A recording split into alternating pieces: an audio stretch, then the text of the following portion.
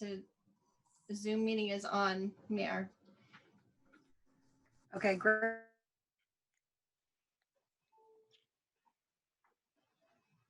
Great.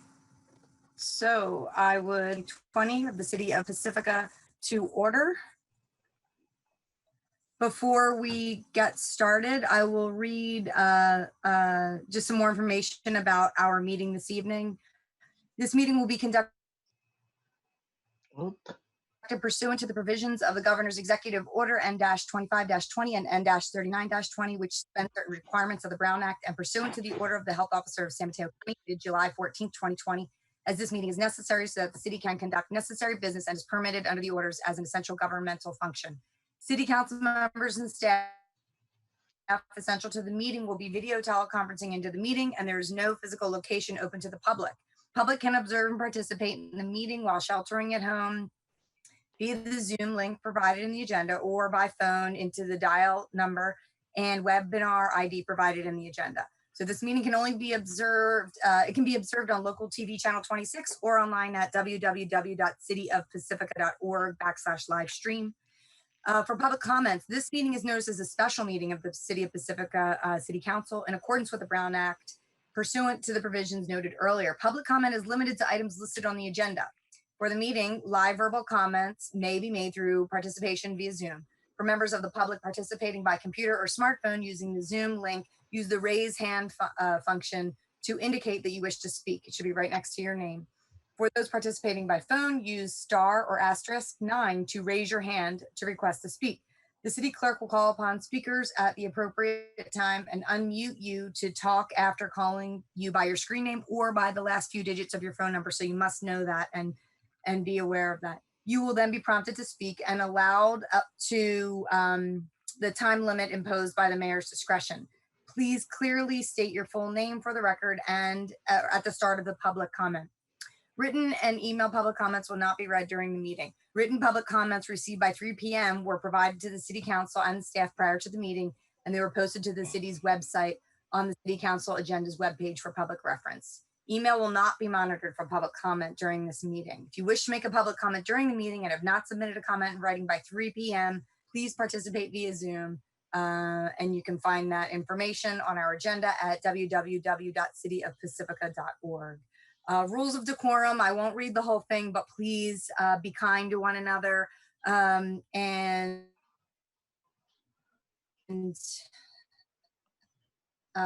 please adhere to the time limit that we will set. I think that is it for now, so I will ask for a roll call, please. Councilmember O'Neill. Here. Councilmember Beer. Here. Councilmember Vaterlos. Here. And then we'll just note that Councilmember Vaterlos is participating by audio without the video enabled for this meeting. Mayor Pro Tem Beckmeyer. Here. Mayor Martin. Here. Okay, salute to the flag led by Councilmember O'Neill. I pledge allegiance to the flag of the United States of America and to the republic for which it stands, one nation, under God, indivisible, with liberty and justice for all. Indivisible, liberty and justice. Before we get started, I just want to apologize to everyone that we are starting late. That is purely my fault. So please accept my sincere apologies and thanks for hanging in there. Our item for consideration this evening is Unhoused in Pacifica Motorhome Permit Parking Pilot Program. How's that for alliteration? And Recreational Vehicle Loading Unloading Permit Pilot Program. So I will hand it off to City Manager for an intro here. Great. Thank you, Mayor Martin, Mayor Pro Tem Beckmeyer, and council members. Kevin Woodhouse, City Manager. I'll be kicking off the presentation, and City Clerk Coffey will be sharing screen and putting that up here momentarily. And staff has a lengthy and thorough presentation tonight to go through all of the details of this program recommendation and the questions for council deliberation tonight. My my suggestion, but it's the prerogative of the mayor and council as to what you would like to do is to let us go through the PowerPoint before fielding questions. Thank you. Next slide.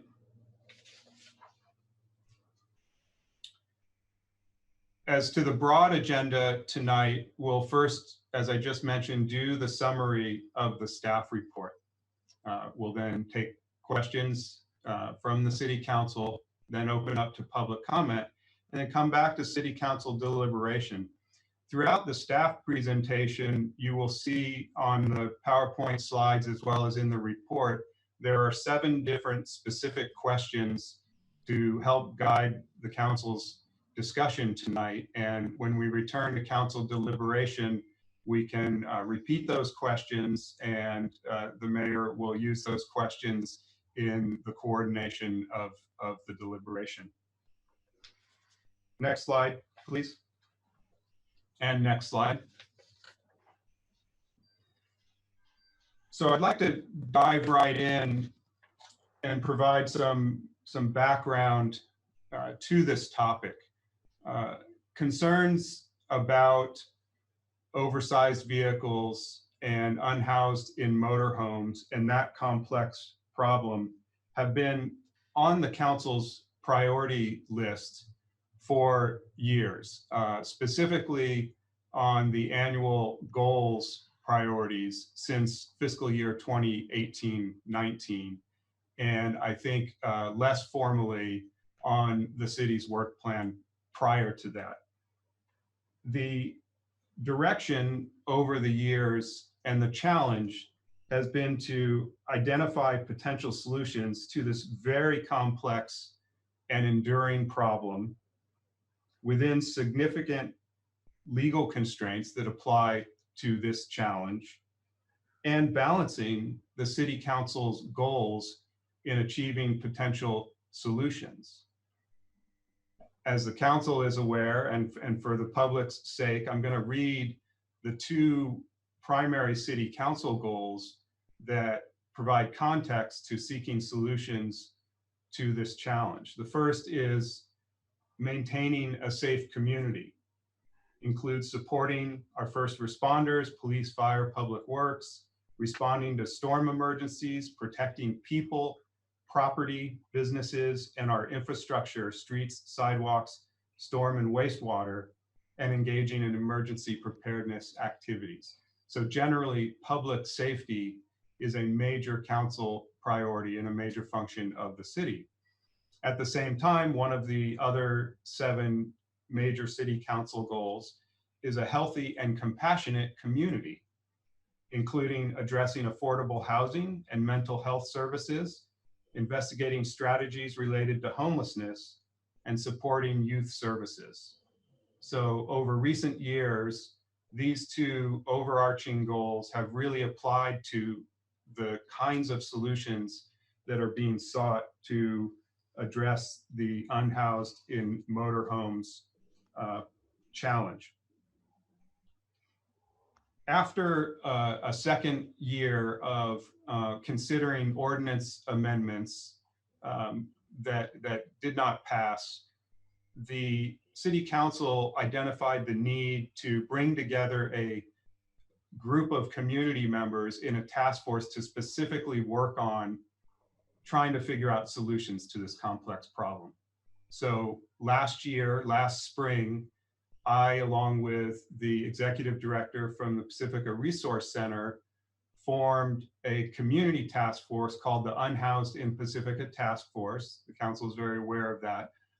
11 members of the community that volunteered their time to meet and work very deliberately on this complex problem, doing research about potential types of permit parking programs, doing research about actual data related to homelessness and the unhoused in Pacifica, and more. So that task force worked diligently for a 5-month period between mid 2019 until December 2019, and then has carried on some very focused work since then.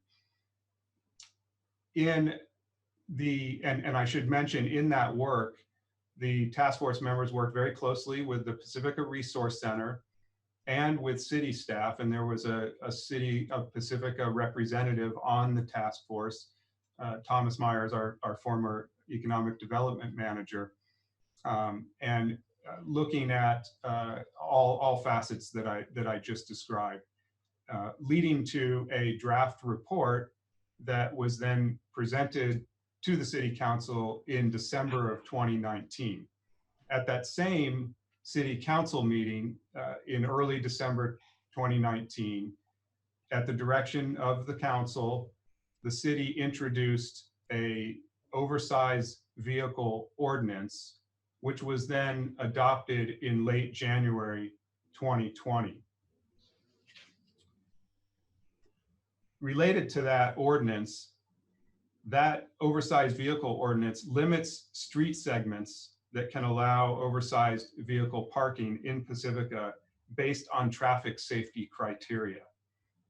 It's important to note that the ordinance does not completely ban oversized vehicles from Pacifica. And for tonight's discussion, while the oversized vehicle ordinance is not a topic of discussion, it's important to note that the council adopted the ordinance that will allow oversized vehicle parking on certain streets. And there could be legal challenges to an ordinance that completely prohibited all oversized vehicle parking throughout the city. So that's an important background point that I wanted to emphasize. During the ordinance adoption, the City Council also specifically directed staff to work with the Pacifica Resource Center and the Unhoused in Pacifica Task Force on the feasibility of a motorhome permit parking program. And that's the subject of the conversation tonight. In addition to that topic, the council also identified the need to work on a more traditional recreational vehicle loading and unloading permit program, because the oversized vehicle ordinance allows and talks about an 8-hour time of vehicles to be parked adjacent to residences or business for loading and unloading. But we've received input that that may not be enough, and the council had specifically said, let's look at a different special type of permit parking program for RV loading and unloading up to 36 hours. So at the end of the presentation, we'll also be covering those recommendations. I need to mention as well, in setting the context for this discussion, that we, city staff and the PRC and the UP Task Force, were headed toward bringing these program recommendations to the council at the end of March. And the coronavirus response and the health orders have delayed that. During this local emergency time, city staff has been able to do some of the background work on the program design. And as the council approved recently, that there are a number of essential city projects and programs that we need to re-engage and continue moving forward because their timelines are becoming essential business. So that's why at this point in time, this program is being brought forth to the council for discussion. I also want to mention that this is the initial discussion on this potential for a permit parking program. And depending on the council's input and direction tonight, staff, our next step will be to develop more program details, working with the PRC to develop ordinance revisions that would be necessary to bring back to the council. And before bringing those revisions back to the council, if directed by the council tonight, part of that process will also be the appropriate property notifications around the city for those properties near within 500 feet of the recommended sites. Next slide, please. So at this point, I want to take a little bit of time. This is all information that's in the staff report, but I know maybe many members of the public haven't read that report. So I want to take a bit of time to talk about the specifics of the program. I also want to take, because these specifics were really details that the UP Task Force and the Resource Center worked on very specifically to bring together based on their research. And at this point, the city is presenting those details to the council. Executive Director of the Resource Center, Anita Reese, is here and will be available to answer questions from the council related to operational aspects of the program that she's more knowledgeable about than city staff is. But I want to take this time right now to go through many details to help members of the public understand before public input as well. So in terms of an overview of the program, this is what you might call a dispersed parking program with locations identified throughout the city for 1 or 2 motorhomes at each of those locations. And that's contrasted to a more traditional safe parking program where a city or an entity identifies a large parking lot where a whole bunch of motorhomes can be permitted to park.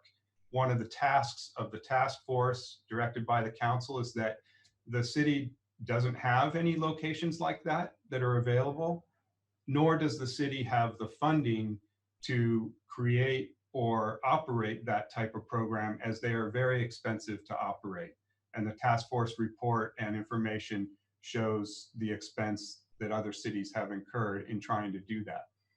So that left us with working within funding constraints and siting constraints, and gave birth to this idea of a dispersed parking program that includes up to 10 sites on public right-of-way, that is on city street sites, and up to 10 sites on private property host sites, such as potential church sites.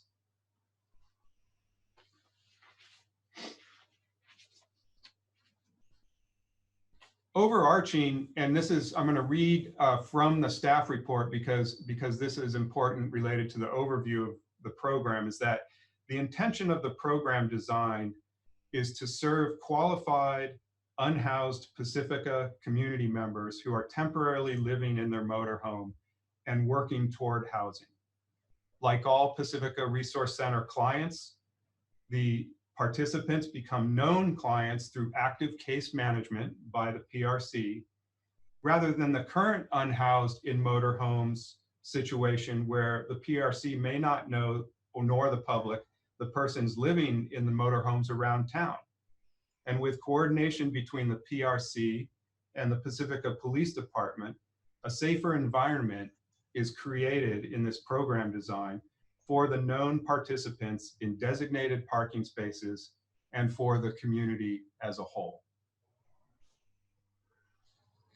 So in terms of design specifics of the program, there are 2 attachments to the staff report. And one is a very detailed list of the overarching program design that covers outreach and engagement, eligibility, case management, and life staple services like garbage and wastewater services, recycling, etc. And I want to list out some of these specific parameters. Again, I mentioned that the number of permits is up to 20, 10 on public right-of-way and 10 in private lots. The participants, the parking is for 24/7 for up to 29 days in any one of those locations. There's a sliding scale cost to the participant for participating in the program. And the permits are renewable based on progress made towards their housing goals. In terms of outreach and engagement, the program design is for the PRC to inform families living in oversized vehicles about the upcoming enforcement of the oversized vehicle ordinance, and if approved by the City Council, about this permit parking program. The PRC will encourage families living in vehicles to get what's called a coordinated entry system assessment and connected to a diversion specialist, because being in that CES assessed category is really important, because again, a criteria for this is that the occupants of the motorhomes are actively working towards housing. In terms of eligibility, priority is given to unhoused on the coast outreach and homeless outreach team clients. Priority to families living in motorhomes. The vehicles must be operable in order to move locations before the end of the 29 days. And if the vehicle becomes disabled, the PRC will work on assistance to make those repairs. I mentioned that it must be a coordinated entry system assessed to increase eligibility for housing assistance. And the vehicle must be registered and insured within 29 days of participation. And active case management is required with weekly check-ins. Concerning case management, part of that, and these are areas that I mentioned here that Anita Reese from the PRC may be able to answer more specific questions about, but part of that case management is developing a housing-focused case management plan for the clients, which includes identifying barriers to housing, to focusing on assisting them in returning to housing as quickly as possible, and more.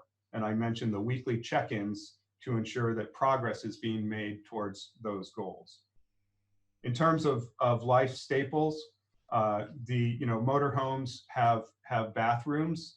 They need the periodic disposal of their wastewater, and that will be part of the program and taken care of. There will be laundry vouchers, showers available at the PRC, and in partnership with Recology of the Coast and the PRC and the city, a system designed to handle normal garbage and recycling as well. The other attachment, and I won't go over the details of this, but there's a 4-page code of conduct and agreement that the client participants would be required to sign in signing up for and participating in this program. So there's a lot of detail in there.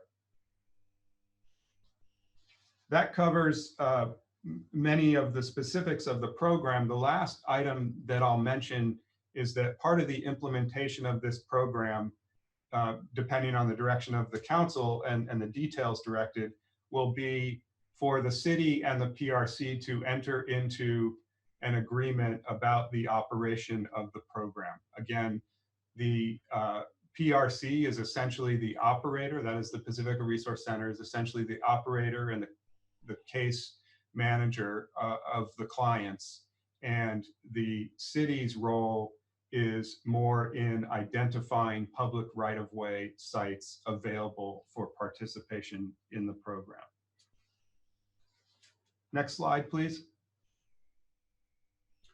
So this is an example of the 7 questions, and I'll just summarize this one here, and then we'll revisit these questions as we go through, as council begins discussion. So out of this background section and description of the program, the broad question is, what we are seeking is direction from the council on whether this type of dispersed permit parking program should be implemented in the city.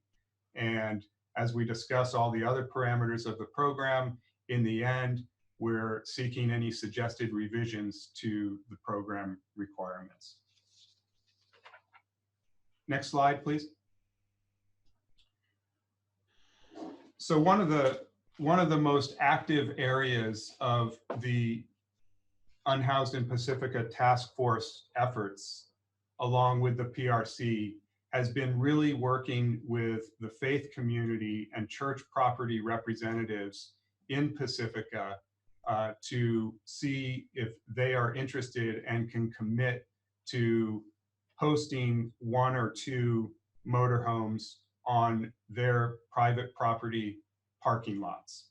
And in talking with church representatives recently, I mentioned the timeline of early in 2020, when really active and detailed work was being conducted on this. We then were hit with the shelter in place and coronavirus related health orders. And that really has stalled a lot of the in-person engagement that churches would like to do with their congregation and with their neighborhoods. So the staff packet has 4 letters from 4 different churches in Pacifica who have expressed interest in this, but need more time to work on the details before they're ready to apply for a permit. And so that's the status of the private property church sites that are interested in this program. Next slide, please.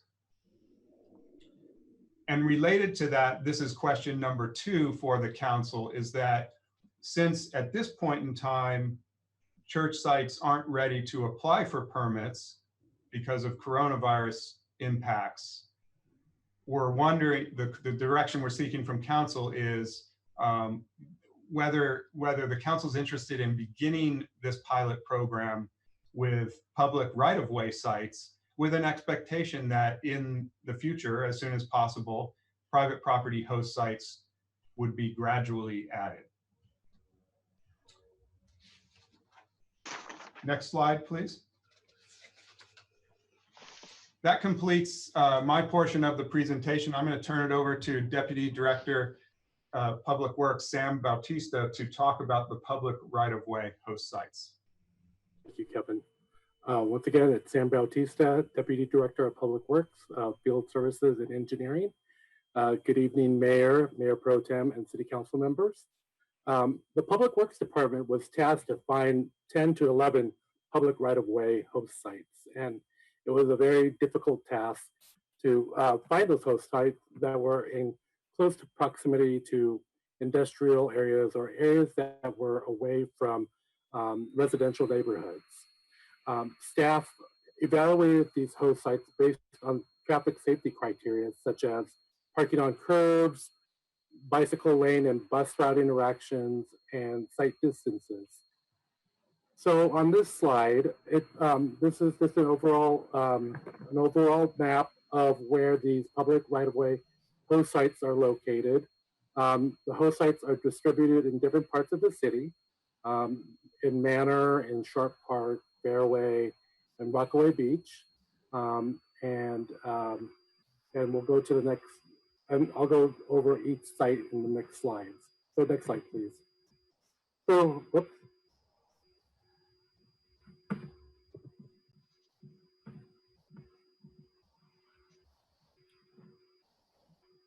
Great, so this potential site is could accommodate 2 spaces. It's right next to the Public Works Corporation on the west side of Oceana. And next slide, please. And as you can see, it's relatively a flat site. It's approximately 300 feet away from residential areas and about 400 feet away from the gym and the restaurants nearby in Manor. Next slide, please. Okay, now this site is a potential of one space. Is on the west side of Francisco Boulevard, and it's right next to the North Coast County Water District. Next slide, please. And this is just a street view showing how relatively flat the site is. It's approximately 150 feet away from residential areas, and about 400 feet from the 7-Eleven, and about 100 feet from the cafe across the street. Next slide, please. This site is a potential of 2 spaces. It's on Francisco Boulevard on the west side, right near the Sharp Park Golf Course. It is approximately 600 feet from residential and about 1,000 feet away from the golf course clubhouse. Next slide, please. And this is a street view, and as you can tell, it is also relatively flat, and there's space there for the oversized vehicle. So about 2 spaces. Next slide, please. Now, this site is on Lundy Way, on the west side of Lundy Way, right near the Highway 1 pedestrian tunnel underpass. There's a potential of 1 to 2 spaces. And next slide, please. And as you can tell, once again, this area is relatively flat. It is about 200 feet away from the residential neighborhood and not very close to any businesses. Next slide. This area is on Seabowl Lane for a potential of 2 spaces. Like I said, it's on the north side. And next slide, please. And it's on a slope. We went out and measured it, and there is a slope of about 7%. It is the site is approximately 500 feet away from the residential area, and about 300 feet from Seabowl and the brewery. And next slide, please. And this site is on Roberts Road between Ohlone and Vassar. So this is a potential of 2 spaces, 1 on each side. And next slide. And this is has a gradual slope. It's only 3% at this location. It's about 500 feet away from the residential area, which are the condo buildings down the street. It's above Seabowl, and it's about 0.7 miles away from the community center. Next slide. So if council agrees to include the public right-of-way parking spaces as host sites, various amendments to the Pacifica Municipal Code would be necessary to accommodate the public right-of-way host sites. Staff would provide notice to property owners within a 500-foot radius of the public right-of-way host sites prior to bringing municipal code amendments back to council for consideration. Next slide, please. So the question for council is, we're seeking direction from council on whether council wishes to include public right-of-way parking spaces as host sites. And if so, how many spaces and potential locations should be utilized as host sites? Next. Thank you. Good evening, council members. I am Associate Planner Bonnie O'Connor, and I'll be discussing the text amendments that would be necessary to accommodate host sites on private Good property. question. What? Good question. I mean, if somebody walks by there and gets Sorry. accosted by somebody. Sorry. If the council, You're Sue Vardalos, you're not on mute. if the council desires to include private property host sites, various amendments to the zoning code would be necessary to identify host sites on private property as an allowed use in specific zoning districts or associated with specific uses.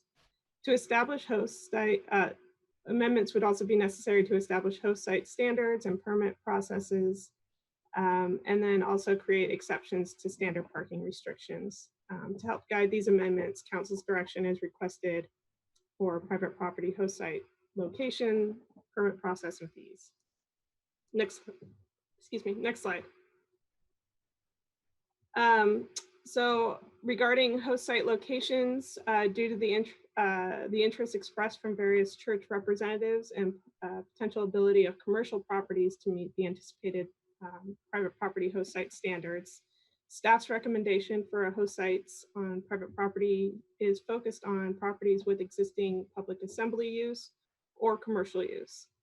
Portions of public assembly and commercial parking lots could be utilized by their property owners to be host sites for the program. The relative size and design of these parking lots compared to residential properties provide better opportunities to thoughtfully locate the designated parking areas on the property with consideration of on and off street or on and off site circulation concerns, parking concerns, and other neighbor concerns. Residential sites are not recommended at this time, as these sites are generally not sufficient in size to accommodate an occupied motorhome without creating larger impacts on circulation, parking, and neighborhood concerns. Next slide, please. The zoning code includes a variety of in regards to the permit process, the zoning code includes a variety of permit processes that could be used to process a host site permit. These processes range from ministerial to planning commission consideration at a public hearing. To gain the efficiency of a ministerial process while still providing for public input, staff is recommending a hybrid process that allows the planning director, serving as the zoning administrator, to approve a private property host site permit by finding that the site complies with all standards adopted by the City Council, followed by a mail notification as designated, and provides a 10-day appeal period before the effective date of the host site permit. In the event that an appeal of the planning director's action is submitted, the matter would be brought directly to the City Council for a public hearing and final decision.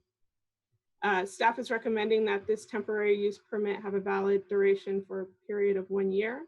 This approval duration would provide the operator of the program stability and resource availability, while still balancing potential concerns of neighbors should unanticipated land use conflicts be experienced. It is also recommended that staff be able to approve extensions to the host site permit terms if no conflicts or issues are reported or experienced. Next slide, please. The hybrid permit process, if acceptable to the council, could allow for a defined fee amount based on an estimate of staff time to review the temporary permit. However, if a discretionary permit that requires planning commission review is preferred, the cost to the city would be approximately $11,500. However, if an appeal is filed, the anticipated cost to the city would likely be greater.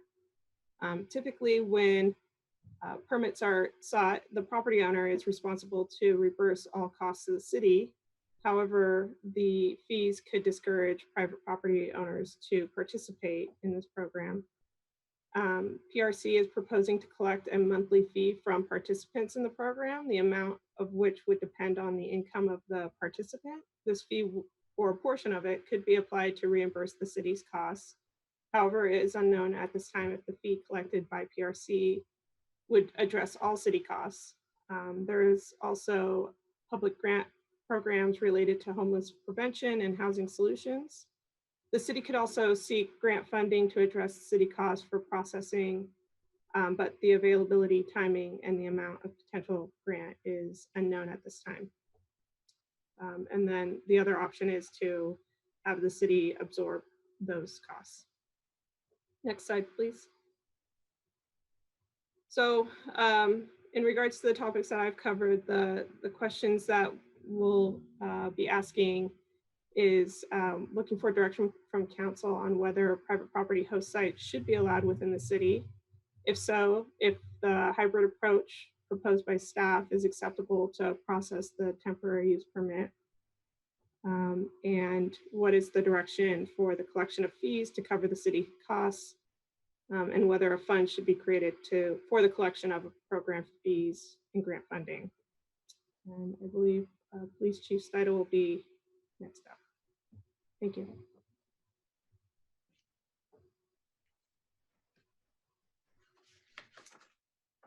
Okay, next slide, please. Okay, good evening, Honorable Mayor and Council members. My name is Dan Steidel. I'm your Chief of Police. And tonight I'm going to discuss a little bit about loading and unloading program recommendations. So the adopted oversized vehicle ordinance provides an exemption for the parking of an oversized vehicle parked or standing at an adjacent business or residence for a period of less than 8 hours.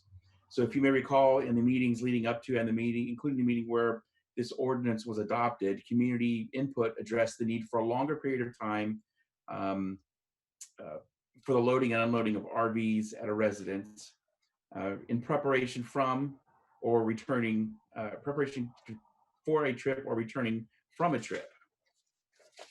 Next slide, please.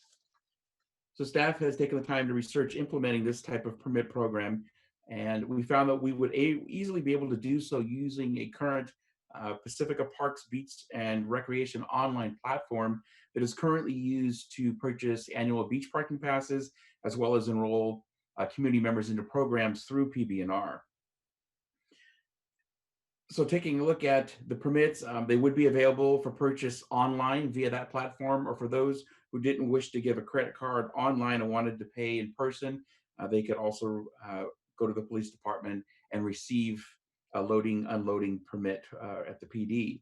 So the recommended time frame for that is 36 hours, a 36-hour period where someone could leave the vehicle parked with that permit. And if you recall, that number was derived at the last meeting when this oversized vehicle ordinance was adopted. Council was speaking about a potential for a 24-hour time frame, as well as a 48-hour time frame, and the final consensus was they asked staff to consider bringing back a 36-hour time frame permit program. Next slide, please. So one of the things staff considered is potential restrictions that we would like direction on this evening. The purpose of the restrictions for the loading and unloading permit program is to prevent the misuse of those permits. First restriction suggested would be that the recreational vehicle would be parked within the block of the residence to where it is registered, or where the person of the control of the vehicle resides. So meaning the two instances, if you live in the residence and you own the vehicle's registered to your residence, you can park it there. But there may be the case where you're using an RV that perhaps somebody's loaned to you, or perhaps you rented an RV. If it's associated with you and you're in control of it and it's parked within the block of your residence, that would be okay within the permitting restrictions. Staff would like council to also consider restriction on the number of permits that can be issued per residence per month. And the reason for that is the idea being that we don't want people to circumvent the oversized vehicle ordinance by purchasing permits over and over and using the street as a parking lot for their recreational vehicle, rather than having it stored in their yard or having it stored in a place where they have to pay for. And the final restriction is staff would like the ability to revoke the permit if the information provided to obtain the permit is determined to be false. An example of that may be somebody obtains an oversized vehicle, an RV permit for loading and unloading, and then upon further investigation, we learn that the person is not associated with the resident. It was just somebody who wanted to have a permit to park in that area and doesn't live within that block. Oh, sorry, Chief, can I ask a question? So this is only a permit for people who are residents of Pacifica? That's correct. Okay, thanks. Next slide, please. So the city's manager is seeking direction from council on the implementation of the proposed loading and unloading permit program and the recommended restrictions to be placed on the program.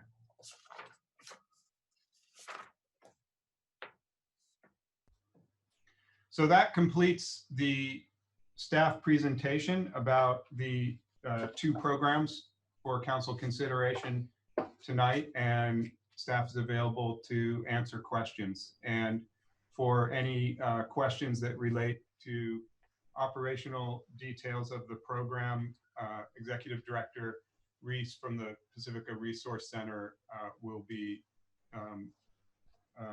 brought into the video, whatever you call this, video portion of the Zoom.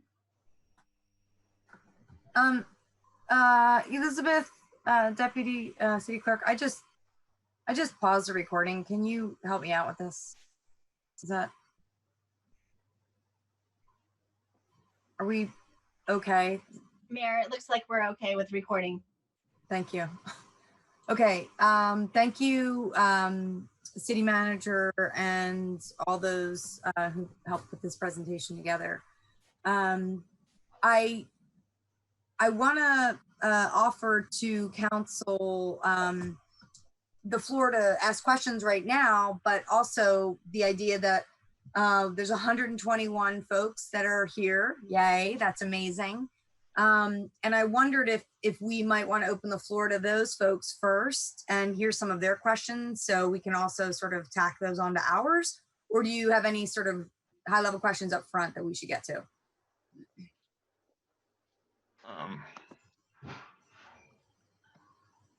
My question would be, do you want to have Anita talk first, because she might answer some of the questions from the public, and then we do public communications? I would really like that. Yep. Anita from the Pacifica Resource Center, are you available to, give some high level input on the program? Yes, I can make some comments. So Kevin, Your audio is very low. I don't know if you can get closer to the mic or you can talk a little louder. Yeah. Can you hear me better now? A little bit, but you'll have to talk really loud. Okay, I'll talk louder. If you have a headset, if that's connected, maybe that's not good. I do have a headset, but it will take me a second to get connected. So no, I was just making sure it might have been connected. That's why yeah, we're hearing you far away. Okay. Well, I'll talk louder. I'll talk as loud as I can. So Kevin did a great job at going over the specifics, but one of the things that I wanted to just reiterate is that the folks who would be participating in these programs would be folks that are known to PRC. There are people that we'll be working with on a regular basis, so they wouldn't be folks who are just coming into town to get to participate in this program. We have our own process in order to use services that are at all county funded. And because this program is something that we're doing in partnership with the city, as well as the community, we can make some adjustments to the things that we've proposed so far. So I have heard from some folks, the concern is that this is an opportunity, this might lead more people to Pacifica who are living in motorhomes. And I think that in our experience, what we hope will happen is that this isn't a program that doesn't come with also the ordinance, right? It's intended to be at the same time. So while we're doing outreach to folks who are here, we'll be talking to them about the upcoming ordinance and implementation and enforcement of that ordinance, at the same time as talking to them about the consequences if they continue to stay without participating in a program like this. So it's not intended to be either or, it's intended to be with, right? Because we recognize that there are safety issues when it comes to where a large vehicle is parked. And we recognize that and want to make sure that folks are safe, not just the people who live in housing, in houses, but also the people who are in their motorhomes, because they can be hit by another car if they're in a place that, isn't visible. So it really is about safety across the board. And so we aren't saying that the program should go without those additional restrictions. And so while folks might show up, we'll be telling them that this isn't the place for them in a way that isn't like, don't stay here, but more about, these are the restrictions for you to be parked here. And these are the potential consequences if you stay without accessing services. So the folks who are not interested in services will likely leave because they are interested in continuing to live in their motorhome. They're not interested in housing. So the folks who are interested in housing will be able to access these resources and allow us to help them. This is part of our work, regardless of this program. PRC has been doing and providing homeless services since we started in 1974. So for over 45 years, one of our core programs is homeless prevention and homeless services.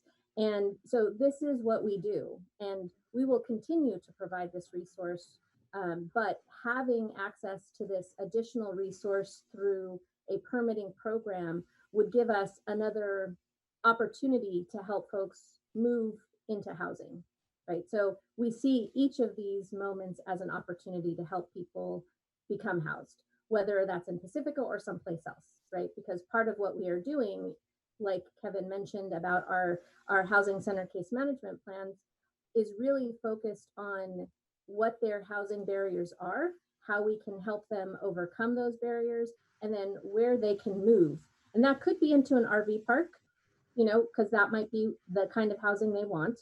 And it might be into a shared housing situation, or it might be moving out of this area. But all of those are on the table, and we would explore those with each individual person to develop a plan that works for them. Thanks, Anita. Okay, so for those on the line, please start raising your hands. We want to see all those hands raised of people who want to talk. This is the time where we're gonna. There's 115 folks on the line now, which is so awesome, and we're very thankful that you're all here. So it looks to me like I'm going to make a recommendation that we limit public comment to 2 minutes this evening, but really make the recommendation that if everybody takes 2 minutes, we're going to be here for almost 4 hours. And while we want to make sure everybody is heard, we also want to make sure that there's enough time for us to talk about and make recommendations moving forward as a council. So that's also a hearty discussion. So if somebody before you or couple speakers ahead of you said similar to what you would like to say, feel free to, not use all your time, but again, make sure that everybody's raising their hand. Great, cool, great. Okay, so are other council members okay with 2 minutes? Shake of the head, yes, great. Okay. Yes. Awesome, thank you. Okay, so we will then open it up to public comment, and Elizabeth Brooks, Deputy City Clerk, will take it from here. Thank you. Please be mindful of your time. Please don't make us turn you off. So thank you so much. We're looking forward to hearing from you. Good evening, everyone. Elizabeth Brooks, your Deputy City Clerk. I'm going to attempt to say your name correctly. I apologize in advance if I mispronounce your name. We'll begin with Roger Massio. Go ahead and state your name for the record.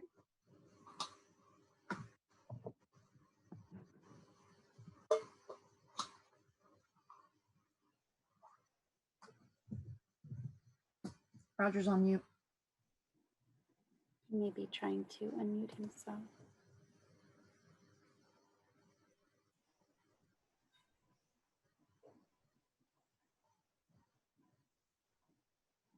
Roger Massio, are you there? Okay, I unmuted the button. Oh. Yes, I'm here. Can you hear me? We can. Go ahead. Okay, sorry about that. Hello, my name is Roger Massio. I am a citizen of the beautiful city of Pacifica. I am against the RV parking permit proposal. There are other ways we can help the needy. The churches mentioned as participating in the program are all in residential neighborhoods.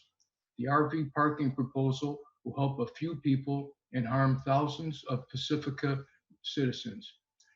It will attract more RV dwellers. It is unsafe, hazardous to our health, and is lowering our quality of life. It takes away from the beauty of our city. Some of the RV dwellers are dumping their human waste and garbage on our streets and properties. It is being washed by the rain into our creeks and into the ocean where our children and surfers play. I am also against it because only about 1% of the participants will be actual citizens of Pacifica. The others will have just met the requirement of living in San Mateo County for 30 days or longer, making them county residents, not citizens of Pacifica. The county should find a place for the RV residents in the unincorporated areas of San Mateo County. Why is Pacifica being asked to accept this? What other cities in the county are being asked to be the RV parking lot and waste dump site for the county? Most of the people pushing for this proposal are not citizens of Pacifica either. It's easy for them to say, let the RVs park in Pacifica. They can't see the RVs from their house. They should pay all the expenses. They are organized, they meet, they talk on the phone, while each Pacifica citizen appeals this alone. The deck is stacked against us. It's not a fair fight. They want to get their foot in the door and later open it all the way. Think about the new people in town. Most seem to be young, raising families, and just getting started. They came here for a nice, safe place to raise their families.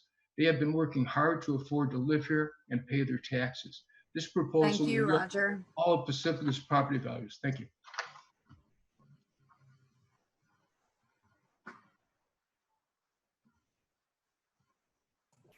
Next, we'll hear from Julie Starobin. Please state your name for the record. My name is Julie Starobin. I live in Pacific Manor, and I want to say this is a very important decision you all have to make. You have to decide whether Pacifica is going to be a truly compassionate city, one that actually helps people who need help, or a city that acts on all the hatred and hateful vitriol that's spewed out, like on Nextdoor or in the Tribune. Many other cities in San Mateo County have implemented safe parking programs, Redwood City and others. I want a city, and I live here, that wants to save lives in this dangerous world, not a city that pushes people out and closes the gates. I urge you to postpone indefinitely the oversized vehicle ban, and I urge you to agree to a safe parking program in Pacifica.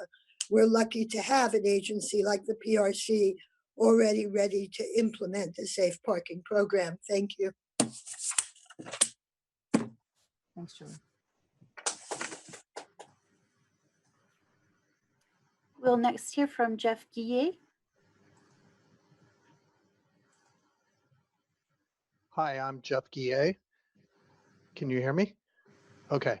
I strongly agree with Mario, the first speaker. He was very eloquent, much more so than I'm going to be, I'm sure. I am extremely opposed to the RV proposal. It is unsafe. It brings crime into the neighborhood. The facilities or the spaces that were selected are by no means dispersed. All of them are in voting district 3. They are very close to my Fairway Park neighborhood. I think it's obscene that you would only notify homeowners within 500 feet of a potential space when a neighbor of mine had to get a permit for dog training and everyone in the neighborhood was notified. This is ridiculous. It's unsafe. It creates liability for the city. And that's the main reason why the churches are not doing it. They won't allow the liability there. How does this improve our city? I need that question answered. How does this improve our city and make it a place, a destination that we all want it to be? It's a lovely town. Why would we put RVs within yards of houses? This is ridiculous. Yeah, that's all I can say. I'm just livid about this. It cannot happen. I please encourage the city council to vote no against this. I'm tired of so sick of our neighborhood, which is in the center of all of this, being the one that has to take it. Thank you. Thanks, Jeff.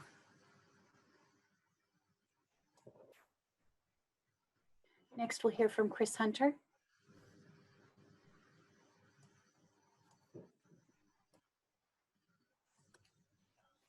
Oh, thank you. Good evening. My name is Chris Hunter. I'm the president of the Pacifica Resource Center. I'm a 30-year resident of Pacifica, a longtime supporter of the Pacifica Resource Center. And this is a very complex issue, and I appreciate what the city staff has done to prepare this. I appreciate what the Unhoused in Pacifica Task Force has brainstormed to try to figure out a recommendation for the city council. The only thing I wanted to say is that the Pacifica Resource Center has been around for over 40 years now, and it serves the community of Pacifica in ways that many people don't even know. In fact, I imagine some people didn't even know about the PRC until they were alerted to this, and maybe that's a good thing, because we feed people in Pacifica, we take care of families. When people are down and out, we pay their rent, we help them with their taxes. This is a pandemic now, so the situation of homelessness has exploded all over California, other parts of the country as well. I do not believe that we will forever be trapped in this dilemma, but this is the way that the community should come up with a way to be a little more assistance. This problem has been growing, and it's worse now. I just also wanted to know, I'm the chief of staff of Supervisor Don Horsley, and I talked to him this afternoon, and the county, as it has been doing throughout the pandemic, is willing to help the city with the cost for this program if the city council decides to move forward. Whatever the city council decides, the Pacifica Resource Center is here to help the community. We're neighbors helping neighbors. Thank you very much. I know it's a very complicated issue, and a lot of people have very, very important things to say, and their concerns are well taken. Good night, and thank you for doing this. Thanks, Chris.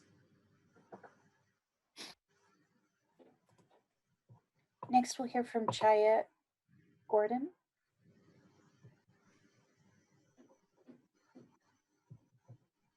Good evening. I'm Chaya Gordon, and I live in Rockaway. I urge you to support the pilot parking permit program. The city used a really good process to get us to this point.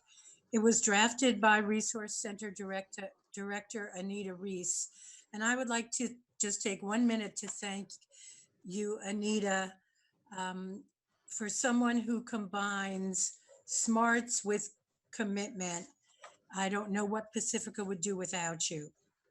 Also working on this have been local community and faith leaders, and of course the task force, which culminated in the forum last fall. In attempt to balance all the issues, the plan incorporates concerns from the community, such as safety and public health issues, with the need to provide services to people in Pacific who live in motorhomes, as well as the concerns of the city, such as dwindling resources and costs. The pilot program is a really excellent way to start. You know, this is a modest little program, and it will be evaluated, and modifications can be made if necessary as we go along. It's not written in stone. It's really beyond my comprehension why it makes some people get so worked up about it. This will make a huge difference in people's lives. The pandemic is not going away anytime soon. It's a well thought out program. It has lots of benefits and very little, if any, risk. Let's show that we are strong and can stand together. Please support the pilot parking permit program. Thank you. Thanks, Aya.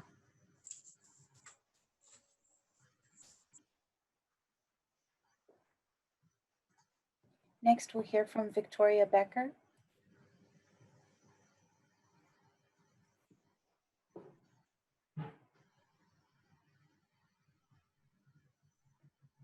Hello? Hello, go ahead. Hi, my name is Victoria Becker. I'm from Pacifica Social Justice. I'm speaking emphatically in support of the safe parking program. It is the very least the city can do, even if it is so extremely minimal. It is the right thing to do. I am so tired of the prevailing mean-spirited hostility directed at the vehicularly housed by some of Pacifica residents. It smacks of the classist, racist, so-called American rugged individualism. I got mine, so I don't care about anyone else. I call on the City Council to do the right thing for the vehicularly housed residents of Pacifica, many of whom live in vehicles because they have been evicted from apartments they could no longer afford. Thank you. Thanks, Victoria.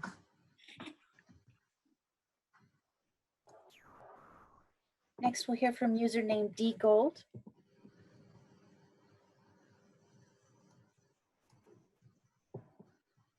Hi. I urge you to adopt the pilot. My name is Deborah Gold. I live in Pacific Manor. I've lived here for a long time now. I urge you to adopt the pilot safe parking program. COVID-19 has exacerbated economic injustice, hunger, and poverty in this country. People are unhoused at a time when we are told to stay at home. Other cities have adopted measures to provide hotel rooms for unhoused people. I don't think Pacifica has done that. Pacifica still doesn't have a shelter program. Money that was collected from one developer in lieu of providing affordable housing, as far as I know, remains unspent. Our city has not invested in public housing. Frankly, I don't understand how low-income people can make progress towards housing when housing costs in Pacifica have skyrocketed. How then can we deny people their last chance to not live completely without shelter? Our community already suffers from a lack of diversity. This pilot program is the very least that can be done. The alternative is another 20 households living on the streets. As I said in my email to you, I don't want a society where people are forced to live in vehicles. I want a society where housing is considered a basic right. I want all people to be able to live in clean, well-constructed buildings. But until we reach that time and until we take steps in the direction of providing affordable housing to low-income people, we do not benefit from harassing people for living in their cars, vans, or RVs. I hope you vote for this program, and I hope you postpone indefinitely the implementation of the oversized vehicle ordinance. Thank you. Thanks, Deej.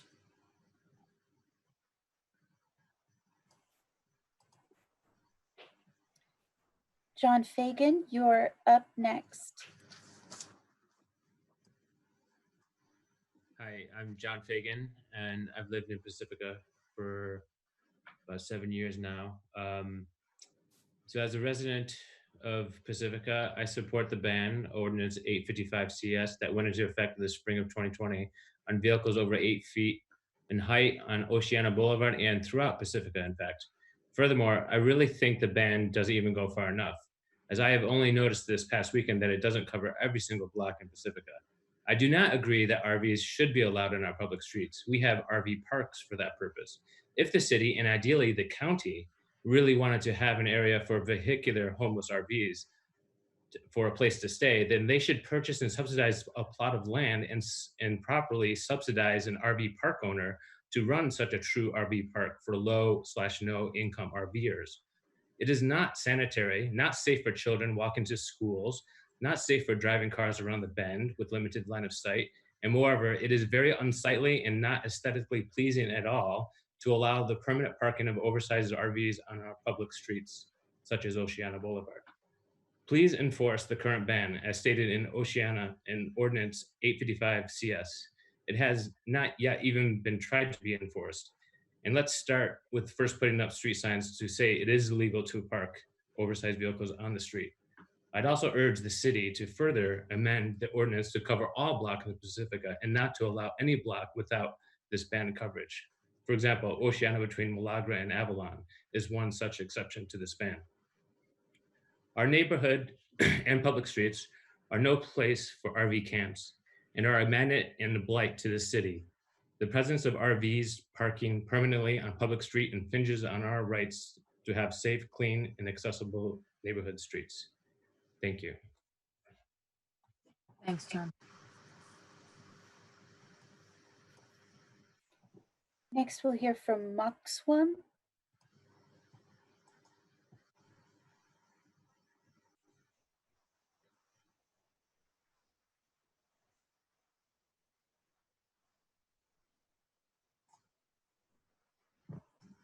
I'm certain I said it wrong. It's username spelled M-O.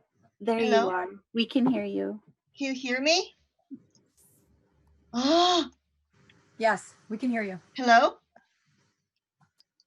Go ahead. Logo? Go ahead, we can hear you.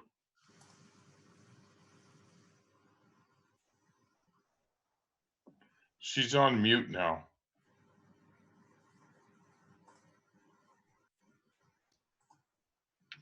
Mock Swan, can you? We can hear you. Can you hear me? Yes. Okay, great. So, hi everyone. My name is Mushen Li. I'm a resident on Roberts Road, Pacifica. I'm also a climate change researcher. I'd like you to alert you to the increased fire risks with our current program. We all know that under climate change, it's getting hotter and drier, and we just have an increasing number of forest fires every year. And that's going to be what is going to be happening in the future, okay? There's no going away from that. And actually, we occupy the house at the northern end of Roberts Road, which is the closest to the RV parking lot that you have recommended. And let me just share with you, 3 years ago, there was a wildfire accident which burned up a whole hill. The fire was really big, and it was approaching my house. When I was holding my daughter, who was 2 years old, we were watching the fire spreading, getting closer and closer to us, within 300 feet. There was nothing we could do. We were so desperate, okay? We were so helpless and hopeless. Do you know how fast wildfires can travel? 40 miles per hour, okay? And do you really think with your current proposal, the RV owners, they will not discard they will always abide by the law, and they will always, be careful with the fire they're cooking with, and they will always be careful not to discard the cigarette butts? Do you know what Roberts Road is like? We have so many sightseeing comers and who just bring all their rubbish here and with cigarette butts, okay? And we have this fire issue, which is really serious for us. Sorry, please let me finish. Okay, this is so important to us. For you, sorry, we're limiting maybe everyone to Roberts 2 Road minutes. is just a line in the map. For us, it's our home street, okay? I'm sorry, we're gonna have to cut you off. I'm sorry, everyone needs a chance to talk too. Thank you. Next, we'll hear from Zach Paquette.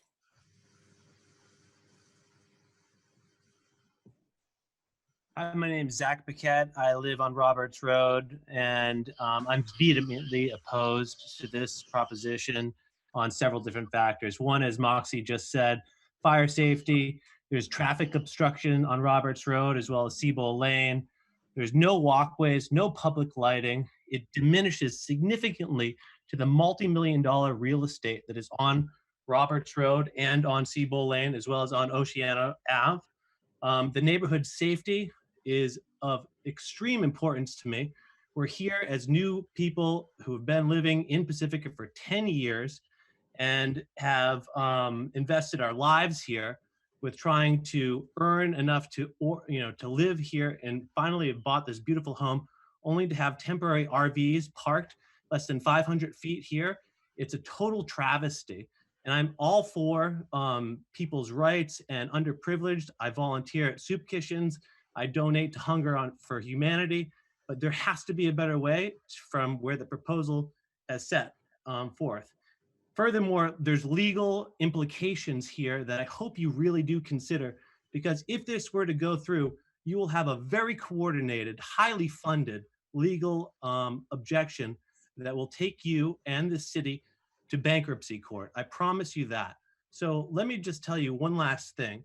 Outside of the safety of our children, outside of the risk of fire, outside of diminishing our property values here on one of the jewels of Pacifica, which is Roberts Road, Seabowl Lane, Oceana Ave, and other areas near the golf course, you're taking multi-use space where it's just a poor planning area, and you're making it even worse. So let me just say, think about your elections, and if this is the vote of the council, you're not going to get elected next year.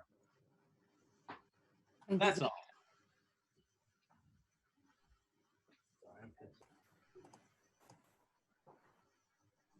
We go now to George Carpenter. Good evening. My name is George Carpenter, and I'm a young millennial union member, renter, and constituent in Pacifica. And I'm urging the council to support the adoption of the pilot program to protect Pacifica's homeless community. We are at the crest of what may be a collapse in the rental market, which will force many to face eviction. According to a survey by Apartment List, 32% of US households have not made their full housing payments for July yet. This is a historic high and is expected to increase by the end of the month, reflecting the strained economic disposition of renters, low income, and younger households. Our governor's most recent reopening rollback is a sobering reminder that 36% of renters are more likely to work in industries devastated by the coronavirus. In addition, most Americans have spent their $1,200 stimulus check, and the unemployment benefits many use to pay rent, medical bills, school supplies, and other living expenses expires this month. Pacifica's lack of affordable housing during an economic depression will force many hardworking Americans to live out of their vehicles. Adopting the pilot permit program is the very least the city can do to address this crisis. Laying down the infrastructure to accommodate the homeless population will help Pacifica in the future as COVID-19 evictions, layoffs, and the complete and utter collapse of the social safety net will force more and more people onto the street. I would even advocate that the council immensely expand the scope and funding of this program. My message to those who oppose this program: providing services to our homeless community will give them a path out of homelessness, thus reducing the amount of illegally parked campers. We cannot continue living in denial of this impending economic collapse, and our city must take the path of responsibility, not criminalization. It is inhumane and much more costly to displace and or incarcerate the homeless veterans, parents, elders, children, college students, and essential workers that make Pacifica the vibrant community it is. That is all I have to say, and thank you very much for listening. Thank you, George.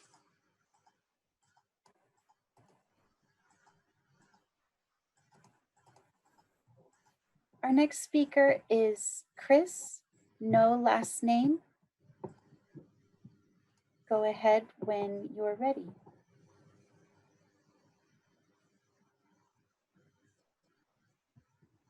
I'm hoping that's me, Chris Redfield. Yes. I just want to say, you all heard my report on Monday evening's meeting. So it has impacted not only the general public, but all city departments. And I thank you for your work.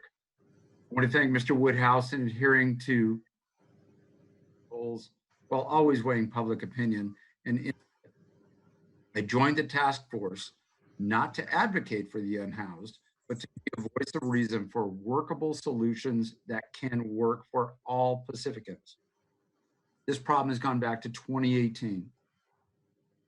The Torches and Pitchfork group that set the tone for the so-called secret meetings with a criminal prosecution followed through by PPD, thank you, for our first meeting.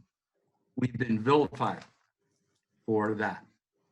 This was a very, very tough, a lot of awesome people worked on the task force for this.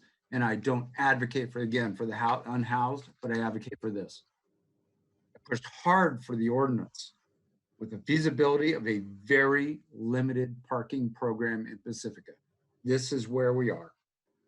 20 total spots, 10 of those are from the city. I pushed the city manager for that, and I thank that getting on here. The last thing I said, the housing goal is the number one thing for PRC pushing forward. Grant funded waste management, that is probably the number one issue in this entire thing. Recology has stepped up, and solid waste management is totally in the review going forward. This is a leap of faith from the city, and I asked for that leap of faith. I want to accept the recommendations of Chief Steidel for the load unload permit for the 36 hours. And this is a tough issue. Good luck, boys and girls. Thank you very much. I appreciate it. Thanks, Chris.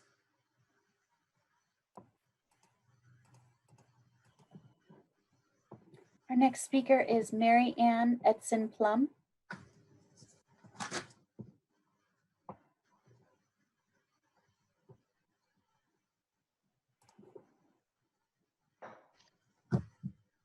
Go ahead, Mary Ann. This is Mary Ann Edson Plum, and I've been a longtime resident here of Roberts Road. I feel like in many of these comments, we're talking about two different things. I think the PRC has done a great job of designing a program for desperately needy people who are definitely here. However, I am completely opposed to parking these vehicles on city streets, particularly in residential areas. Mountain View, San Jose, Redwood City, San Francisco, Berkeley, all have parking facilities for people like this, and none of them are being parked on residential streets. It's just unacceptable. Roberts Road particularly, we have no sidewalks. You're right close to us. If I was moving here looking for a house and I came to a place and they said, oh, here's this house, but we have these RV parking places down the street, I would not have bought the house. So it's clearly a diminution of value of the home that we have here. But I do believe that the city, in conjunction with the county, needs to come up with a parking facility for these people. So I like the PRC's program, but these people cannot be permitted to park on the streets. It just won't work, and it's not acceptable. And I'll let someone else have the rest of my time. Thank you. Thank you, Marianne. Was that okay? Yeah.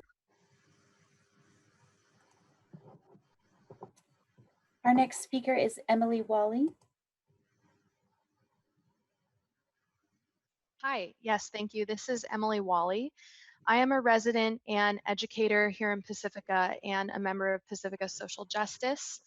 What I would like to voice is that this motorhome parking issue is a homelessness issue, not an aesthetics issue. Aesthetics being something that other folks in this forum have expressed great concern over.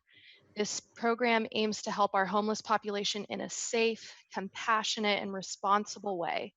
I fully support this permit program because it allows for homeless families to lawfully park in these spots and receive help getting out of homelessness from the Pacifica Resource Center. And to put it even more simply, allows families in need to just live their life. I volunteer at the PRC. I love what they do for our community. I am so appreciative of how thoughtfully they put together this program, and I applaud their efforts to care for our homeless population. So thank you, Pacifica Resource Center, for what you've done. Thank you so much. Thank you, Emily.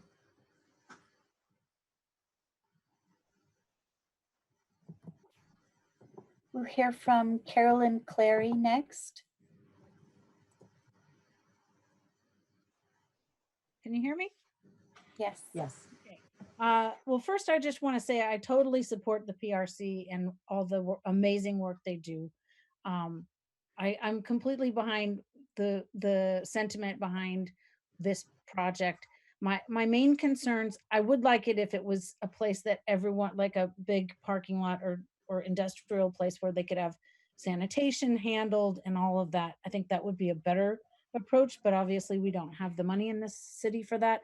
I'm curious if the PRC has a budget, a specific budget for this program, and has that been made available to the city council members?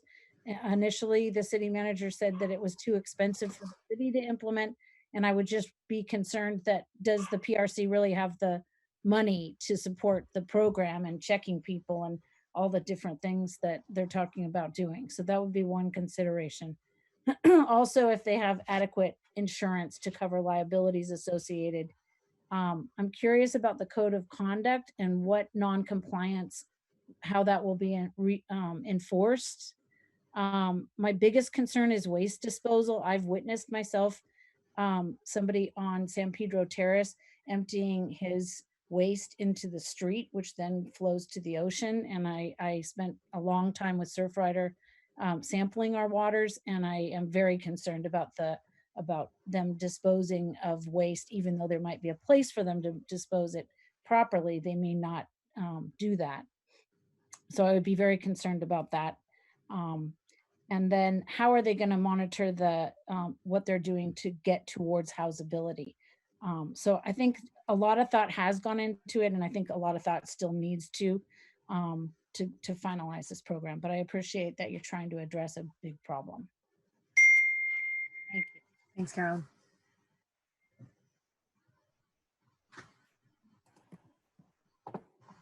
Our next speaker is username Concerned Neighbors.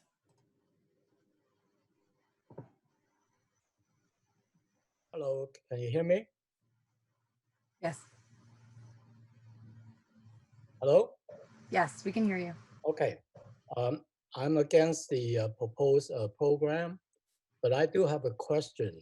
If there's only two spaces on Oceana Boulevard across the street from the Public Works Department building, does that mean the rest of the Oceana Boulevard will not allow homeless RV for parking?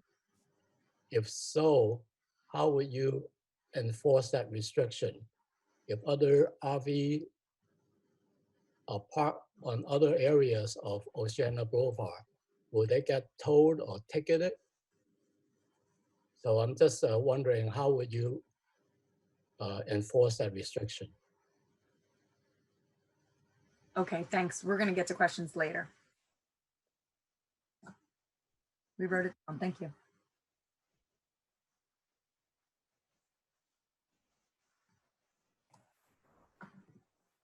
Next, we'll hear from Ellen H.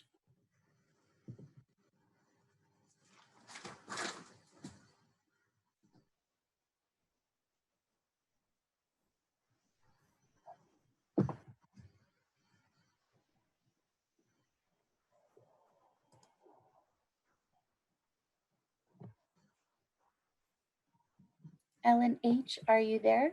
You may be prompted to unmute your phone or your device that you're using.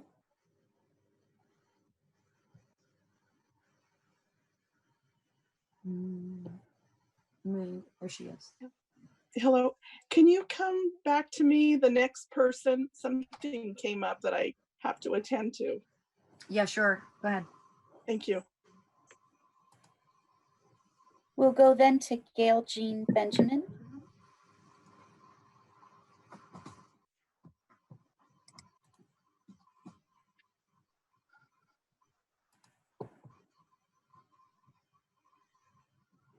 Hi, can you hear me? How do I get up there? Yes, we can hear you. Okay, so hello to the city staff and council. My name is Gail Benjamin. I live in the Willowbrook area of Pacifica by St. Edmund's Episcopal Church, one of the proposed sites for the RV pilot parking program. And I have to tell you right off the bat, it's a lot easier reading off my computer than standing in front of you at city council meetings. So I'm enjoying this. I have three comments on 3 items. The first is the implementation of the oversized RV ban. You know, there are hazard to our streets. Get that ban going, get those signs up. I'm in favor of that. The second is suspend the pilot program until you actually have a program. A pilot program definition is a small scale, short-term experiment that helps an organization learn how to make a large scale project work. Are you planning on a larger project? That is mentioned nowhere that I could find in your literature. Also, I'm concerned about the 29-day limit. Suzanne Moore herself said that moving homeless folks causes stress. And you are aware, or are you aware, that after 29 days, an RV could be considered a tenant? Who is going to go to court to evict them after 30 days? And who is going to ensure that the RVs will follow those 27 rules and regulations that you have decided on? These comments are on the suitability of the St. Edmund's Church, one of the churches interested in this program. Never once has the pastor or anyone from that church spoken to anybody in our neighborhood surrounding this church. The neighborhood has substandard streets, creeks, and is very quiet. There's no through traffic. Sam Batista tonight himself said that they were avoiding neighborhoods in finding parking places. Who's going to ensure this pilot program? And by ensure, I mean, who is a fiduciary agent? I am so disappointed by the lack of transparency and information. If this was on the ballot, how do you think those 2 proposals Thanks, would? Gail. Sorry.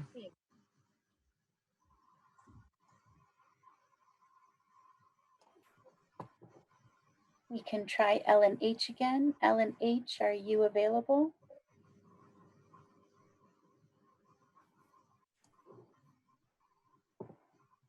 Good evening. I'm Ellen Haig, longtime Pacifica homeowner. I strongly support the safe parking program. I'm going to read a letter sent to our city manager on July 6th. It's from the People's Alliance of San Mateo County, formerly the Working Families Alliance. The People's Alliance of San Mateo County believes that safe, dignified, and genuinely affordable housing is a basic human right and the cornerstone of strong, healthy communities. The current coronavirus emergency demonstrates just how important it is for this right to be protected at all times. During the shelter-in-place emergency and after, it is essential for our community's health that the right to shelter for all be fully protected. It has come to our attention that Pacifica City Council will have a special meeting mid-July to discuss a pilot parking permit program drafted by the Pacifica Resource Center and the faith community. It is our understanding that the pilot was created after public input at a community forum November 2019 and takes into consideration concerns of both city staff and the community. However, since early March, when this pilot was presented to the city manager, COVID-19 dramatically impacted public health, devastated local and county budgets, and now threatens to increase homelessness through displacement of those currently housed. In a newly released report from People's Alliance of San Mateo entitled Our Values, Our Voices, Housing and Community Health in San Mateo, authors link housing stability with health and longevity. Especially in this pandemic, housing and shelter have and will continue to save lives. For this reason, the People's Alliance of San Mateo County supports Pacifica's efforts for a parking permit pilot for the homeless. Thank you. Thanks, Ellen.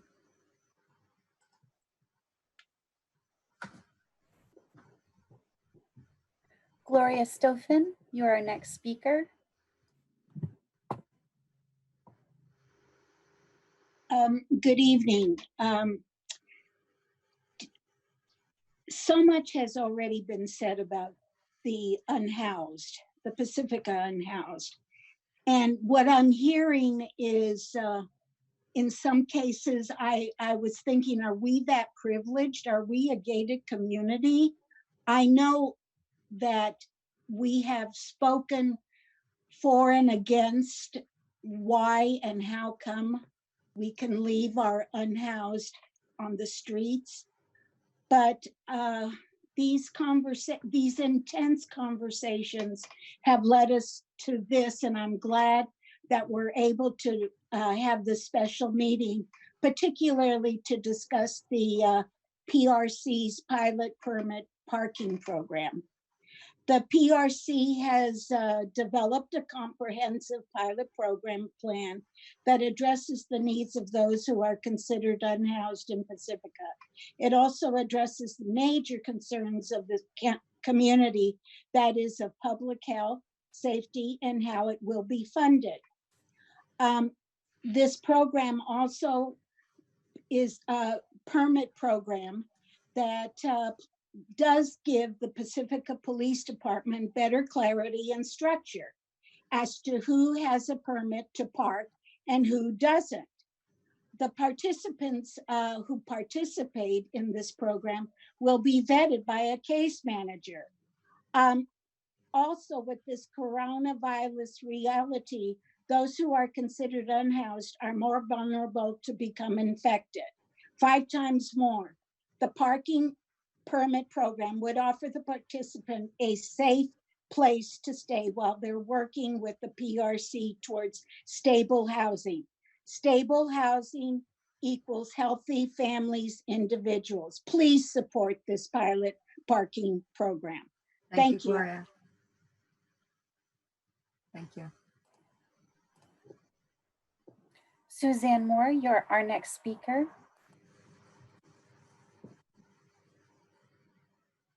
Suzanne Moore. At last November's community forum, 70% of attendees who supported the safe parking program before an oversized vehicle ordinance was enacted.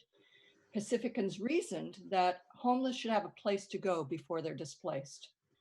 Now in this pandemic, displacement has even greater impact. for homeless at greater risk for exposure and serious illness from COVID, and for the community as a whole if tracing of the virus is impeded by displacement of our residents. It seems that City Council has two responsibilities this evening: to offset the unintended consequences of the oversized vehicle ordinance and to protect public health by reducing homeless displacement. Tonight, Council is presented with the solution, a pilot proposal drafted by the PRC in collaboration with Pacifica Faith Healers. Faith leaders, excuse me. They're healers as well. This pilot is a one-year pilot, and it offers vetted, contracted clients of the PRC a safe place to rest, life staples, and case management with the goal of permanent housing. The city staff have selected 10 to 11 on-street parking slots they deem suitable. The PRC has demonstrated its ability to oversee the pilot, and our faith leaders and many community members express support. It's time to move this pilot forward so it will be in place as the oversized vehicle ordinance is enforced. I suggest the following: implement the parking permit program as outlined by the PRC, begin with the 10 to 11 selected public right-of-way host sites, permit private property hosts, utilize a temporary use permit process for private hosts, and I support use of the hybrid approach to more quickly facilitate participation.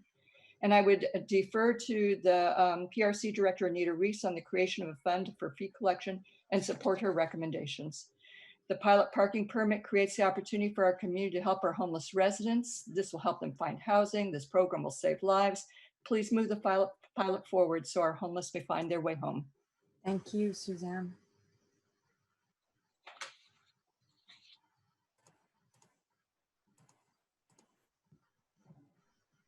Next, we'll hear from Joe Lynn.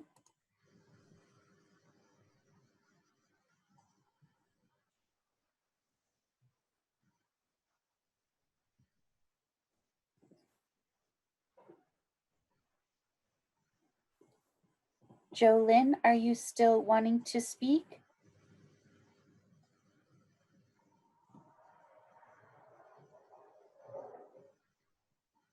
You are now unmuted. Do you want to try speaking?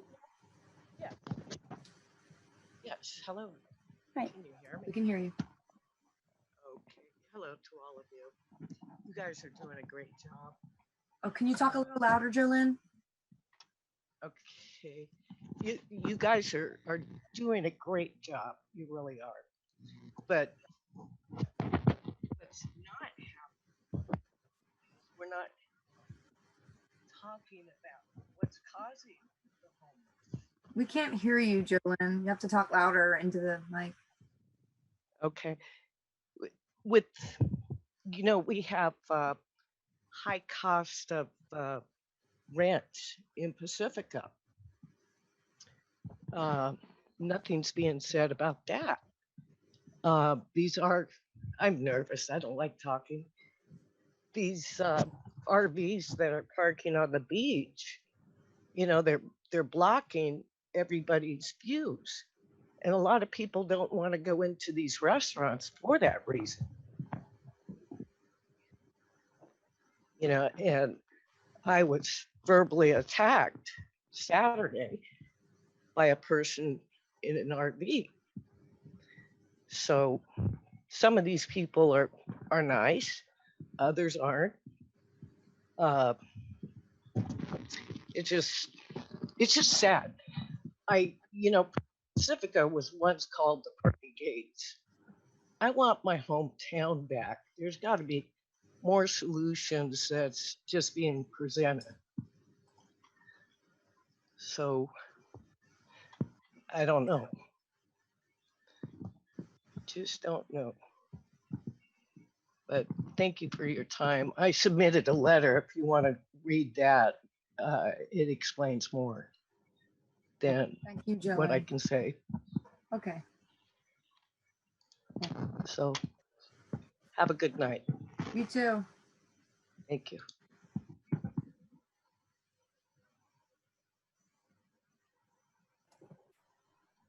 Our next speaker is Lake Almanor Basin Meetings.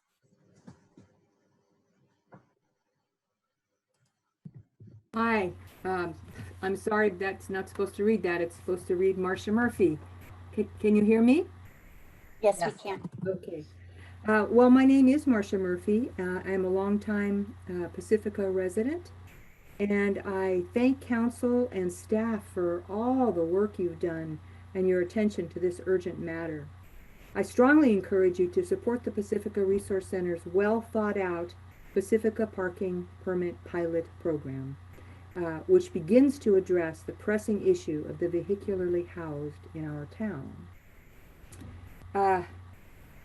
2 years ago, I was involved in a project interviewing our Pacifica's vehicularly housed, and 100% of the people I spoke to were Pacifica residents who had been forced out of their homes due to high rents and other matters. So I just wanted to put that out. And the thought that there but for the grace of God go I certainly pertains to us all in these uncertain times. Thank you. Thanks, Marcia.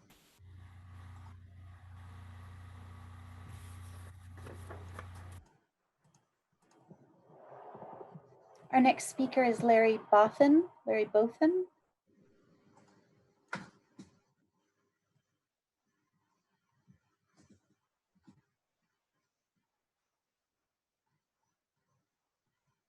All right, got me now?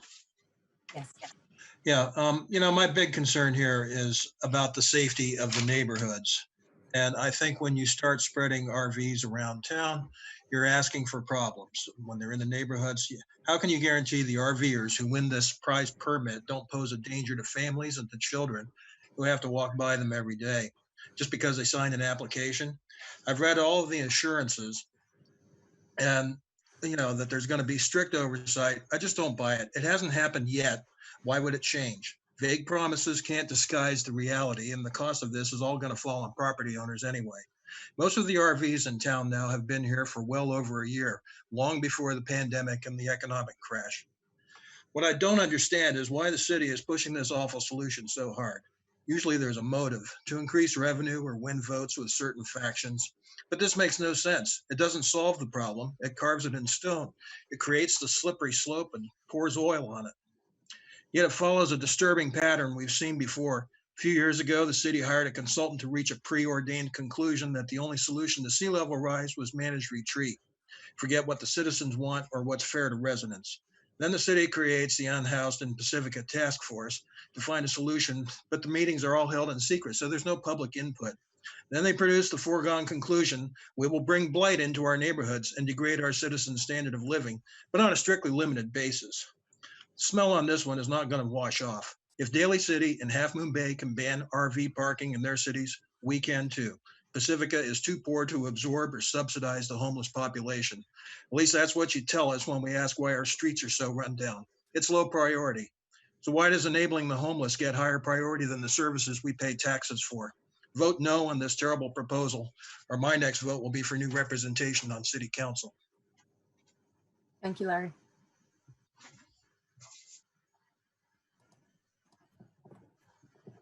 Our next speaker is username Deniasness.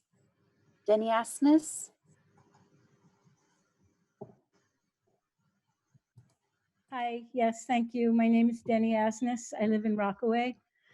I appreciate all the previous comments of people supporting the pilot parking permit program.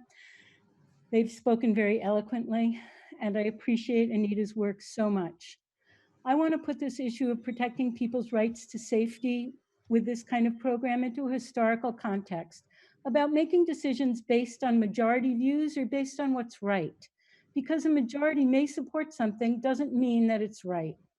In the 1820s to 30s, the idea of women speaking to a mixed audience was condemned by a majority of people in the US, and it was mostly not permitted. Does this mean women shouldn't have been allowed to speak in public? 100 years later and 100 years ago, the 19th Amendment gave white women the right to vote, a right that wasn't extended to women of African American, Asian American, Latinx American, and Native American descent until 1965. Was this correct because it was supported by a majority of lawmakers? Clearly not. Supporting people to have access to this pilot program when so many folks are challenged by the double whammy of an economic downturn and a pandemic is the right thing to do, whether or not a majority believes that.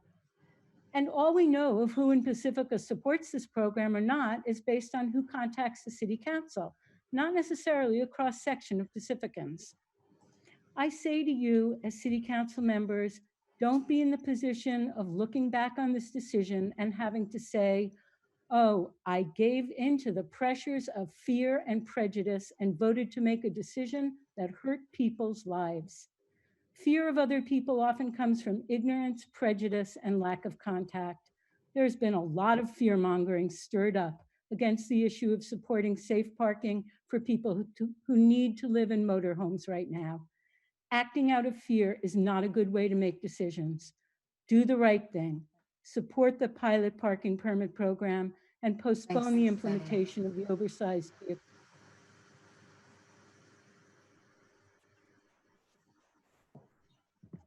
Our next speaker is Allison Thompson.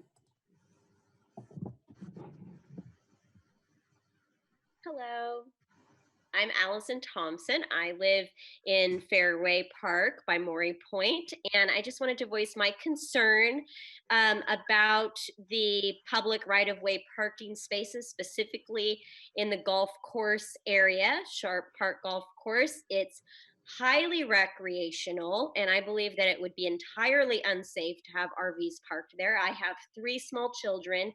We walk in the neighborhood a lot. There's already a lot of traffic that goes along there because people that are trying to escape Highway 1 also exit there. And so having 2 RVs parked there would be a major hazard and potentially loss of life.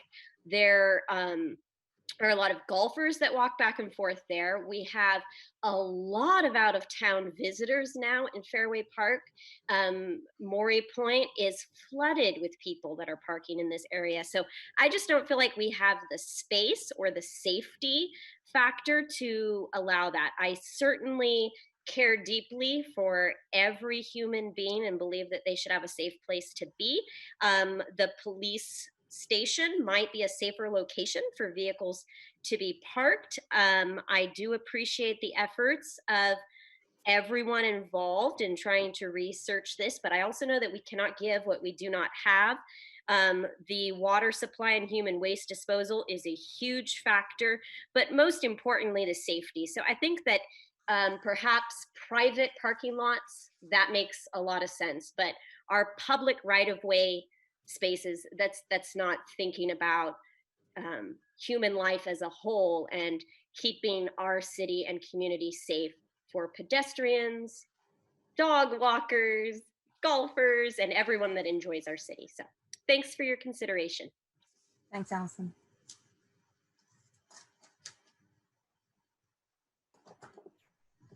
Next, we'll hear from Peter Loeb.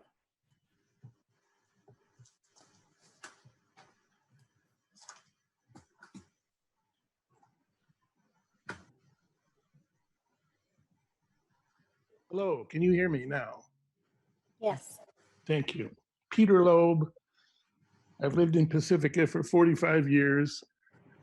I want to urge the council to move forward on this pilot program. It is a pilot. I've done a lot of pilot projects in my career. The whole purpose for doing a pilot is to work out some of the issues and make sure that it works well.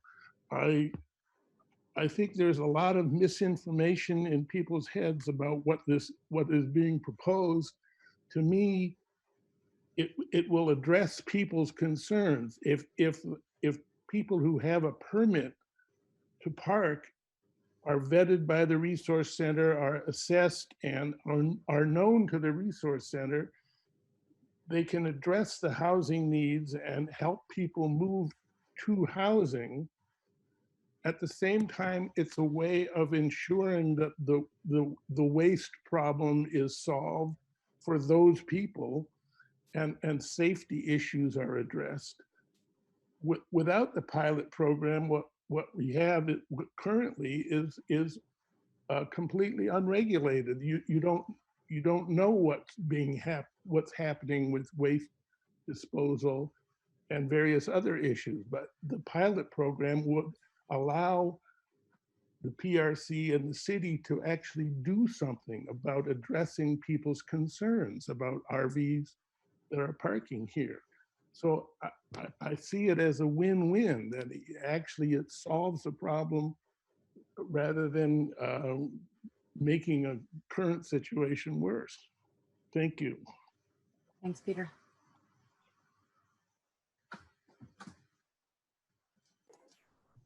Katie Gotts, you're our next speaker.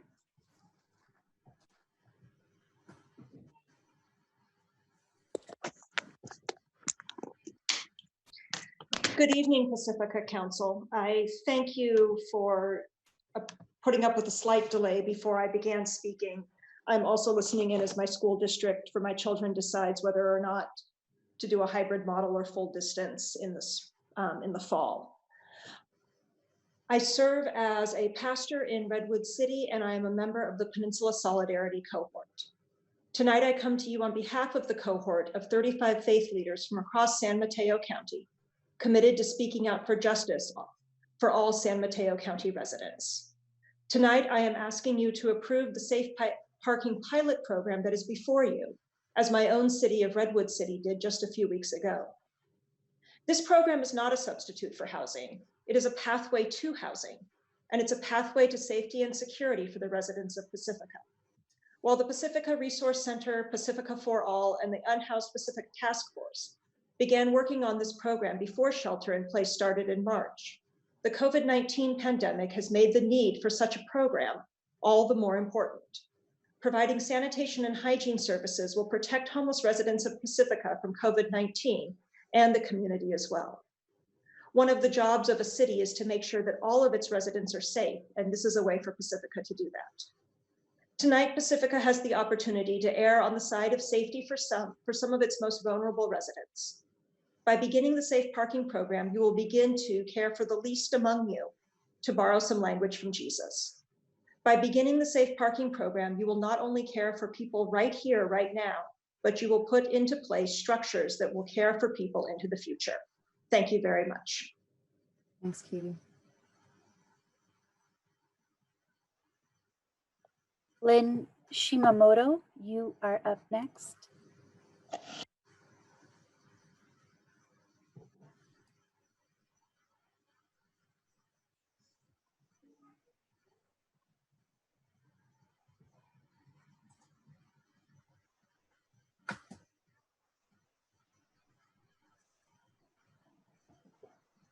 Lynn Shimamoto, would you like to speak?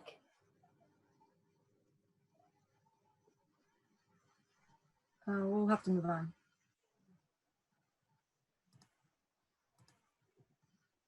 We'll go then to John Keener.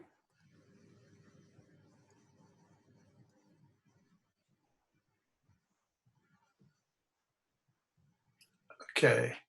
Good evening, council and staff. It's really good to see you all, even if it's only by video. I think this is a well thought out proposal, and I would support it. I would answer all the questions that the staff asks. Yes, I favor the 10 public sites and the hybrid approach for the private property sites. And possibly a fund established to cover the program fees. But I would note that the county, Don Horsley, has said tonight that there will be money forthcoming from them also to help out with this program. So I thank the staff and the PRC for their actually their courage in making this proposal, and I support it. Thank you. Thanks, John.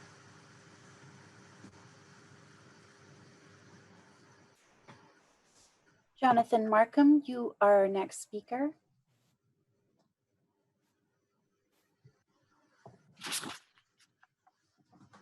Good evening. I want to ask you to approve this proposition for two reasons.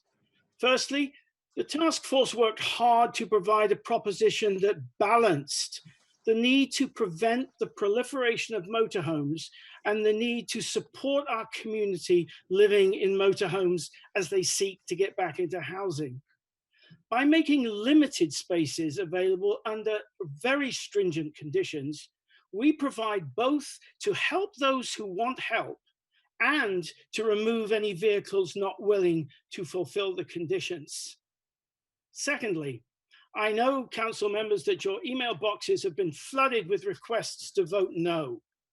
I believe this is predicated upon unnecessary fear generated by incomplete information and based on the fallacy that if you do so, all the motorhomes will magically go away. This is simply not going to happen. The tragedy of homeless is not going away, and so the need for some of our community to live it, albeit temporarily, in motorhomes will remain. The existence of PRC and its great support in this community reveals that we know as a community there are people amongst us who need help, and we desire to provide that help. This proposal simply helps them to do the work we ask them to do every day. What you're being asked to approve is a reasonable attempt to provide limited and carefully monitored assistance for real people trying to get back on their feet and facing a problem that is not going away. Your approval, therefore, is merely a recognition of the need to do something rather than nothing in a really difficult situation. So please vote yes on this proposition. Thanks, Jonathan.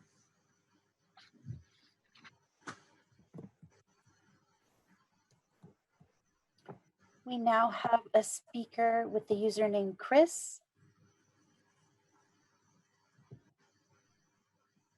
Hi, can you guys hear me? Yes. Hi, hi City Council. Thanks for listening to me. My background first is I'm ex-military. I served in a war, Eagle Scout, volunteer coordinator, and a business owner in Emeryville. I am one of the guys living in one of the RVs. I came up here when my dad was sick, realizing, well, first off, I grew up in the area, surfed the beaches in Pacifica my whole life, and lived over here as well as Oakland and the East Bay. I lost my house by fire when I moved down to San Diego. Moved back up here when my dad got sick, which was similar at the time. I had a fire. Realized when I moved back up here, I couldn't afford rent, even though my rent in Oakland had actually doubled since I'd moved. Yeah, so I wanted to go over the dangers. I've been living on the streets here for about a year now, and I've met most of the people living on the streets, none of which have been criminals in any way. I've had my background checked 4 times since I've been here by the police whenever they come to check on us. When I hear there's danger, it's obviously false from these people. I support local business. The people in front of me are surfers. One of the women that's in one of these RVs works at a restaurant you've probably been served by. Yeah, also Palo Alto, a lot of the people living on the streets are students going to Stanford, because one of my dear friends used to be a very high up person in Stanford. So when everybody keeps saying the dangers involved, I want to see proof. We're just citizens like everybody else in the United States. Just me, I just want my freedom and I want to rebuild my life.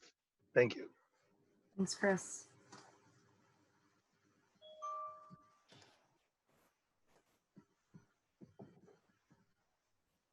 Aaron Macias, you are our next speaker.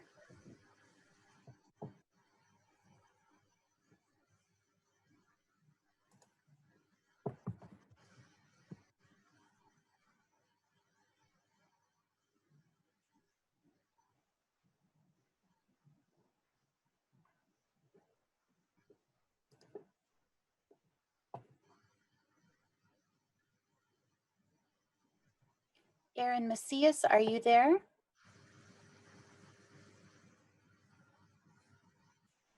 You know what? Let's come back to Aaron. And can we take a 5-minute break right now? Yes. All right. It is 8:08. Sure. We'll come back at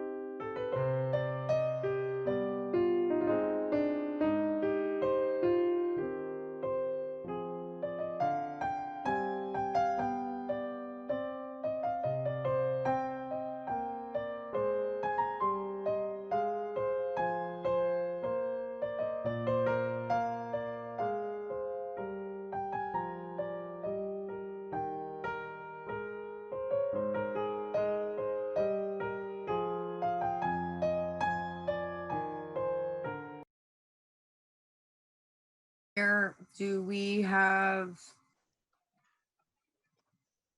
Elizabeth Brooks? Yes, you I do. believe City Clerk Coffey is just a few seconds away from her desk. Okay.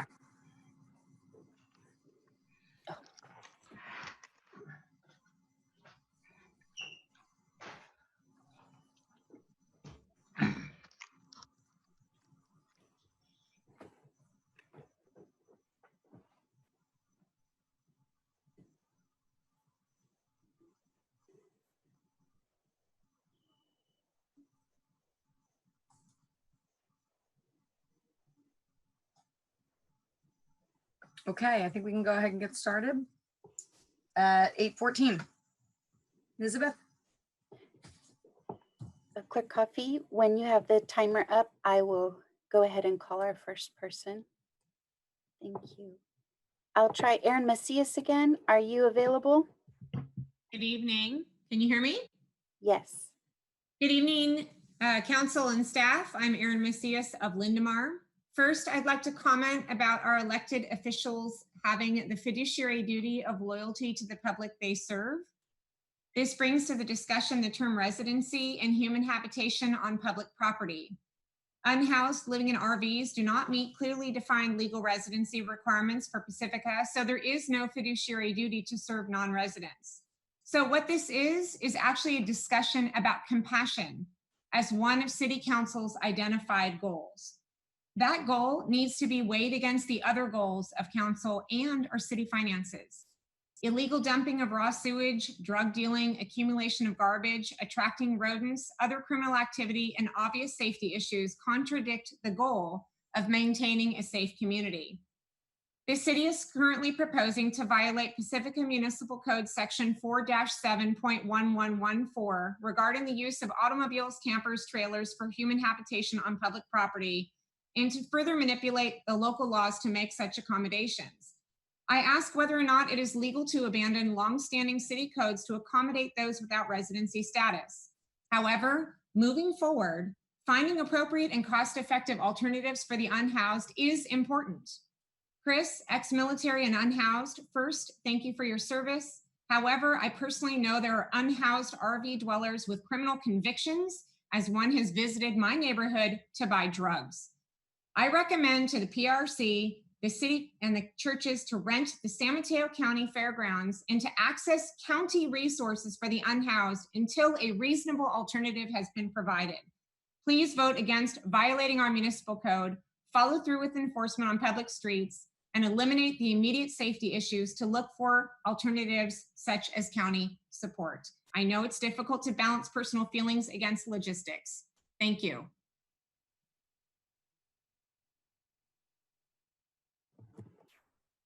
Our next speaker is username Andrea. Hello. Hi. So first off, I agree with everything Aaron said.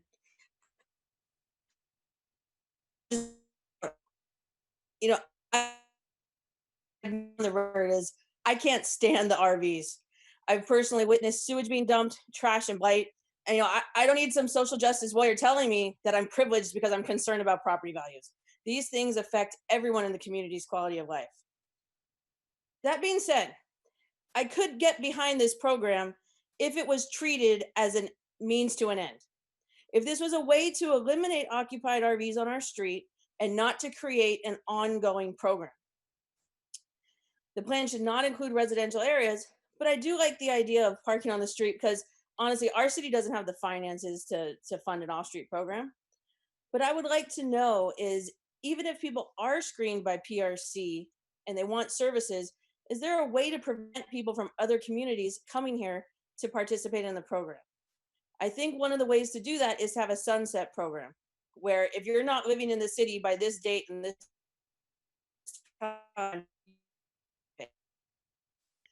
are the participants screened for being offenders?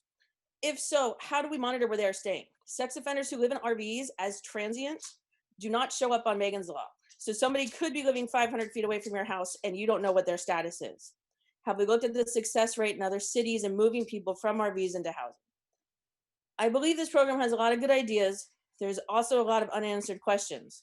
but we should have a hard time limit on the program. The oversized vehicle ordinance should be passed and strictly enforced at the same time.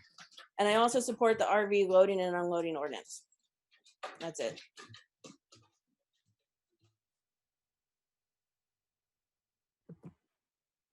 Next, we'll hear from Catherine Leo. Hi, thank you very much for your time. I just want to voice my concern that this is a disproportionately focused resource on just the 20 RVs. And this is just a one-year program, so there's a significant amount of resources and city resource going to be dedicated to this 20 RVs. And the second thing is, for those who do not have the permits or the people that didn't get the permits, how are you going to reinforce that? That's my biggest question. One is the amount of budget that dedicated to the 20 RV, the 20 site, and also the second point is how are you going to reinforce that? And I have an alternative proposal, which is for those who think that this is a great idea, I would like the PRC to partner with homeowners that volunteer their home. They will open up their driveway and allow the RV to park in their driveway, and you will be partnered with PRC law enforcement, and the homeowner will work together to ensure that the health and safety and the well-being of the RV dweller. And I would definitely support that if homeowner will be signing up as a volunteer to join the program and ensure the safety and well-being with the law enforcement and the PRC. Thank you. Thank you. And I just want to remind everyone that please only raise your hand once.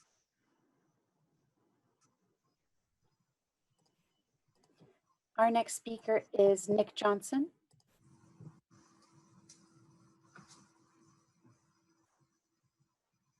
Hi, can you hear me?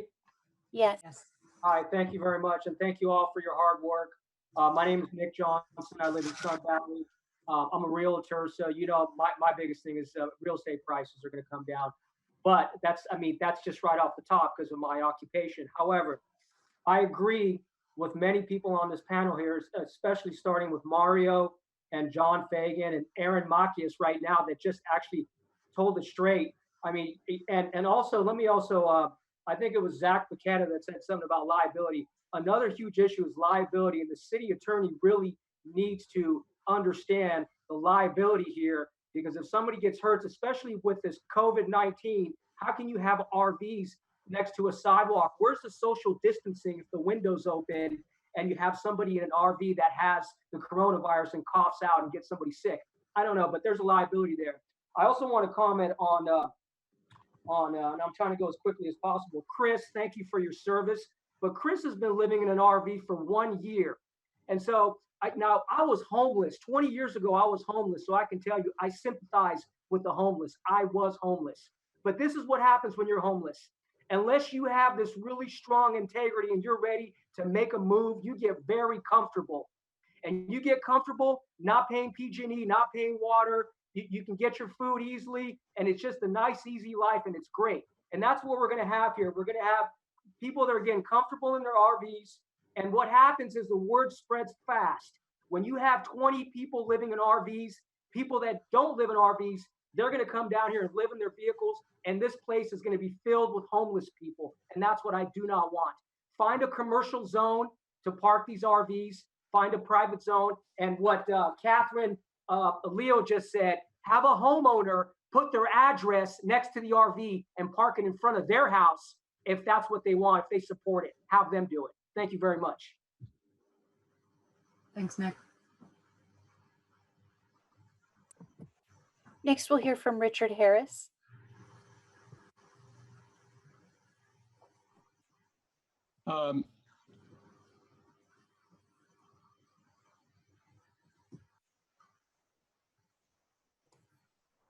Richard, we heard you for a moment and now you appear to be muted again. There you are. Am I okay? Am I live? Thank you. I've given you a letter from the Public Golf Alliance. We've been focused on the golf course. You've heard from us before. We have a lot of members in Pacifica. And so ask you to read the letter. We speak for a lot of people. A couple of points to raise. This was advertised to you as a dispersed program. 5 of the 11 sites, the site at Lundy actually has 2 spots, are on the adjacent to the golf course's entries. The golf course is very sensitive property. It's got endangered species. It's got a creek, Sanchez Creek, that feeds Laguna Salada. And the 2 Lundy's sites are about 100 feet from Sanchez Creek as it goes underneath the highway. And you've heard several people talk about the emptying of the tanks into water bodies. That is you will hear from a lot of people who are sensitive about endangered species, and you'll hear from the Coastal Commission on that. There are other issues until the churches, which have been big advocates of the program, and the city with its properties are willing to step up. And I know it's difficult for them, it's difficult for everybody, but until you have an integrated whole program, don't go ahead piecemeal with this part of the program. You've been hearing about the difficulties all night. Thank you very much for your service, and good night. Thanks, Richard.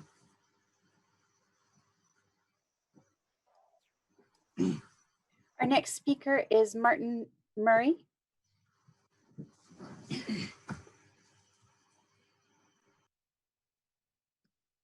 Is it working?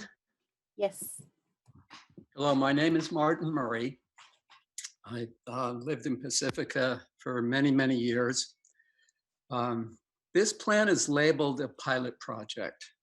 Please understand that every pilot project was designed with the hope and intention that it will eventually become permanent. And I don't think this one is any different. Here's the problem. There's ever increasing numbers of oversized vehicles parking on residential streets and other areas of Pacifica. And they create public health and safety and traffic issues. One of the forces that I think is driving this issue is a misunderstanding of some recent court decisions in which the Ninth Circuit Court of Appeal held that in order to get homeless people to move in an area where they need to sleep, you have to actually have another place that they can go. And if this is that other place to go, it's not going to work. I'm mostly concerned about the privatization of parking lots in areas of Pacifica, such as the churches. I don't know how you're going to monitor some of the churches that are right next to the creek, how you're going to determine that human waste was not dumped into that creek. Do we have to wait until the already polluted areas of the beach get further polluted?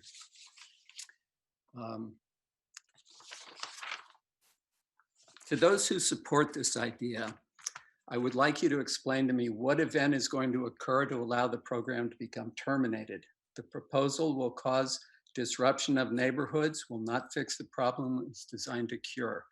Do not authorize expenditure of more time and money to go after this program that is doomed to fail. Thank you, Martin. Our next speaker is Nicholas Benz.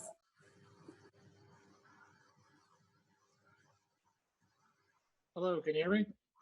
Yes. Hi, I don't prepare a statement, and I'm kind of new to the discussion.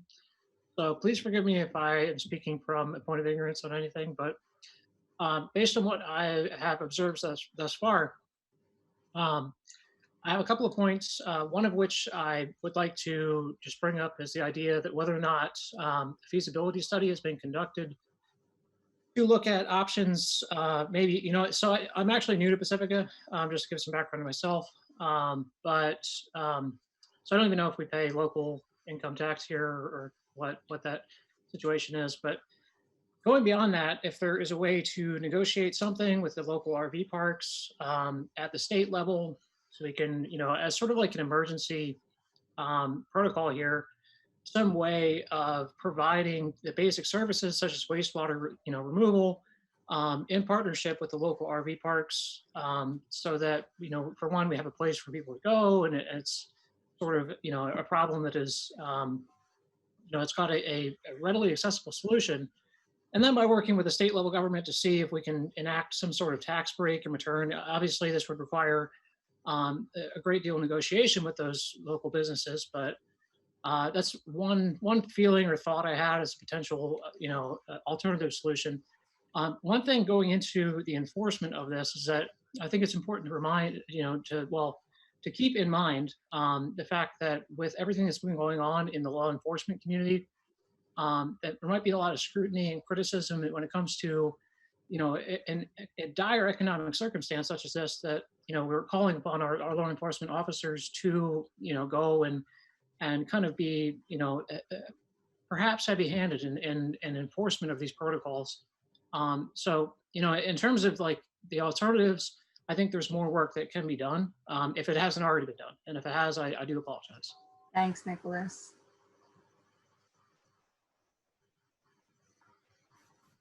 Our next speaker is username James.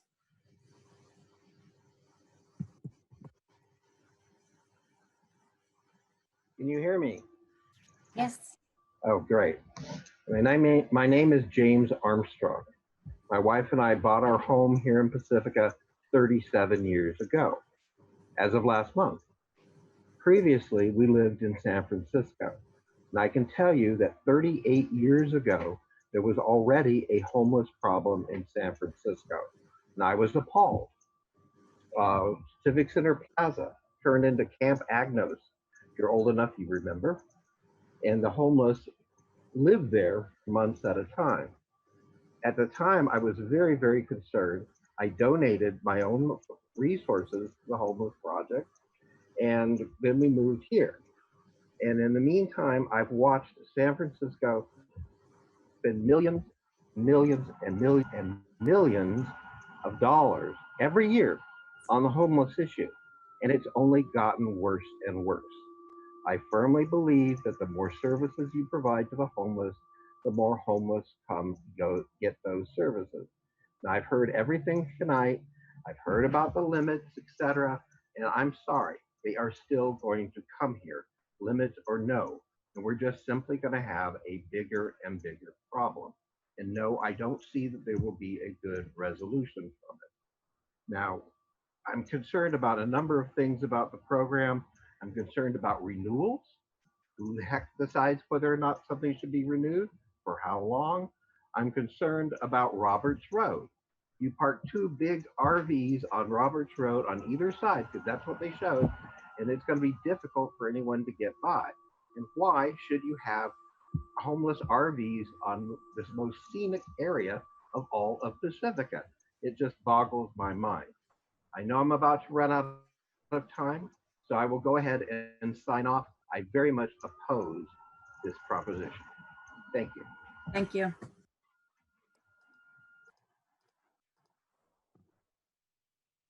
Diane Holmes, you're our next speaker.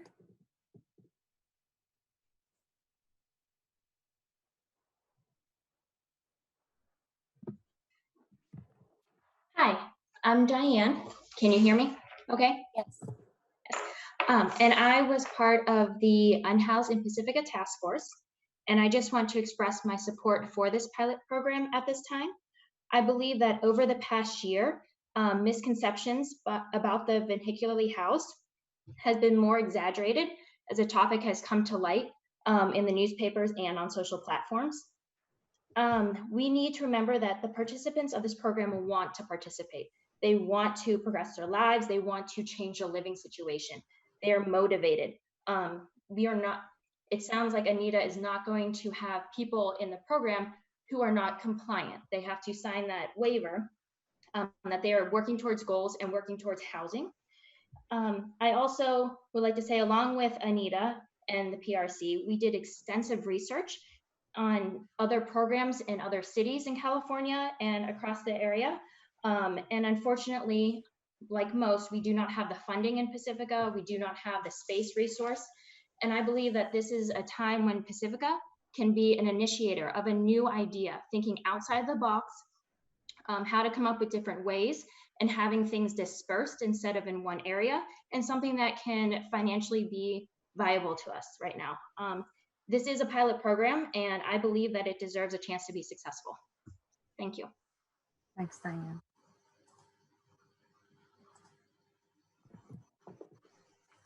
Next, we go to Daniel Gold. Hi, can you hear me? Yes. Great, thanks for the time. I live up on Roberts, and I oppose the public parking piece of this. I see two big problems with this. The first is safety. A number of people on these calls in have noted that some of the spots proposed don't have sidewalks, but they haven't followed through the logical conclusion there, which is that to pass, you'll have to walk in the road. And as we all know, it's a very popular spot. People race up and down that street very fast. So I think there's a serious safety issue. The other point I wanted to make is, and by the way, that probably applies to some of the other areas you guys proposed as well. I just happen to know this one. The other issue is one of enforcement, which has also been brought up. And I walk my dog, and have a small child, and I walk up and down Roberts daily. And there's a lot of litter. I probably every few days have to kick glass off the sidewalk to the south of where I live, beer bottles and such. And that's despite the fact that there are very prominent signs warning of $1,000 fines for littering. So, everybody has been pretty polite and asked how you will enforce. I will just say I do not trust the city to enforce any restrictions on waste disposal. And I say that, with all respect for the police department and the council, but I think it's simply a matter of resources. I don't trust it based on the facts that I've observed with my own eyes, which is a pretty significant litter problem in the area already. So, those are my two big concerns, of safety and waste disposal. I oppose the public part of this. I think homelessness is a serious issue we have to deal with, but that's the wrong way to solve it. And, there are a lot of other ways that it can be solved. Thank you. Thanks, Daniel.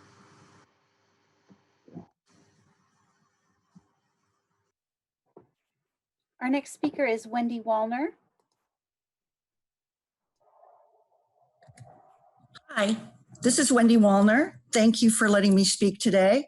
I live on Roberts Road, and I know there's been a lot about Roberts Road, but I represent Portola Shores, which is a 40-unit townhouse complex up the hill from the proposed spaces on Roberts Road. I'm on the board of directors.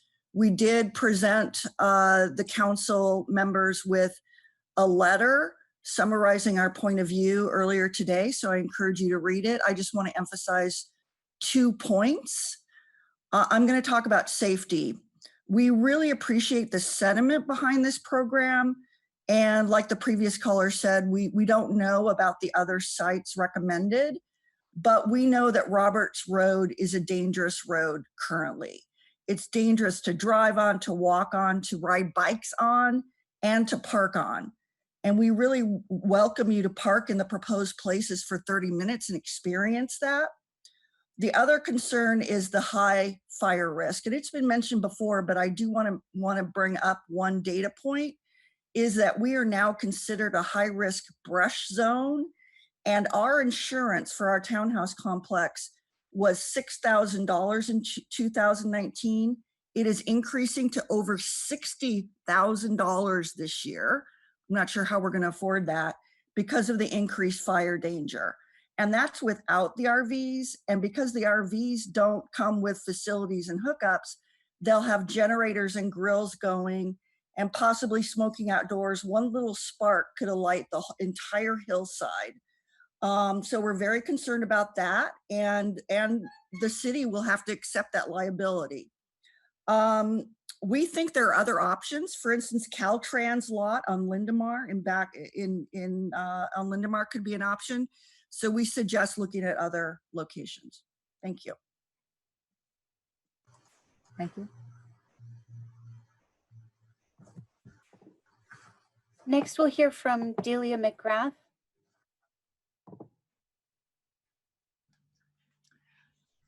Good evening, Council. Thank you for this opportunity. My name is Delia McGrath, and I guess I'm sitting here with a tremendous amount of gratitude for the people who have spoken tonight, including specifically those who have strongly supported the pilot parking permit program, which I support very strongly. And I just want to say that, excuse me, you know, I've lived here for over 42 years, and I love it here in Pacifica, and I really want this problem of the people living in the motorhomes to be positively regarded and taken care of. I have great confidence in the PRC. I think it was mentioned that they've been in this town for over 40 years and they've done an excellent job. I hope that those who are worried, as I've heard a lot of worries tonight from people and fears, I hope that they can be comforted in knowing that we've got a strong ally in proposing this project, and they worked very hard with the city staff and the extensive research that the task force did. So I strongly hope that you will see this as a beginning and a very positive one that Pacifica can adopt. Thank you. Thanks, Sarah.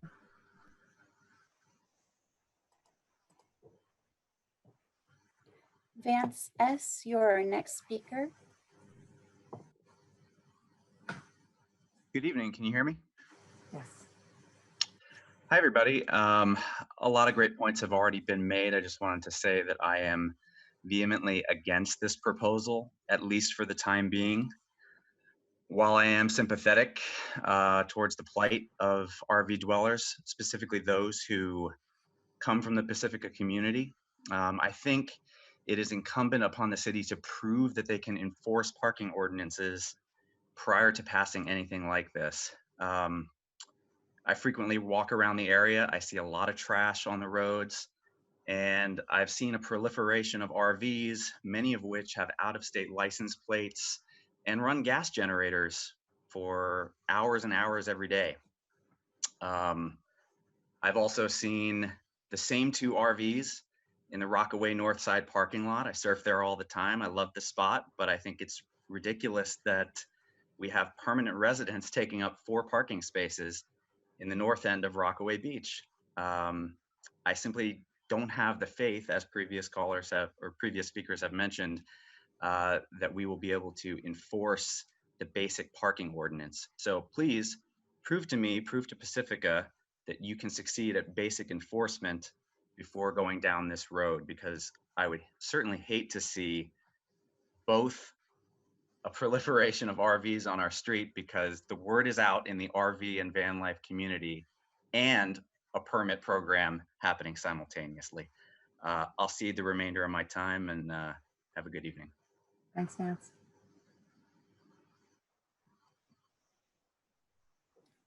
Tim Carlberg, you're our next speaker.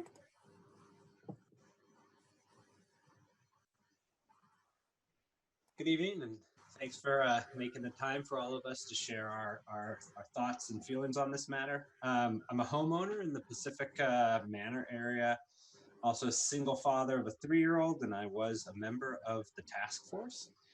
About 18 months ago, I spoke to this group saying that I hope we can find a compassionate solution to the challenges that we're facing as it relates to the homelessness in our area. And I believe the PRC has done so with this proposal. I strongly support it for 3 reasons, and I believe that it is a dramatic improvement over the status quo. First, it will dramatically reduce the number of RVs in our communities.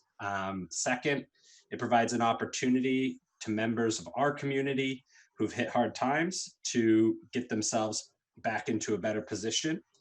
And third, it holds participants accountable to a code of conduct.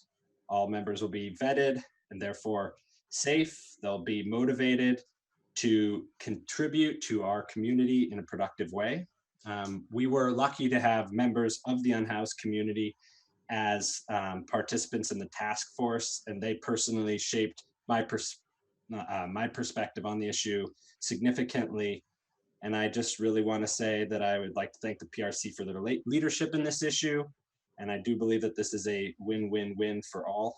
And I really do hope that the City Council and the community at large chooses to be on the right side of history here. Thank you very much. Thanks, Tim.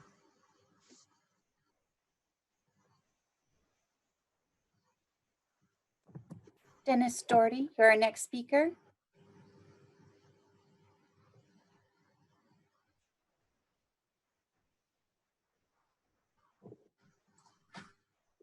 Dennis, we're going to have to move to the next speaker. Dave Jones, you're our next speaker. Hello, can you hear me? Yes. Hi, my name is Dave Hovass. I'm a longtime resident and have been listening to both sides of the argument. I guess my issue with this is that it hasn't, the pilot program hasn't been vetted transparently. And I think a number of questions have arose during this discussion. I would put it to the council to put this on the ballot for November and let the people decide. Yeah, that would give us, all Pacificans an ability to look at issues on both sides and have a vote and a say in this decision. Thank you. I yield the rest of my time. Thank you, Dave. Dennis Doherty, are you available?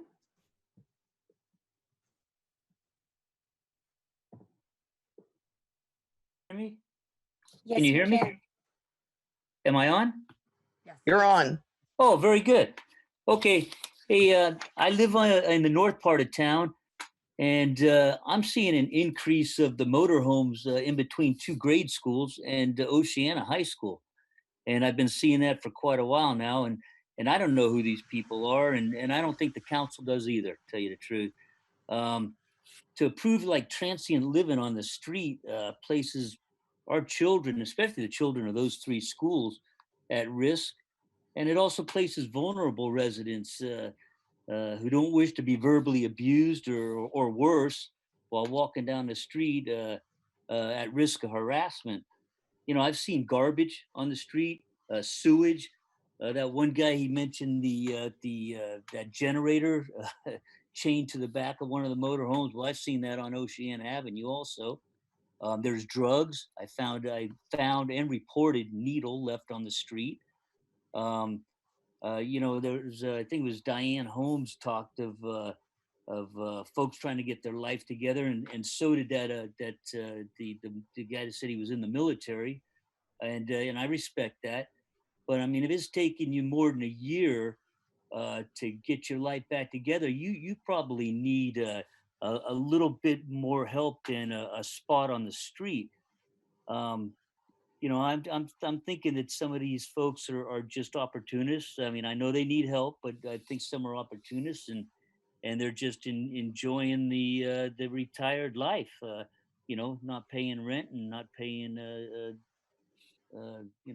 utilities. So I'm saying no. If you support motorhomes on the street, then they're not in your sight. So I would respectfully ask council to reject this. And thank you very much. Thanks, Dennis. Next, we'll hear from Tiger Jazz Big Stick.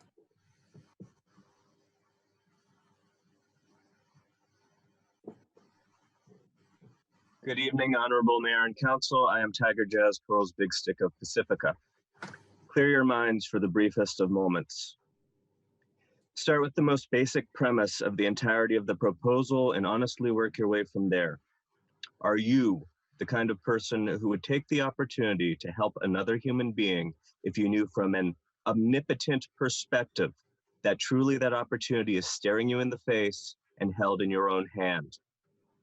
And the only other question after that is this proposal put forth by staff a good one?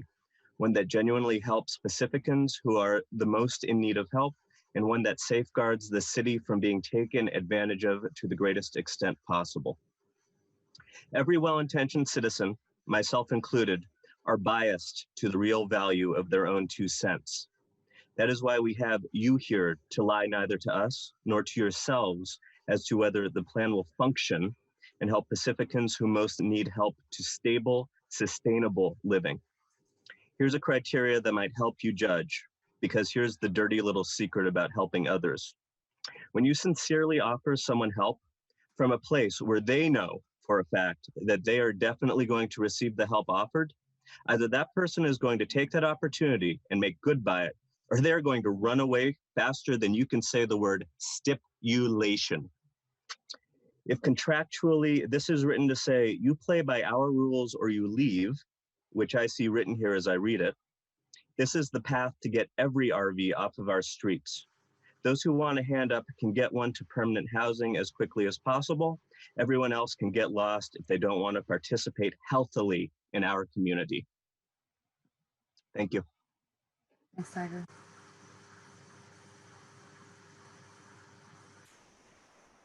Next speaker is Jessica. Hi, my name is Jessica Haig.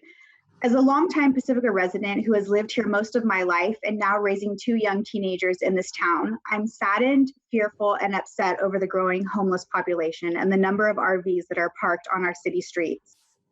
I live in Fairway Park and worry every time my children want to ride their bikes around town or walk our dogs because of the number of homeless people living in RVs and in the homeless encampment near the archery range.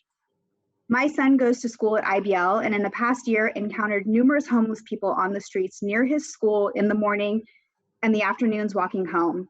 He's been approached by these people specifically near the PRC, asking him for money, rambling, or acting out due to a mental health issue or drug problems.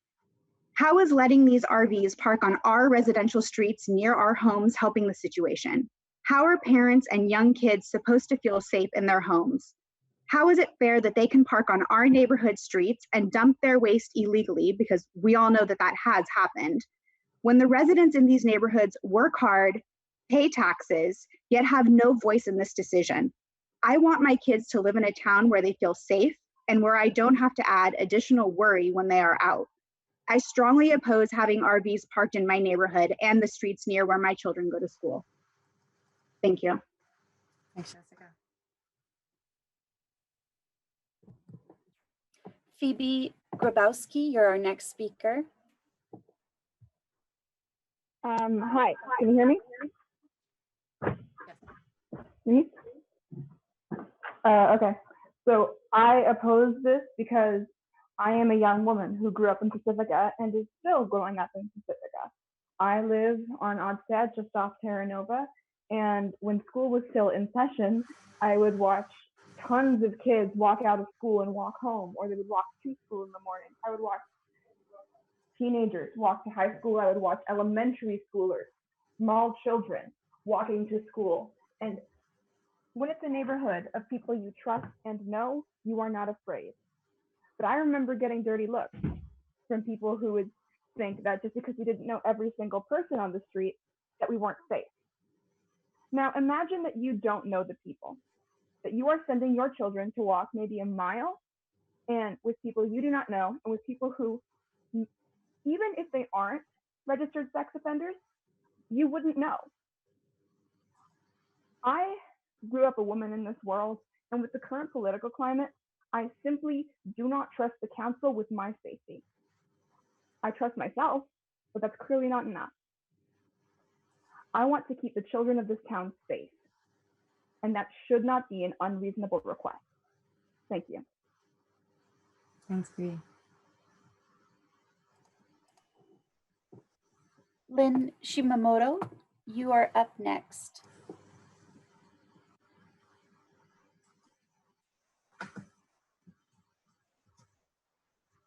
Here I am.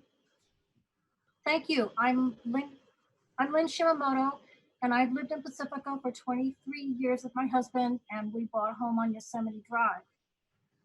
Both of us are very much opposed to this pilot plan for street parking of RVs. We have seen the RVs increasing over time. The reason is, while I appreciate, both of us, we appreciate the work that the Pacifica Resource Center is doing with the homeless, there needs to be another way, because this is not going to work simply for two reasons. There is no way to get on top of the raw sewage they're dumping into street sewers or the trash. And it is, I mean, I'm from San Francisco. We lived there for 23 years. Don't kid yourself. There will be more RVs coming here from other areas. Word gets around. So respectfully, I am completely opposed to this pilot program. And I've been upset about it for months when we learned about it. We only just learned about it about a month ago. So respectfully, I think the council needs to go back to the drawing board. Thank you, and I cede the rest of my time. Thanks.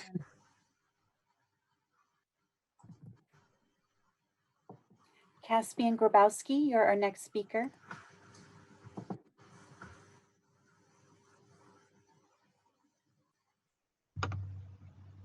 I'm sorry, I need just a moment. Can I go get my family and let the next person speak and then go? Yes. Yes, thank you. That takes us to Charlene. You're our next speaker.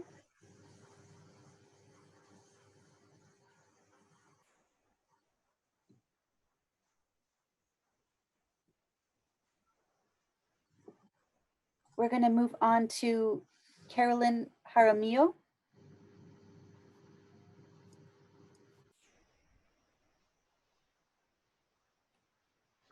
Oh, I think we lost Carolyn. That was me. Hello. No, I'm here. Go ahead.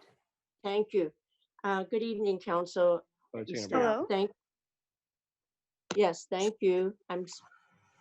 I appreciate the opportunity to speak, and I appreciate all the work that the PRC has done on the program.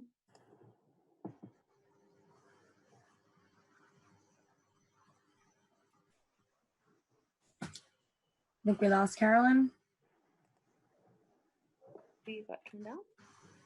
Okay. I'm sorry. I've been speaking. Okay, sorry, Carolyn. Can we start the clock over for Carolyn, please?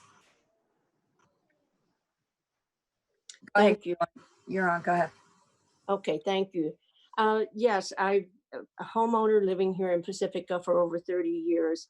And I'm also an elderly senior citizen, retired teacher. And every day I have been walking various neighborhoods, particularly going by Oceana, where there are a number of motorhomes parked. And I have never felt unsafe. I see very few people there. The ones that I do see smile, wave, speak to me. They have kept very quiet. I don't see any trash, any drug use, any sewage being disposed of, none of the things that I have heard other people say. And I have never once had any reason to feel unsafe. I have met people living in their motorhomes. I've talked with a number of them at other times. Have even seen one woman sweeping up an area, and I thanked her, and she replied that that was not she had not caused that mess, but that she was afraid she would be blamed for it. And I think it's an opportunity for the city leaders to take the real leadership and help the faith community step up to fill out the rest of these slots. But leadership is needed. And I think we all need to be leaders in speaking against all the hate language that's out there on the various platforms, and even the hate that's published in our local newspaper. calling trashy and using words like that. I think that's just totally unacceptable. And we all can use this as an opportunity to make Pacifica be something really special and unique. It's a unique program, and I think it's well thought out. Pacifica Resource Center is a tremendous resource here in our city. Thank you for listening. Thanks, Carol.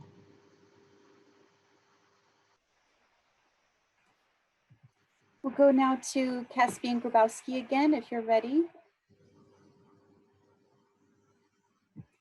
Having problems, my screen is frozen.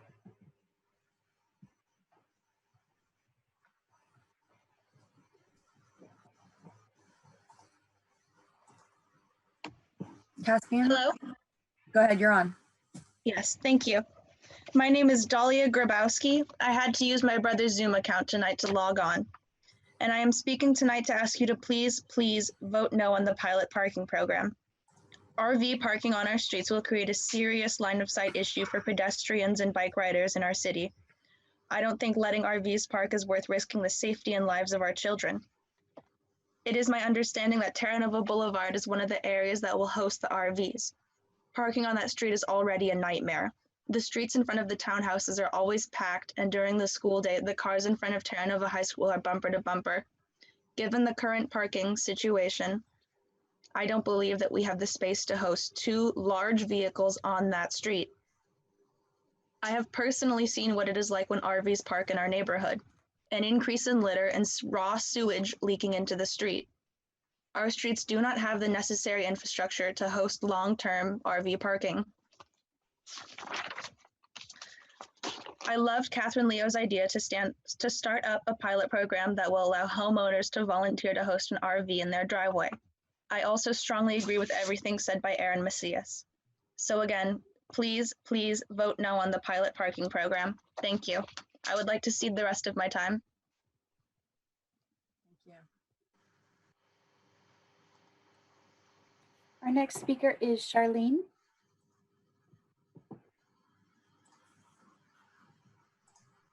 Oh, can you hear me? Yes. This is Charlene's husband, Lawrence, and I was born and raised here. Lived here 47 years. Homeowner, business owner. Most importantly, I have 2 children, 10 and 7 years old. And I really think this, I have a lot of compassion for people in this situation, obviously. Unfortunately, I think Pacifica is the wrong place to be able to help these people out. God bless them. I think San Mateo Fairgrounds was a great idea by Aaron.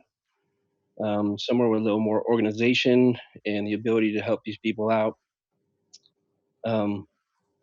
This program actually scares me a little bit, having RVs in the street, people that we don't know. In Manor, I have a limousine company. Drove one of my clients' Mercedes, $100,000 car, parked it in Manor, went to Safeway, and the window got broken. And this was from Manor. There's garbage in Manor parking lot. This is going to be a situation where we're trying to help people out, and it's going to get out of control. And people are going to find out about it. It's a small community, a small world, and I think this is something that really is not good for Pacifica. And Pacifica is not set up for this type of situation, unfortunately. So once again, I really, I have a lot of open heart for these people, but this is not the right city, and the right time, and the right place for this to go through. So that's all I have to say. Thank you.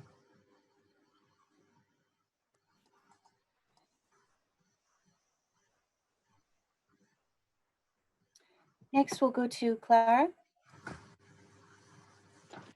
Hello, my name is Clara Davis, and I am a resident here in Pacifica. And I would just like to say that I think it's very important that you vote yes to pass the parking permit. I've been listening to what everyone has been saying, and I think that there are some misleading ideas that are being spread about the people who are living in these RVs. Most of the people who are living in RVs have already been working with the Pacifica Resource Center for many months and are well known to the people who are at the resource center. These are not strangers. Many of them are working here in the city. They are working multiple jobs. And I think that it's important to note that the increase in homelessness has been due to stagnant wages and super increased rental prices. A single one-bedroom apartment in Pacifica is $3,000 a month, which would require 3 minimum wage jobs. I also think that there's a lot of people who are fearful of these people living in RVs, and I would say that they deserve just as much respect and dignity and are just as much of a community as anyone else that is a homeowner or renter. And I would say that they should go and talk to them and meet them and let them feel like they're part of the community. I have been friends with homeless people. They are not these dangerous and dirty people. They're humans just like me and you. And again, these are only 20 spots. No one else would be allowed to park here. There won't be an increase. And it's about getting them out of the RVs, not just allowing people to be living in RVs. Thank you. Thanks.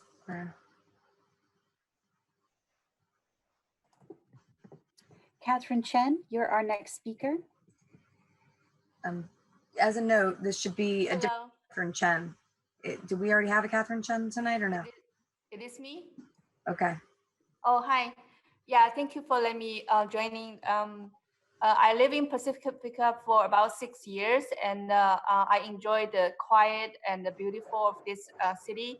And I started the meeting from the beginning. I remember in the PowerPoint you mentioned that each parking parking spot will cost the city about $11,500 per year.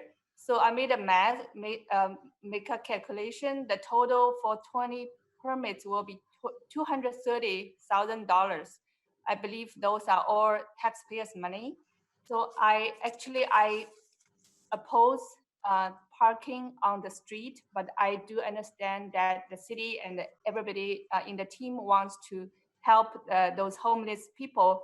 So I suggest we can use this fund to move them to a better organized site like park or anywhere that has water management and sewer management. So or either better safe place. It's easier for the city or the police, whoever wants to manage them. If there's a big enough space for 20 RVs in one site or 2 different sites, then we can divide it the fund and just to help to better manage the location or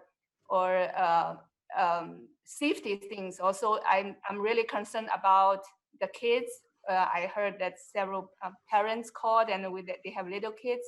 They're concerned, and I also concerned about walking alone by like a woman walking next to them will not be a safe kind of. I mean, strangers. So it's my time. Time is up. Thank you so much. Thank you, Catherine. Our next speaker is Matt. Yeah, hi, can you hear me? Yes. Yes. Yeah, hi, I'm Matthew Millard. I'm a longtime Pacifica resident since 1970. I just want to share a little bit with you about my experience as being homeless in an RV and why I support the parking permit program. First of all, I have been proactive to the cause by participating in the San Mateo County Homeless Counts performed in 2019. I was also selected and served on the Pacifica Up Task Force. I also reached out to others in similar situations here in Pacifica. And I've spent over 3 years living in my RV, going to school full-time, getting my driver's license reinstated, managing my sanity along with the aforementioned. Although I have made it this far, I didn't do it by myself. I owe many thanks to the Pacifica Resource Center and countless people of our community. I also owe gratitude to the therapists and the psychiatrists which stood by my side through this tough time. The greatest adversity I faced was finding hope within myself. I say this with great emphasis. I say this so you might understand that for some of us in this situation, it's not just about getting by or surviving, it's about why. Now with COVID-19 as another challenge, sheltering in place in a hot RV all day and night and staying safe drove me to new levels of adversity. When school moved to online, it became very difficult, very quick. Somehow I managed to keep my wits and make it through the school year. If I had this parking program at the beginning, it would have saved me many anguishing moments. Just think of the hypervigilance it requires to live on the street and not draw attention to yourself and survive without power, a bathroom, running water, etc. I believe this program will help people transition to the next phase of their lives, and being surrounded by the people like I had, maybe, just maybe, they will find hope like I did. And I'm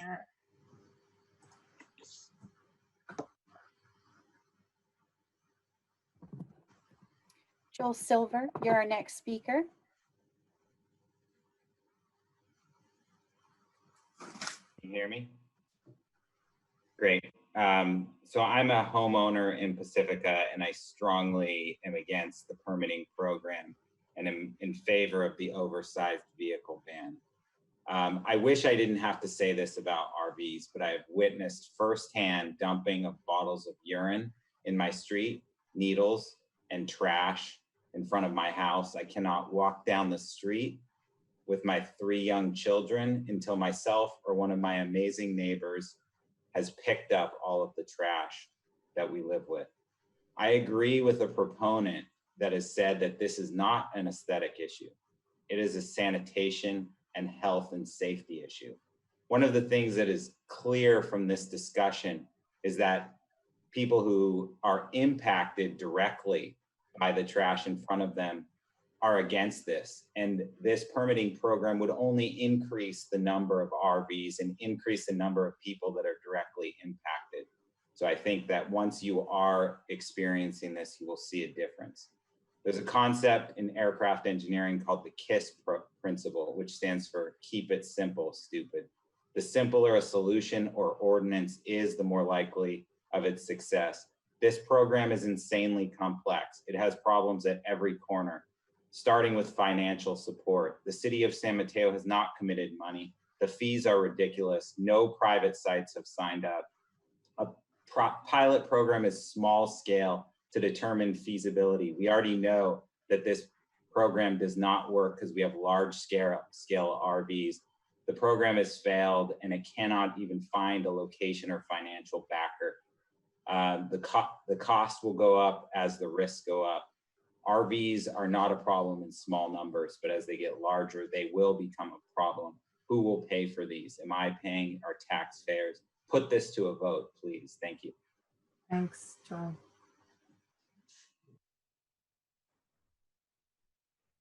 Brenda Maxwell, you're up next.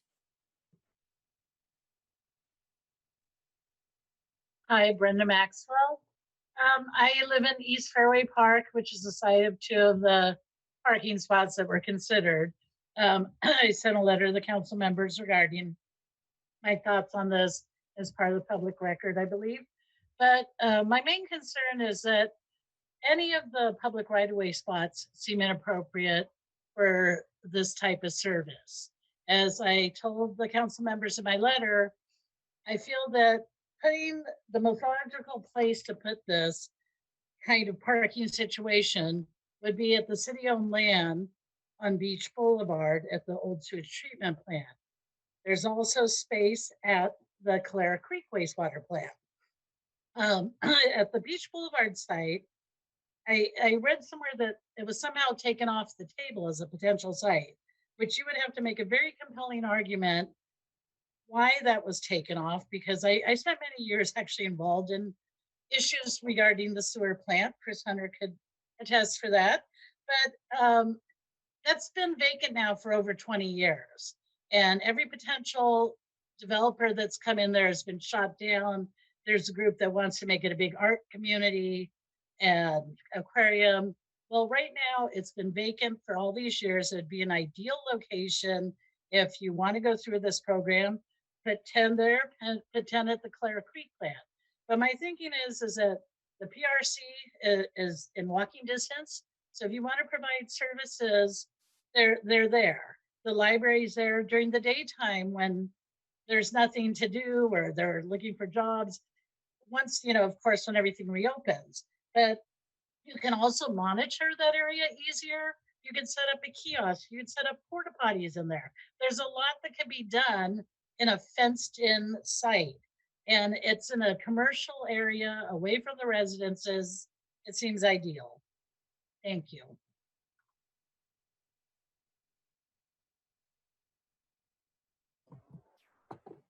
Our next speaker is Renee.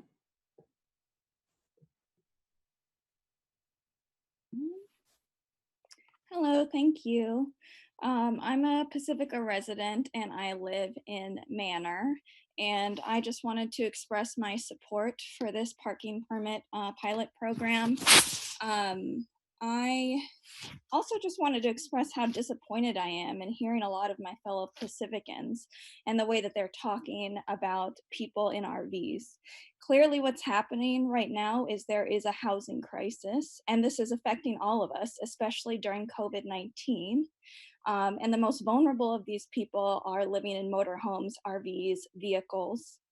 I also just feel like there's a lack of consideration for the numbers. Like, we've gone through these different processes now of developing a task force.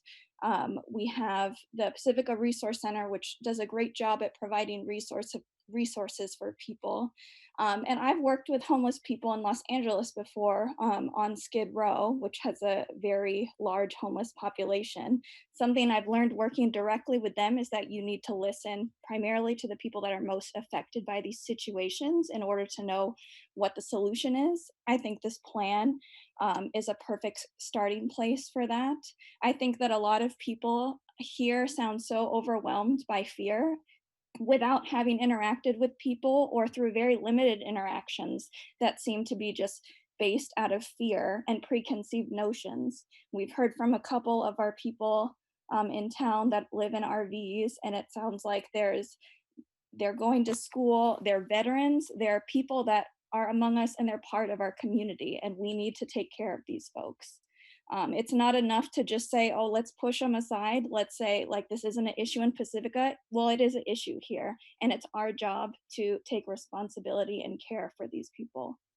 Thank you.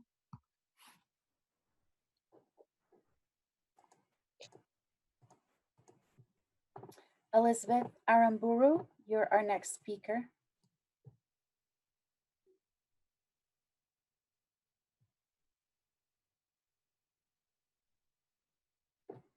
Okay, can you hear me now?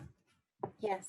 Okay, great. So I have been a Pacifica resident. My last name is Kavarna. I've raised my children here in Pacifica. And I have a lot of questions here. My first question is, if there's no RV hookups, why are we having RVs? We don't want RVs spilling their sewage in our streets, which we have many accounts for. That's my first question. I have no problem with helping other people, but public sewage on our streets is not okay, and safety is number one. Okay. As far as the task force, as far as the data taken on the RVs, how many of them do we have a task force? How many of the RVs are from families in Pacifica, and how many of them are from out-of-towners? I've seen a lot of RVs with out-of-town license plates. Why are we allowing these out-of-towners to spill their sewage and to live on our streets? I'm all for helping our city and locals, okay? The other thing is, we all know, especially Sue and Mike, we've had kids in Terra Nova. We all know the constraints of city funding. Where's our funding going? For our kids or for these out-of-towner RV people? Okay, we need to get some more data. We really need to find out how many people in these RVs are from out of town and how many are them from Pacifica. Pacifica has the resources to help our families, and I'm all for that. I am not for supporting out-of-towners depositing their waste, menacing our cities, menacing our schools, and causing fright to our families. So let's do a little bit more research, ladies and gentlemen. Okay, we need more research. Thank you.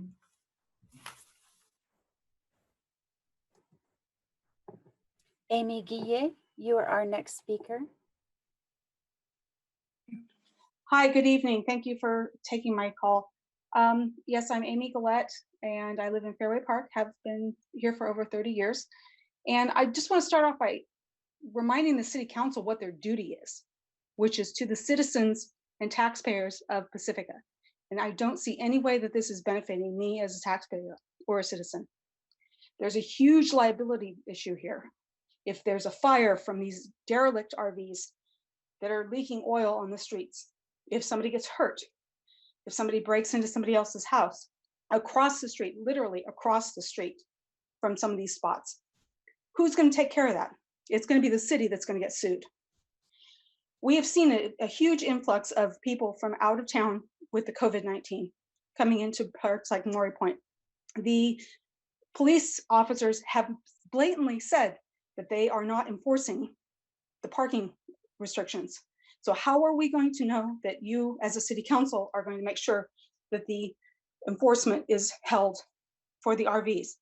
I can't even park my RV in my driveway without getting cited by the city, let alone a RV that's allowed to park in a space that has nothing for them, no hookups, no electricity, no waste. The grant that the people are talking about for removing waste will only last for so long. What happens after that? Who's going to clean up after it? There is no value brought into the city coffers for this. And the number of spaces is not going to help the bigger picture. It needs to be a statewide issue that is addressed. We cannot do it on our own. We have enough problems as it is as a city. Thank you.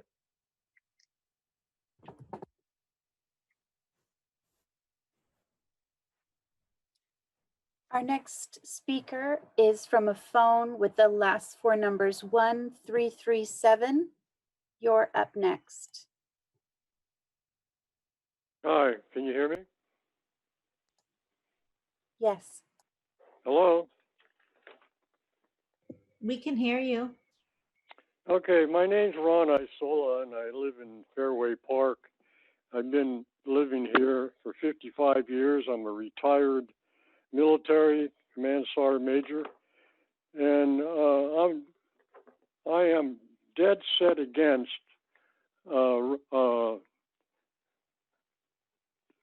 RVs in the Fairway Park neighborhood, any neighborhood.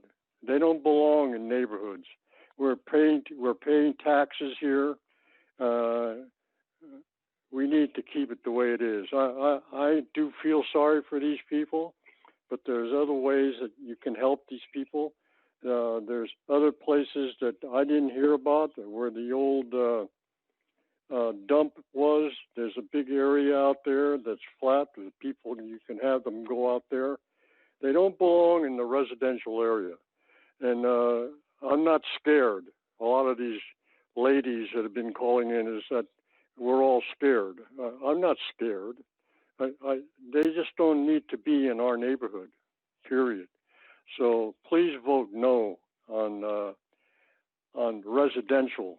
I mean, if you want to do it, keep the residential away from having these people in our area.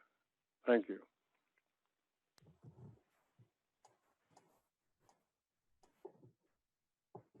Our next speaker is Roman Grabowski.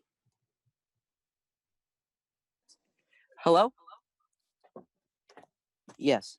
Okay. Hello. My name is Roman Grabowski. I'm a 14-year-old boy, and I live in I'm a lifetime resident of Pacifica. I'm speaking tonight to ask you to please vote no on the pilot parking program. I'm against the program for all of the reasons that others have already stated. Although I'm sure that the homeless people you know personally are safe and clean, that is not a guarantee that the people that will move into our neighborhoods are too. Given the way that the city is currently handling the RVs already present, I seriously doubt that the city will be able to enforce the parameters of this program. I love Catherine Lee's idea that would allow homeowners to volunteer and host an RV in their driveway. I also strongly agree with everything said tonight by Aaron Matthias.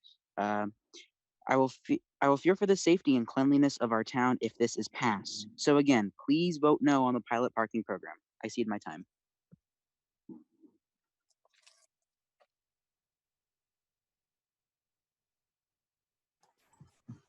Next, we'll hear from Dylan M.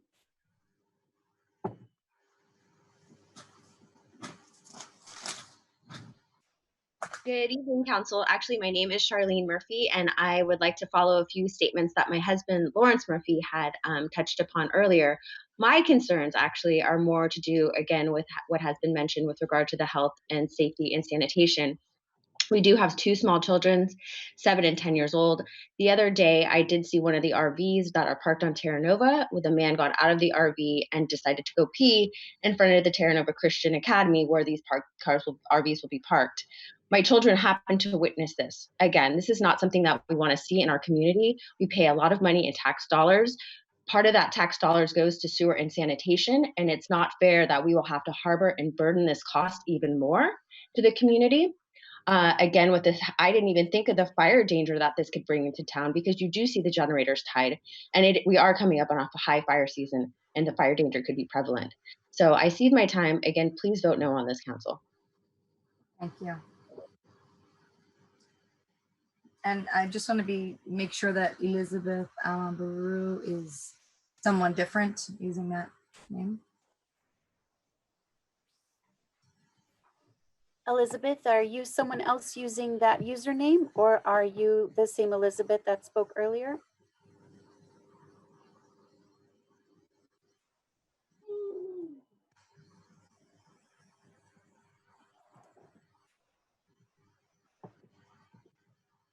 No response, Mayor Martin. Okay. Any other comments?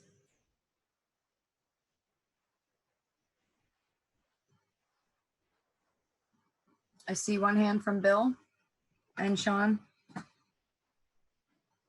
Bill, you'll be our next speaker.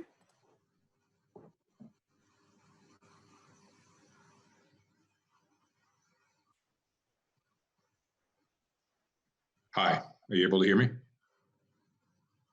Yes. Great, thank you. Thank you for your time. I was born and raised in Pacifica, 48 years old, homeowner here, have lived in San Francisco.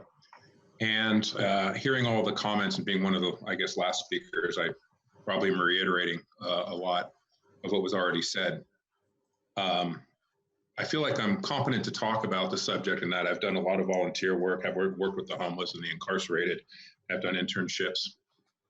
I've lost a uncle to mental illness on the streets in San Francisco and other places. And I can tell you that this idea on its face, in my opinion, and a lot of the others talking now, would not be a viable solution to what we're looking to solve. I think it's important that we've raised the awareness. I think there's alternatives that we should be looking into, and that putting simply RV or allowing without having certain protocols already set in place would be a detriment to our city and to the taxpayers, and a risk that we're not willing to take at this point. I think it's very important to know that a lot of folks are very sympathetic and empathetic, and they're not turning a blind eye to this. But the answer here seems to be, we can look at more funding for mental health. We can work with and fund more counseling sessions, supplying bus tickets possibly, giving housing through maybe even more Section 8 consideration, and allowing for churches who are advocates to step up and host additional meetings in addition to housing. Housing by itself won't do anything really to solve what we're looking to do here. I have seen personally in Pacifica, even outside of Pacifica, obviously in San Francisco as well, the drug use in near and around some of the RVs. I have seen the littering. I have seen, witnessed firsthand some of the harassment of some of the homeless down here. Bill, your time's up. Sorry. Thank you for your time. Sean Thompson, you're up next. Yes, Elizabeth, thank you. Can you hear me? Yes. Perfect. My name is Sean Thompson. I moved to Pacifica rather recently, within the past couple years, to raise a family. And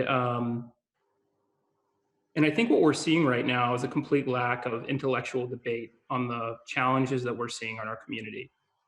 A vote yes for the pilot program means that you support people that are less fortunate than you are.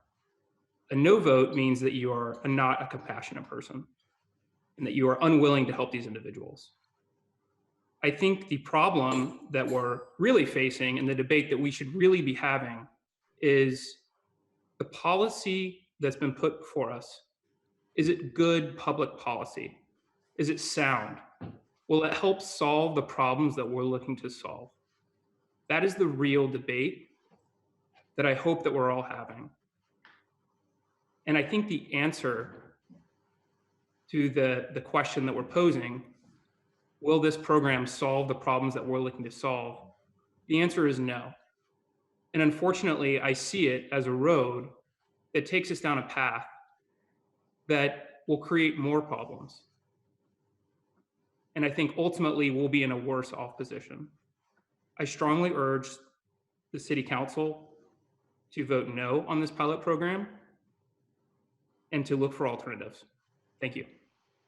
Thanks, Sean.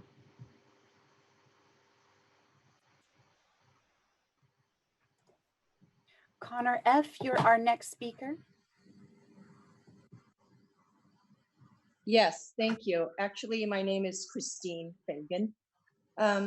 From some of the public comments, it appears that some are unaware of the existing ordinance 855C as adopted in March this year that bans the oversized vehicle parking on city streets for long periods. The city has yet to enforce this ordinance. Council members have said to me that the no RV parking signs are currently being made and COVID-19 has delayed erecting the signs. Please erect these signs. Enforce the existing ban on the RVs that are parking illegally per this ordinance. We need to stick to this. And furthermore, we should not authorize exceptions to this ban.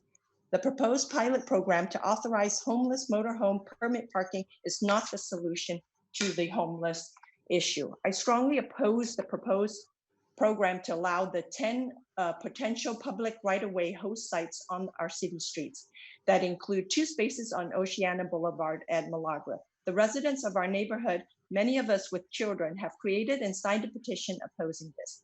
Residents, including children, use Oceana Boulevard to walk and bike to businesses, bus stops, and 3 schools located on Oceana Boulevard. There are trash, furniture, generators, and gasoline tanks from the RVs on the sidewalk. They're dumping onto our street and sewer. I strongly oppose the proposed program to authorize unhoused persons living in our motorhomes to park in spots on city streets and church or commercial property location. Our city streets and neighborhoods are no place for RV host sites, and the city council should secure proper professional homeless services through the county and the state. One such program is Project Roomkey. Our neighborhoods and streets are not the solution. The presence of RV parking on our streets infringes on our rights to have safe, clean, and accessible neighborhood streets. I strongly oppose this program. Thank you. Thank you.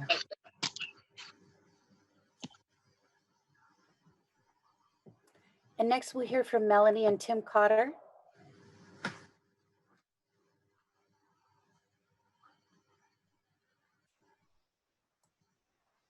Hello.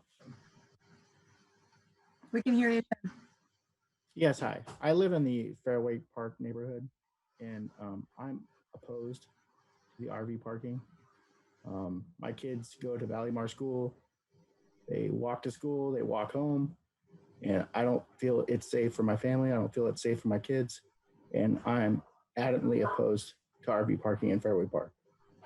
I will yield the rest of my time. Please vote no. Thank you.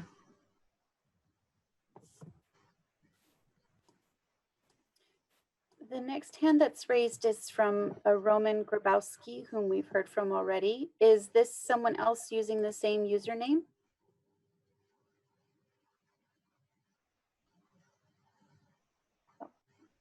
Then we'll go to Cheryl Dickinson. Hi there, can you hear me? Yes.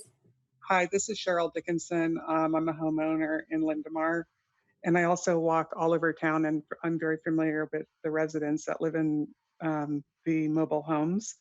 I've actually talked to quite a few, and there are a lot of good people out there, but there are also a lot of transient homeless people coming in from the city or vacationing.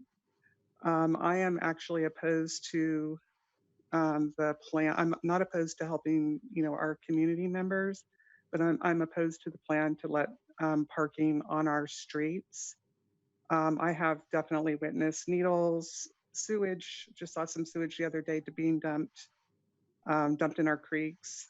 It's just not sanitary, and it doesn't make any sense. There's a lot of safety concerns, so that's why I'm against it.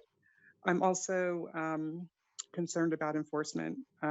Pacifica is known to have a short staffed, where I think it's like we have 28% of the police staff to support our county, and we can't even police other social issues that are going on. And currently we can't, I don't feel like the oversized vehicle has been policed very well either, because we don't have the staff. So we would have to increase our police force. So I'm just completely opposed to it going onto streets. I like the idea of hosts, or actually the idea of putting it at the old and new sewage plants. I think that would be a wonderful way to support the community and help them without putting the problem into the streets. Thank you. Thanks, Cheryl.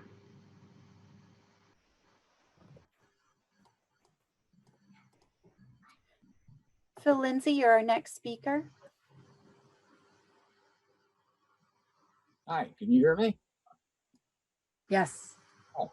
My name is Phil Lindsay. I've lived here in Pacifica for well over 5 years. I have a couple points. The RV type vehicle, recreation vehicle, was never designed to be put on a residential street. These things require sewer hookup for proper sanitation, and so it's faulty to try to put an RV on a residential street. My second point deals with police enforcement. Does our current police force staffing permit going in and grabbing these people that are illegally parked? These are people outside the designated 10 or 20. We could have many, many RVs that need to be hauled away. We have the tow trucks to do that. We have the finances to do that. I'm very concerned this program could get completely out of sight. To me, what makes sense is a designated RV parking area, a designated area where these people can be properly taken care of from a sanitation standpoint, a safety standpoint. So please vote no against the current program. Thank you. Thank you.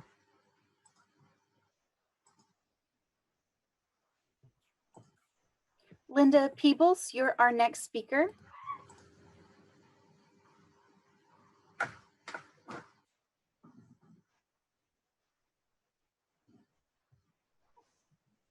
Hello, my name is Linda Peebles. Can you hear me? Yeah. So I have lived in Pacifica for 53 years. I'm a homeowner, and my husband and I are both members of St. Edmund's Episcopalian Church, which is one of the churches interested in helping the unhoused. I strongly urge the council to support this new project, this new parking program. Many speakers before me have shared the important reasons why you should support it in this program. And I simply wanted to add that if there's one thing the COVID pandemic has taught us, is that we must help each other in times of stress and challenge. Compassion and kindness strengthen our communities rather than weaken them. Please vote yes on this project. Thank you. Thanks, Linda.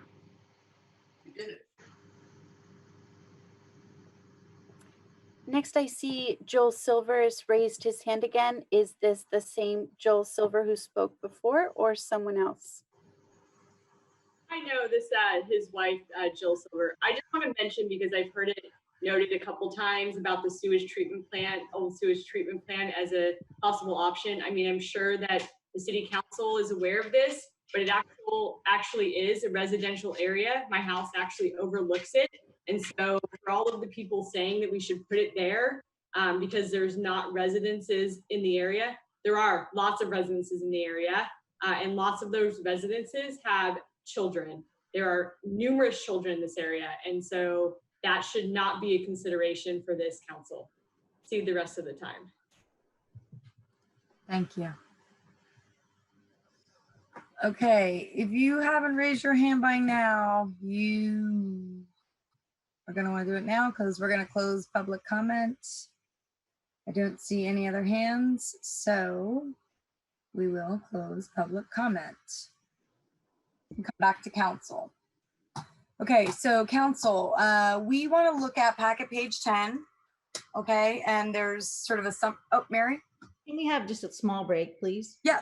Yep, let's take a 5-minute break. It's 9:39. Let's come back at in 5 minutes, okay?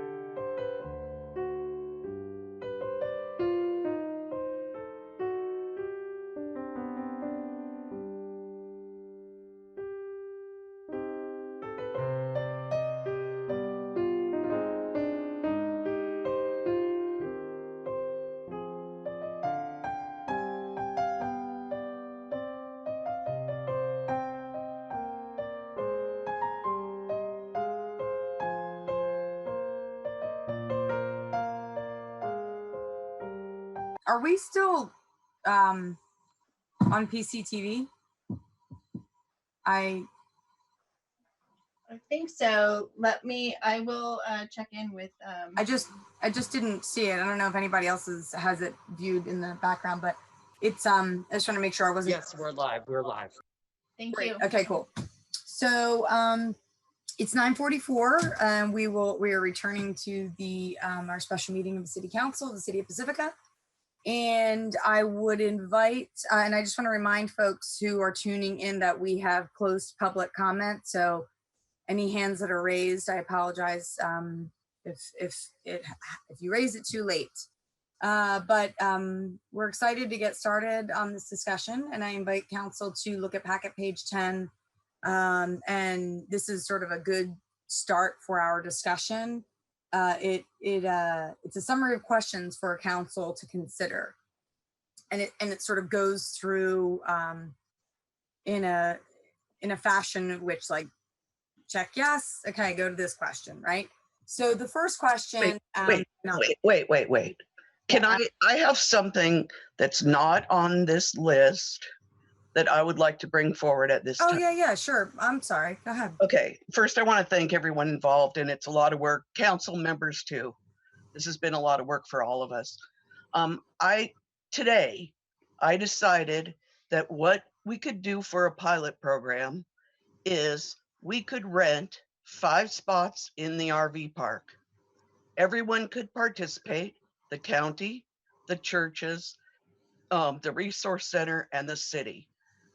All of those people would have sewer, they would have electric hookups, they would have access to laundry, and all of the services necessary because their sewage could go right straight into the sewer. We could start with a pilot program of 5 and see how it works. One of the main issues with that, or main pluses with that, is that each one of those people would remain anonymous in the park. No one would know that those were previously homeless people, but it gives them the compassion to try to move forward. They would still follow every single rule of the PRC. And that way, we would solve all the other problems if we that the people mentioned about sewage and litter, et cetera, because all those services are there. And that way, every RV that was parked on the street would be illegally on the street. And we would know that. So I just wanted to bring that forward. I really appreciate your thinking outside the box, Councilmember Vadalos. Thank you so much for that. I am curious if you have spoken to the RV park at all. Has anybody? Would that be? I tried. They didn't return my call. Yeah, it would be great if it was a possibility. Yeah, but anyway, thanks for thinking outside the box. Okay. Sue Beckmeyer. A couple of things, just a process point. I have the list that you asked us to look for, and I would like to request that staff bring the slides forward that were initially presented by various staff members as they discussed those various questions. What I read in the packet isn't quite, in my mind, in my recollection, the way that I, for some reason it just struck me differently or whatever. So I realize they're not all in nice, neat order, and I apologize for that. That's just a process thing. And then I really feel I want to say something about this. I'm sure we all want to say something. I want to echo Councilmember Vaderlos's thanks to the community, to the people who have written to us, many letters, to staff who've worked hours to prepare the ordinances, to prepare the work, to the Unhoused Task Force for their time and effort. I know very well what it's like to be misunderstood and to have criticism. It's not easy. And I appreciate that you stuck your necks out and worked on that. And so, with that said, I just want to echo something. And I was planning to say this anyway, but it helped me a little, encouraged me to hear one of our speakers tonight bring it up. And it's this issue of compassion. I agree with the point that was made by the speaker that there's some sort of dichotomy being set up here. Like, be compassionate. If you don't approve this, you're not compassionate. It's not someone straight up saying you're not compassionate. It's the corollary. We've heard for months, for over a year, that the compassionate thing to do is fill in the blank. And I just really, I appreciate again, I think it was the same speaker, the term intellectual challenge. I would challenge people to question that. And I would ask that we recognize that being compassionate is very individual, that many of us are engaged in many activities in this town over years, some very visible, some not. And we are compassionate. So I just feel like I wanted to get that out there right away, because I'm tired of hearing how somehow you're not compassionate unless you accept everything about this program. And that's the way that it comes across to me. So I do set that aside. I'll let you know. I recognize that's how I feel. I state it and I'm setting it aside, but I just had to speak it. And if it's okay with the mayor, I give the floor to Councilmember Beer. Please. Thank you so much. I think I want to clarify process here. So we're still able to ask questions, right? Yeah, absolutely.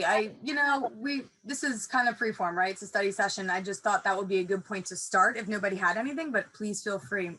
Yeah, okay, great. So I'm gonna make a little statement and then I'll let like Mike make a statement or whatever. But I have a ton of questions that I went through every single email that I could, besides the one that came in today, because I wasn't able to do that today. And I took out all the questions that people asked. And I think that people deserve answers to these questions. And I don't know how long that's going to take.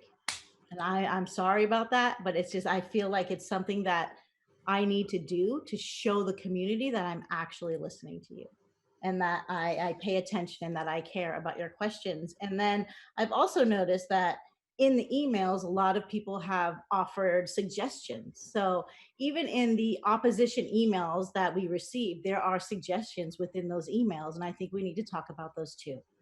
So I really want to make sure that we're going to have enough time to give this the full conversation that it deserves for everyone. But there are a couple of things I would like to have staff clarify.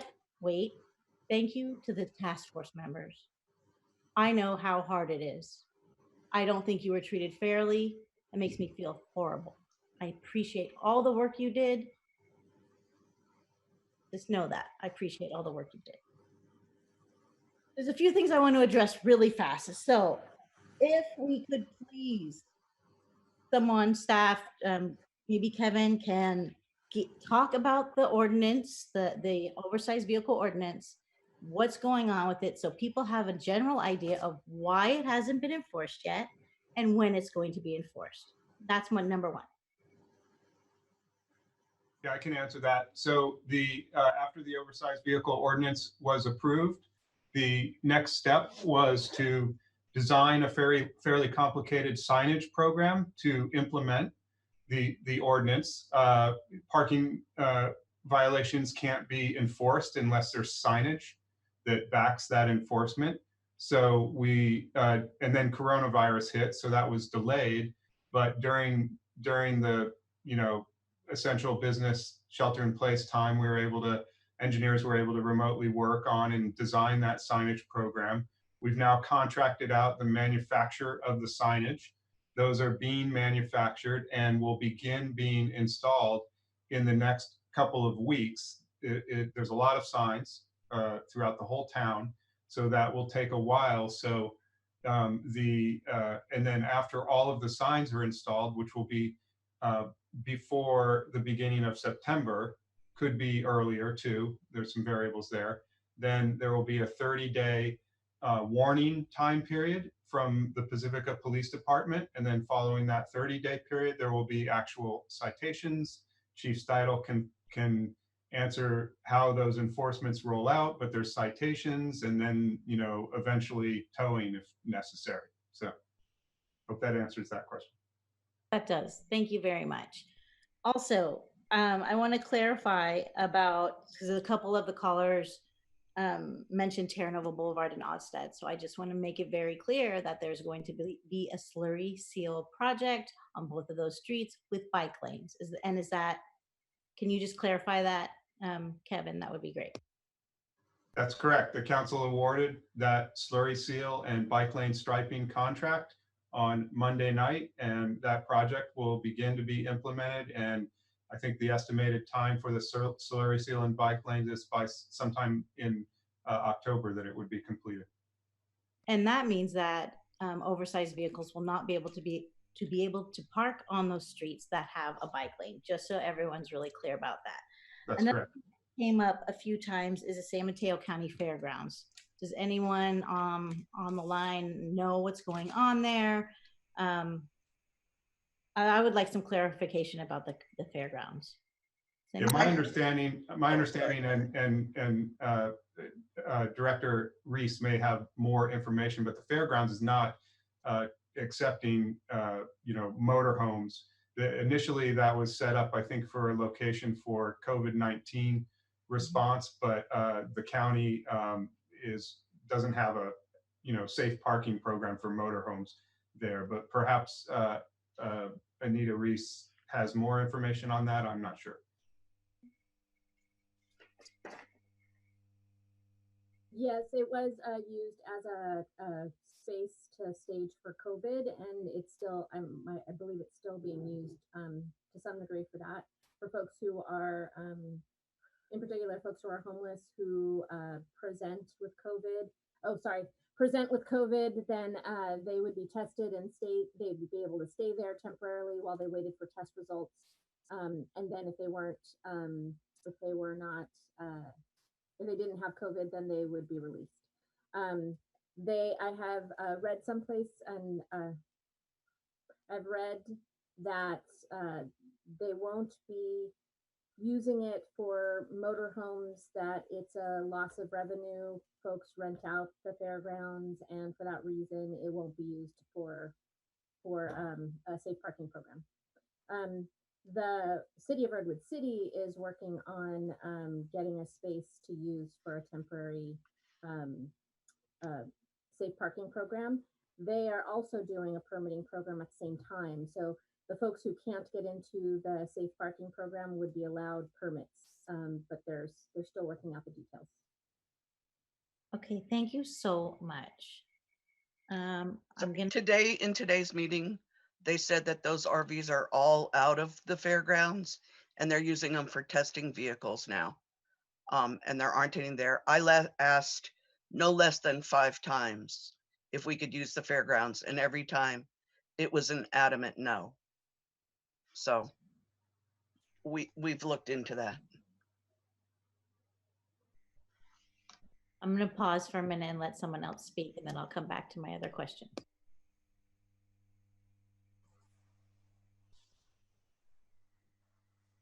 Micro. So. I just wanted to say thanks to the staff and the Unhoused Task Force about, for all the work they've done.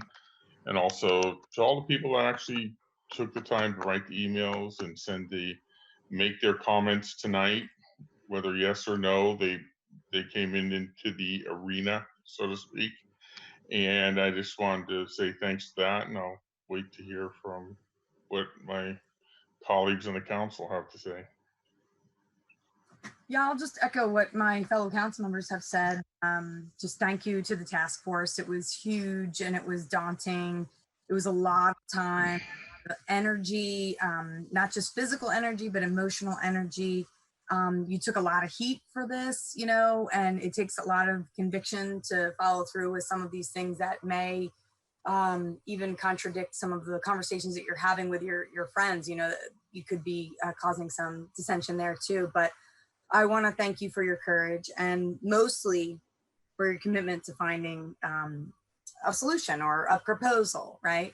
And that's a wonderful thing that you did, that you set out a year ago and you all came together, and even though many of you had opposing views, that you were able to come together. So I think that's a huge community effort too. And like Mike said, for everybody to email everybody for coming out, this is such an important discussion to be having. We've been having so many awesome community meetings, and they're all really positive. And I hope we can try to keep that positive community conversation energy going tonight. So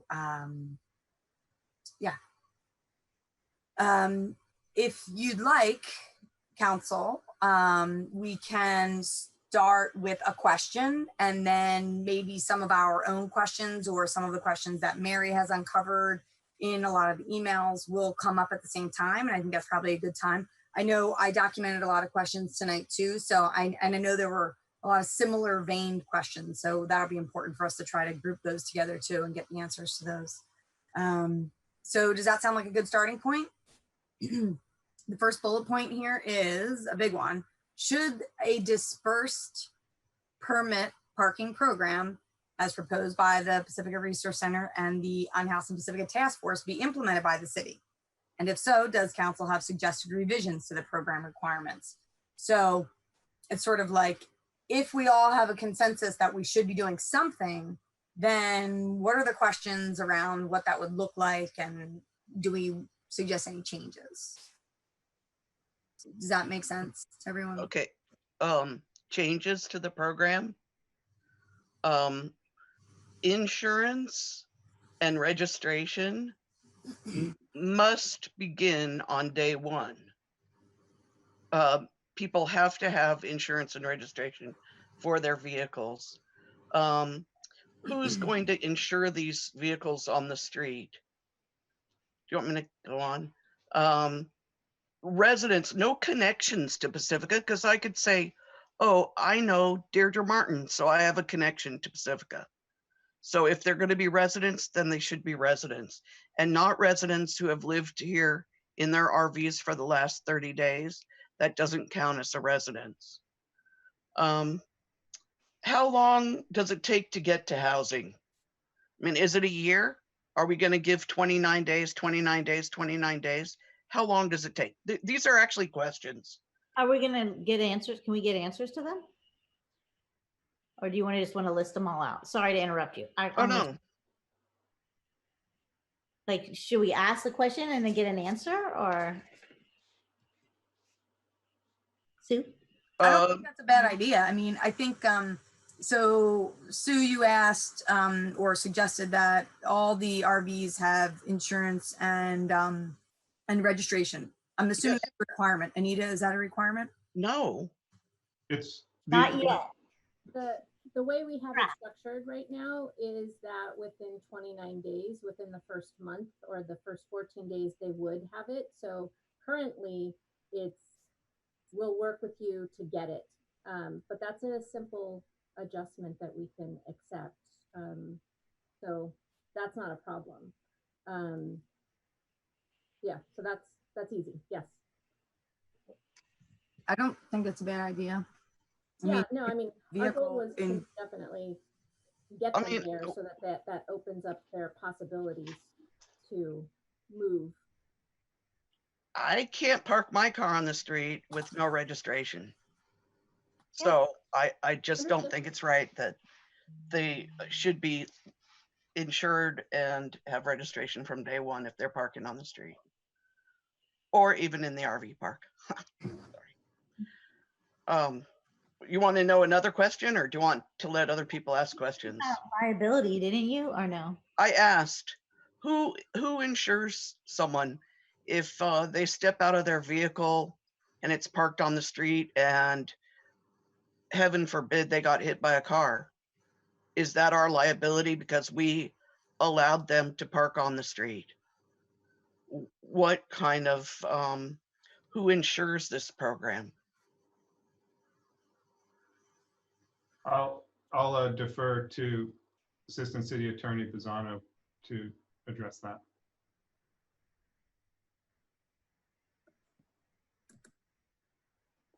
Good evening, Council. Denise Pisano, Assistant City Attorney.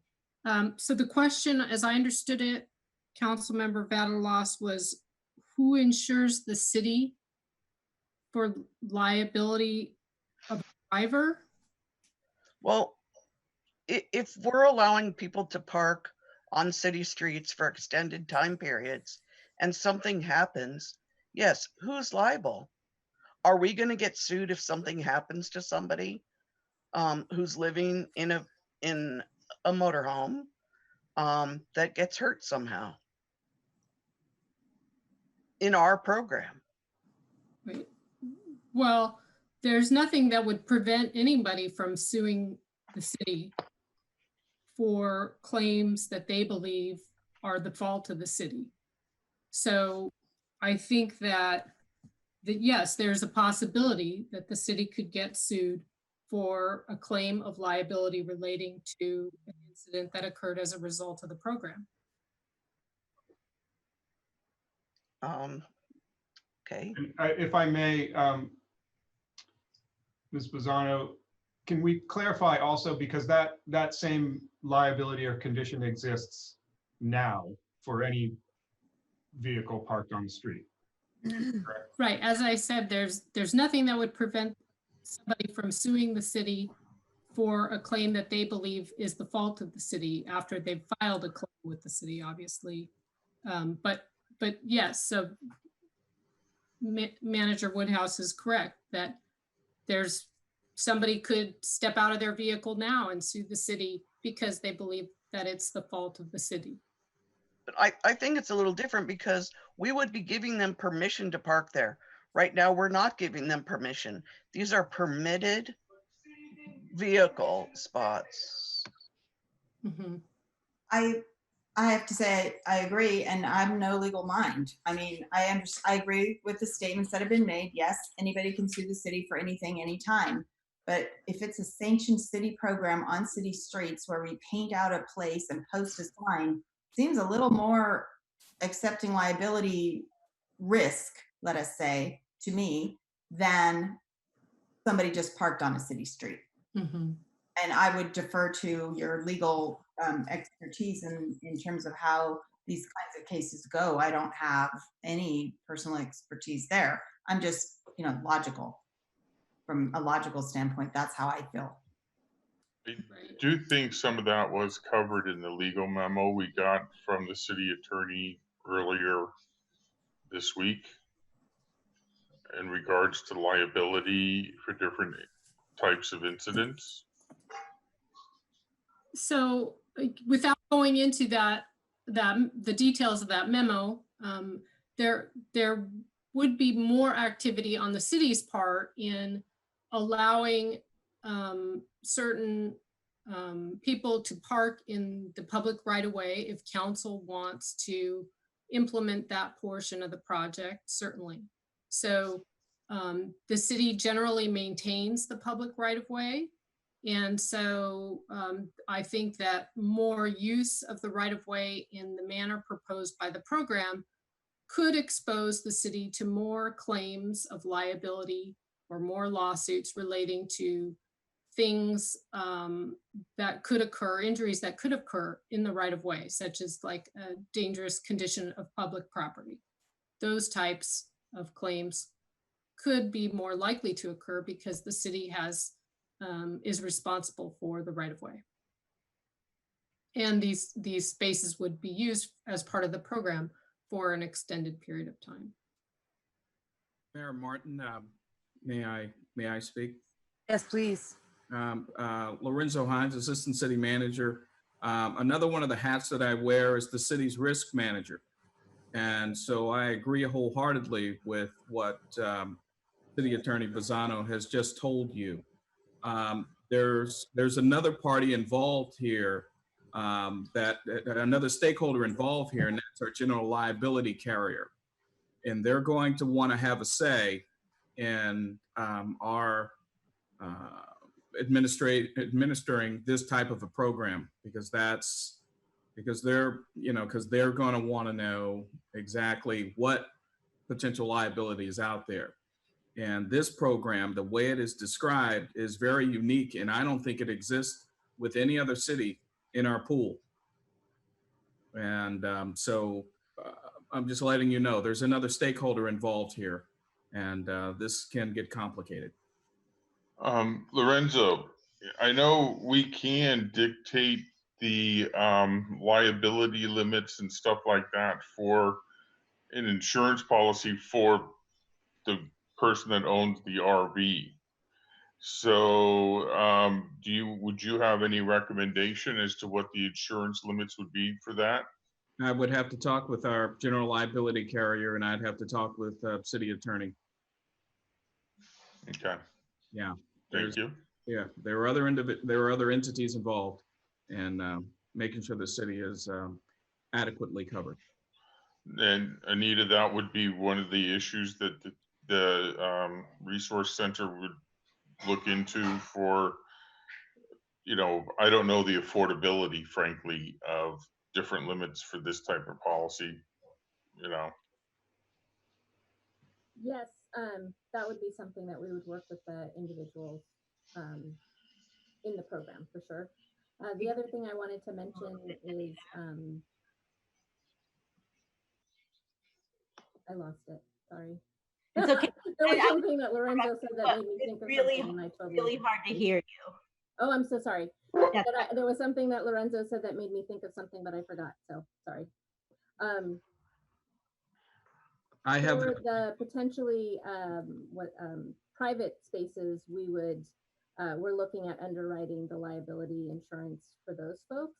I don't know how we would do that for city streets. That would be the bigger issue. And my initial thought too is that for the folks who are parking on the street, they would need to have liability insurance anyway. So if they were to get hit by a car or be involved in an accident, their insurance would be the thing that would cover it. And since that would be one of the requirements of the program, they would have that insurance as well.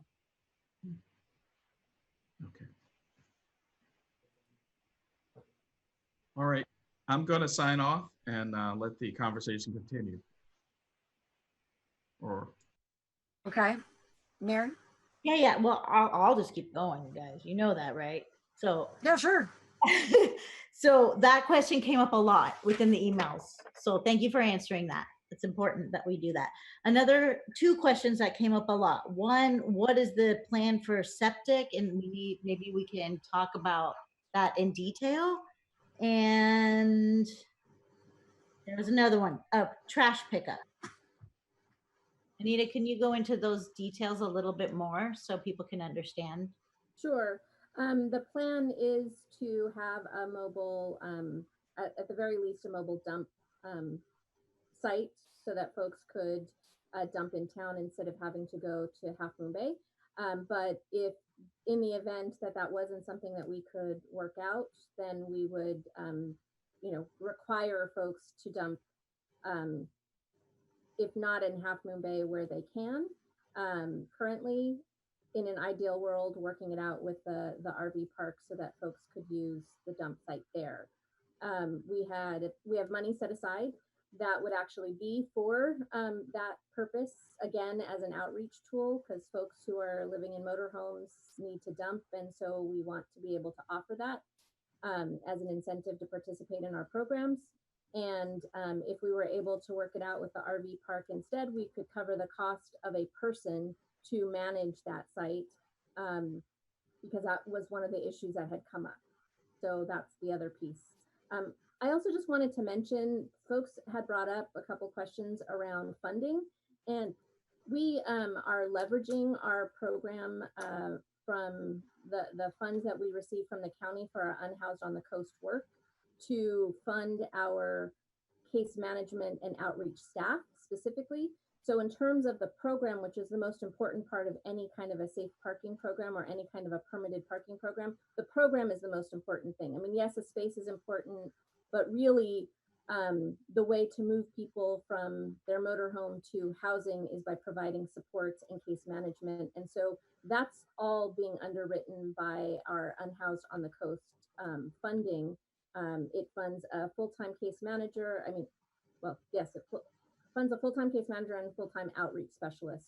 So those are the folks who would be checking in with people, educating them about this program in general. So, I know that there is a cost to the city, of course, because there's, the permitting, the enforcement, all of those things, but at least for the programmatic parts, those are covered for this year, for sure. If I may add to the dumping, any illegal dumping would be a violation of the participant agreement. So these participants have a lot more at stake in terms of violating their agreement than do those RV motorhomes that are parked in town, or playing the 72-hour rule game related to illegal dumping.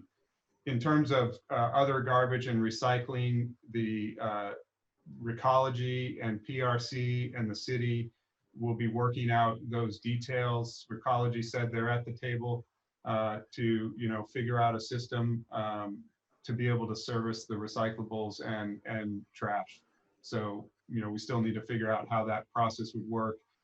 It's been a little bit affected by the coronavirus closures and facilities that are available for that, but we'll figure out that program. Mary, not to interrupt you, but I have a comments on that, issue.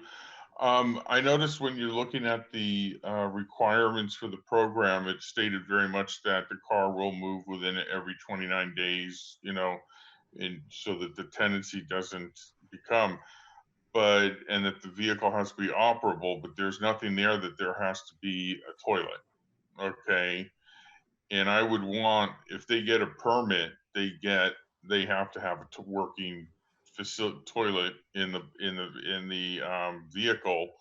And if you do not have a mobile dump station, they have to provide a receipt that shows they went to a dump station. And, you know, I don't know the capacity of those things. And, you know, obviously that's garnered by how many people are there. But if it takes once a week, then they need to bring in 4 to get another permit. You know, if they can go every 2 weeks, then they go 2 weeks, you know, 2 permits. But I want a receipt before any other permits are issued. I would like to state that I have a concern about a mobile dump station driving around the streets of Pacifica. We looked very closely at hazards. We looked very closely, I didn't, our public works staff looked for weeks at the street widths. And I have a hard time imagining how this program could really work in a safe way. We heard from a number of citizens about aesthetics and the type of town they want to live in. And I really just want to state, if no one else is going to, I will. That is a concern, the notion of a mobile dump station driving around town, emptying out RVs. I have to say it's not something I'm in favor of. So, you know how folks can rent, what are they called? The porta potties. And then there's a service that comes and services the porta potties so that they don't have to be replaced. So it's a tanker. The intention is to have a designated site where the motorhomes would come to dump, but they wouldn't have to leave the city. So I hear what you're saying. They wouldn't be going next to each RV or motorhome and dumping, but that was the intention of the program, was to have something like that. The ideal situation would be that we would be able to cover the cost of using the RV park or another, you know, something that's set up to do that. But in lieu of that, that was what our thought was. And would the mobile dump be stored here in Pacifica, or is that No. like they go service other companies? Yeah, they come and go. They come here, they dump, they leave, they dump in their septic tank or whatever they do to dispose of the gray and black water. I have a beautiful lawn ornament. It looks just like a porta potty right now. It actually is a porta potty. So I've gotten to witness over the last week both of those cleanups, and it's pretty unbelievable, quick and easy and clean and come and go, and not even 15 minutes. But anyway, food for thought. Thank you for your time, Mary. Go ahead. I'm done. You're welcome. So there's also been questions about, can there be like a set of goals and objectives connected to this program? Like, you know, measurable goals and objectives, and has that been talked about? So as part of our Unhoused on the Coast work, we have measurable outcomes. We're to provide at least housing center case management to at least 30 folks. And of those, a certain number, I think it's 10, will be housed by the end of that program. It doesn't mean that more people won't be housed, but at the very least it's 10. So I can definitely share that.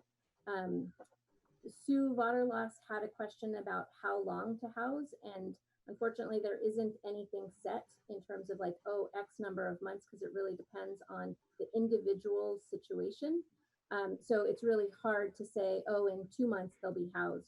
But I can say that one of the folks who has a couple who were from Pacifica, grew up in Pacifica, were homeless in Pacifica, were recently added to our caseload back, I think, in March, and they just moved in today to their apartment. So they were able to get a a permanent supportive housing voucher, and then they were able to move in after a lot of work with them. But it was, that's what could happen. Now, we've also had other folks who, you know, we've worked with for, you know, 3-4 years before they were able to get housing. You know, this particular gentleman I'm thinking about, he's been housed now for 6 or 7 years, but he was homeless for over 10 years between Santa Clara County and Pacifica. He would go back and forth depending on the weather. And over the course of, I believe, 3 years, we were able to get him housed, and he's been housed since. So it really depends on the circumstances of the individuals. It depends on all the barriers that they're trying to address. It depends on resources. It depends on all of those things. So I can't say definitively it's going to take this amount of time. But what I can say is that we're committed to working with folks on an individual basis to help them become housed. It's core to the work that we do. And Anita, one of the requirements is the desire to become housed. So in other words, you would read a case and say, well, it doesn't seem like you want to be housed. You're being offered housing. And then there would have to be a decision point as like, well, maybe you just want to live in your RV. And unfortunately, that can't be here, right? Right. Absolutely. Yeah. Okay. Yeah, a lot of the people that emailed us talked about expiration dates, like for it to have a sunset. And yeah, that seemed to come in a lot within like the opposition emails. That was something that they would recommend.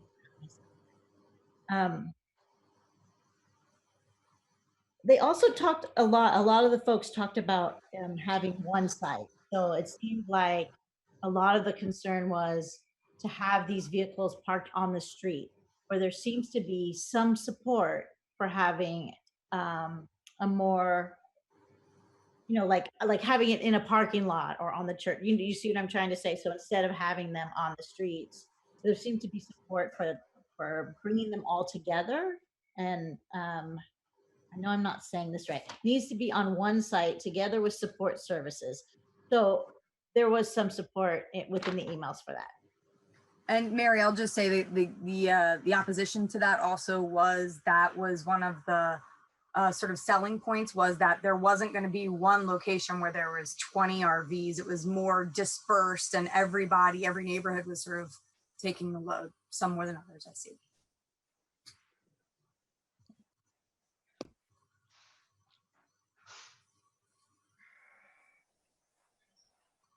Since no one's talking, the faith-based communities who said they were heavily involved in organizing this, one faith organization came forward and said, yes, we will allow 2 RVs parked on our site, but someone needs to pay for 24-hour security, 24/7, and we want to hold harmless, and this and that.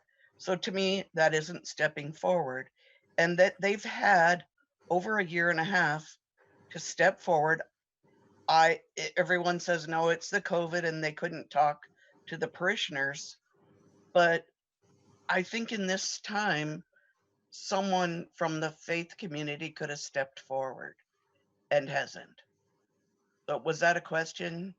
Have you, so I'll make it a question. Have you heard more from any of the other churches about allowing people to park on their sites? I'm not sure which one you're referring to, but we are working out the details to cover whatever the costs are to allow those 2 spaces. The other issue then is whatever permitting they need to go through with the city. Even to the extent of having a security guard 24/7? Well, that's something we're working out. Okay. So they may have said that in the letter. We're still trying to figure out what would work for them. Okay, and would the churches need to have additional permits if recreational vehicles are parked on their land? I believe that Yes. that is, yeah. Yeah, that's the other part of what was presented tonight is the temporary use permit application process. And Councilmember Vaterlos, to your question about other churches, the staff report in one of the attachments has 4 letters from 4 different churches expressing their, the progress they had made, the progress they have yet to make, and their desire to make that progress. But that's as much of the commitment as has been indicated at this point.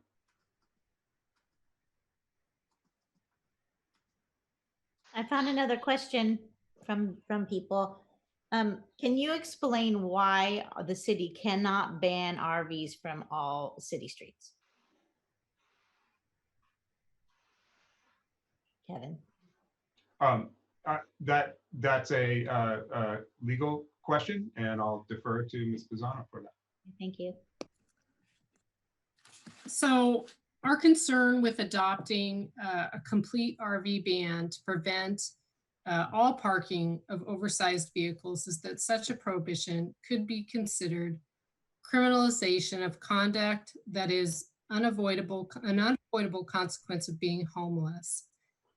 One way to avoid such a challenge would be to create a program such as this, which would allow some parking options for homeless individuals.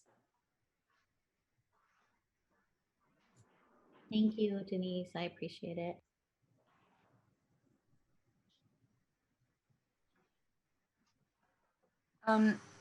As this was, I heard a bunch of stuff about a pilot program versus we need to wait, or what is the definition of a pilot program? Is there a time frame?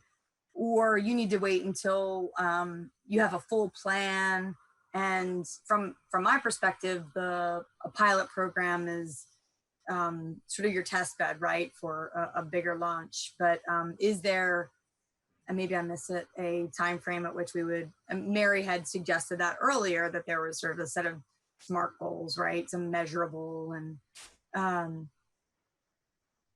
the general thought about the timeline is to run a pilot for a year, and as we develop more specifics, I think we would develop evaluation criteria, obviously tracking all of the progress or issues with the sites, et cetera, and be able to have that as data to evaluate after that year period. okay, thanks. A year.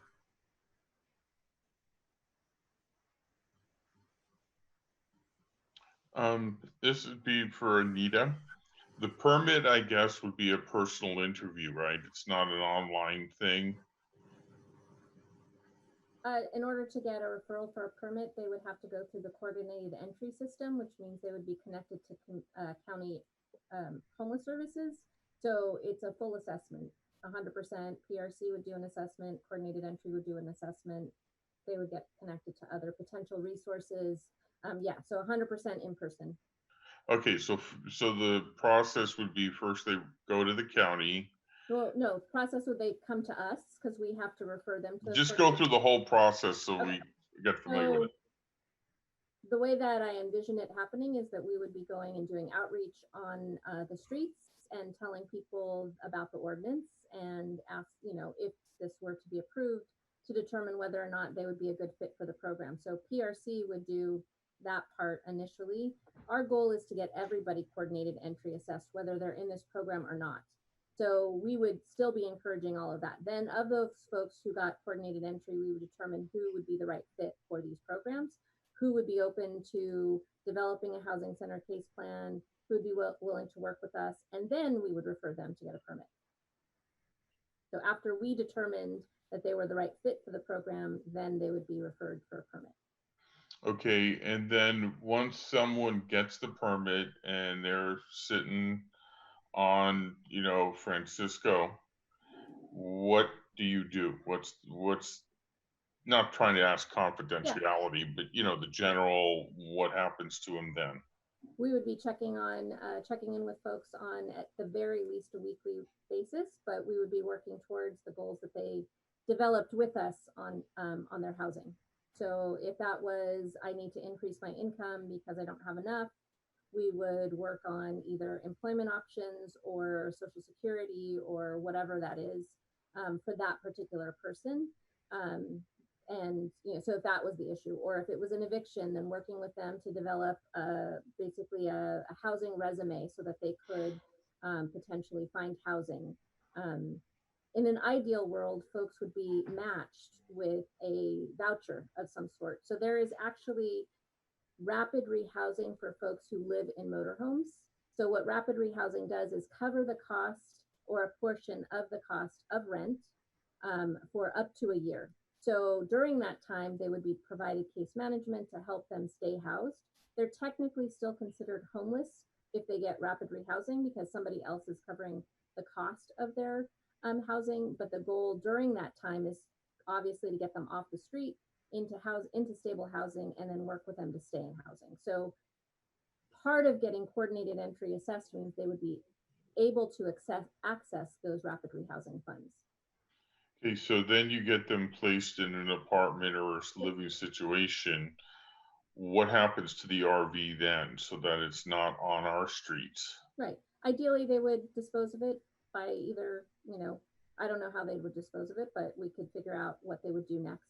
They would take it with them wherever they were going, right? I mean, it's still a asset in some senses. Right, right. Yeah. So they would just free to choose what they want. It wouldn't just be kind of like No, it couldn't stay. rented to the next guy that needs a permit type of thing. No, it would need to leave. Okay. And we can make that clear that's not something, I don't believe that's something that's addressed in the That's not discussed, yeah. So we can add something around that to explain to make sure it's clear that their RV, their motorhome cannot stay when they leave because of housing. Okay, so then you have 10 permits if the city says yes tonight. And let's say the churches fall through because their congregations don't want it. Or as they go for their permits, they have the, opposition that we have now for this program. What if those 10, and how do you monitor the waiting list? Will there be a waiting list?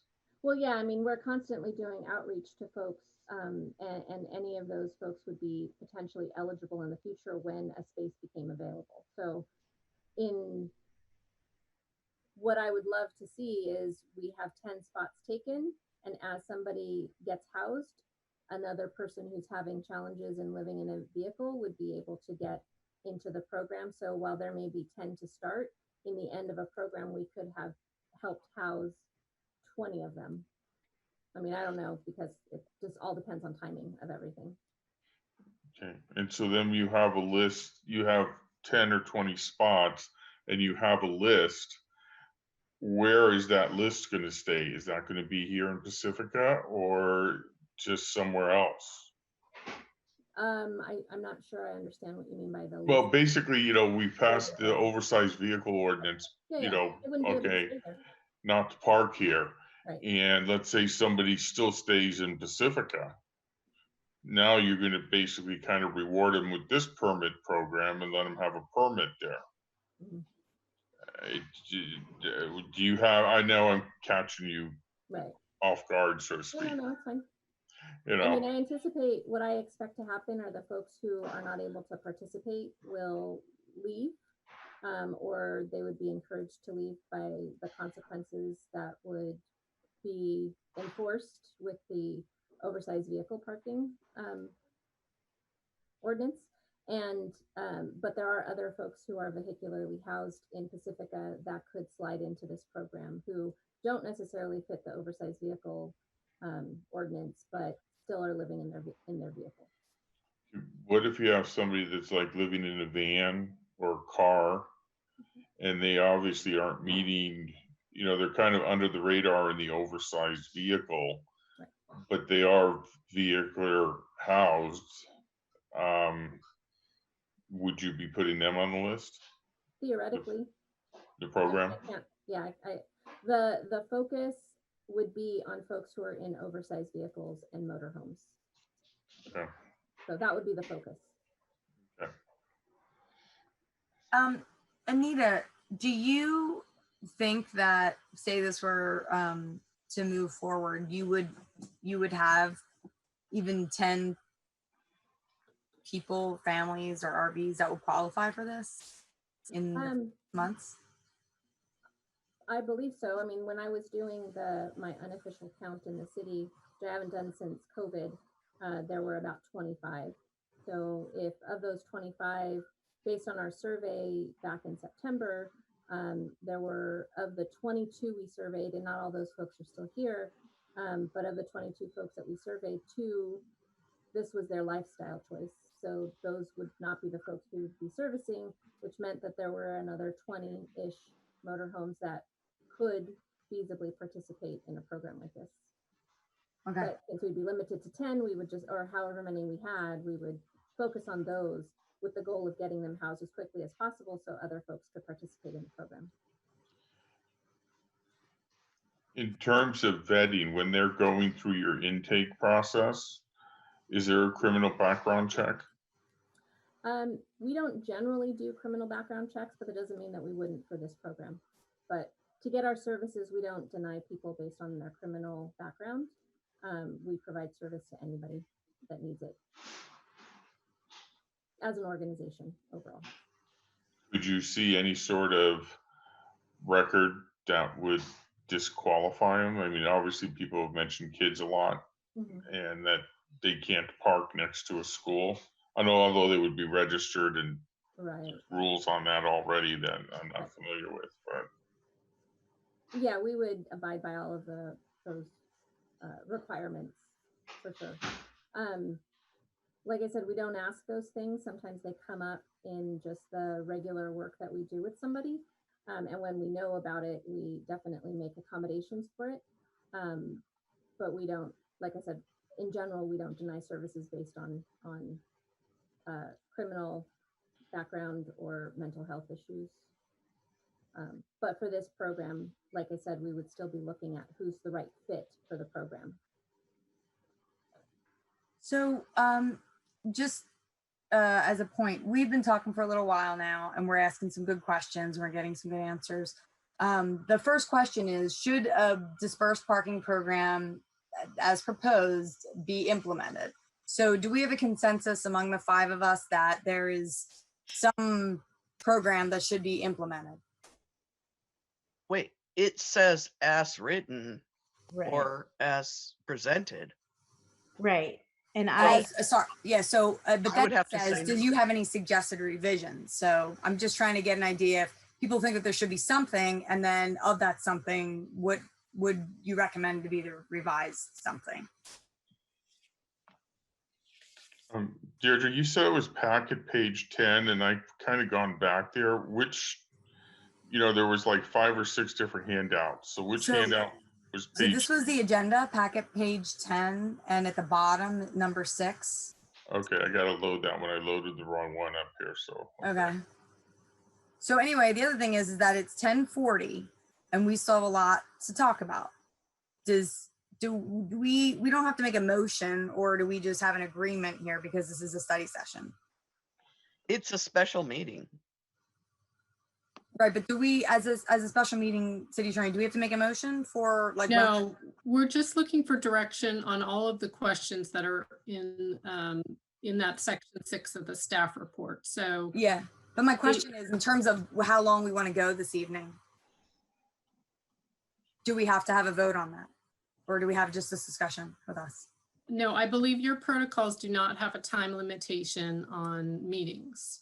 But I don't, like some jurisdictions require a motion after 11 p.m. and I don't think Pacifica Council has that, but I'll double check. We do. Yeah. We have done that historically. I don't know if it's in the Okay. So then if you go beyond a certain time, then you do need to make a motion to continue beyond that time. Okay. So I can confirm the time by looking at the protocols.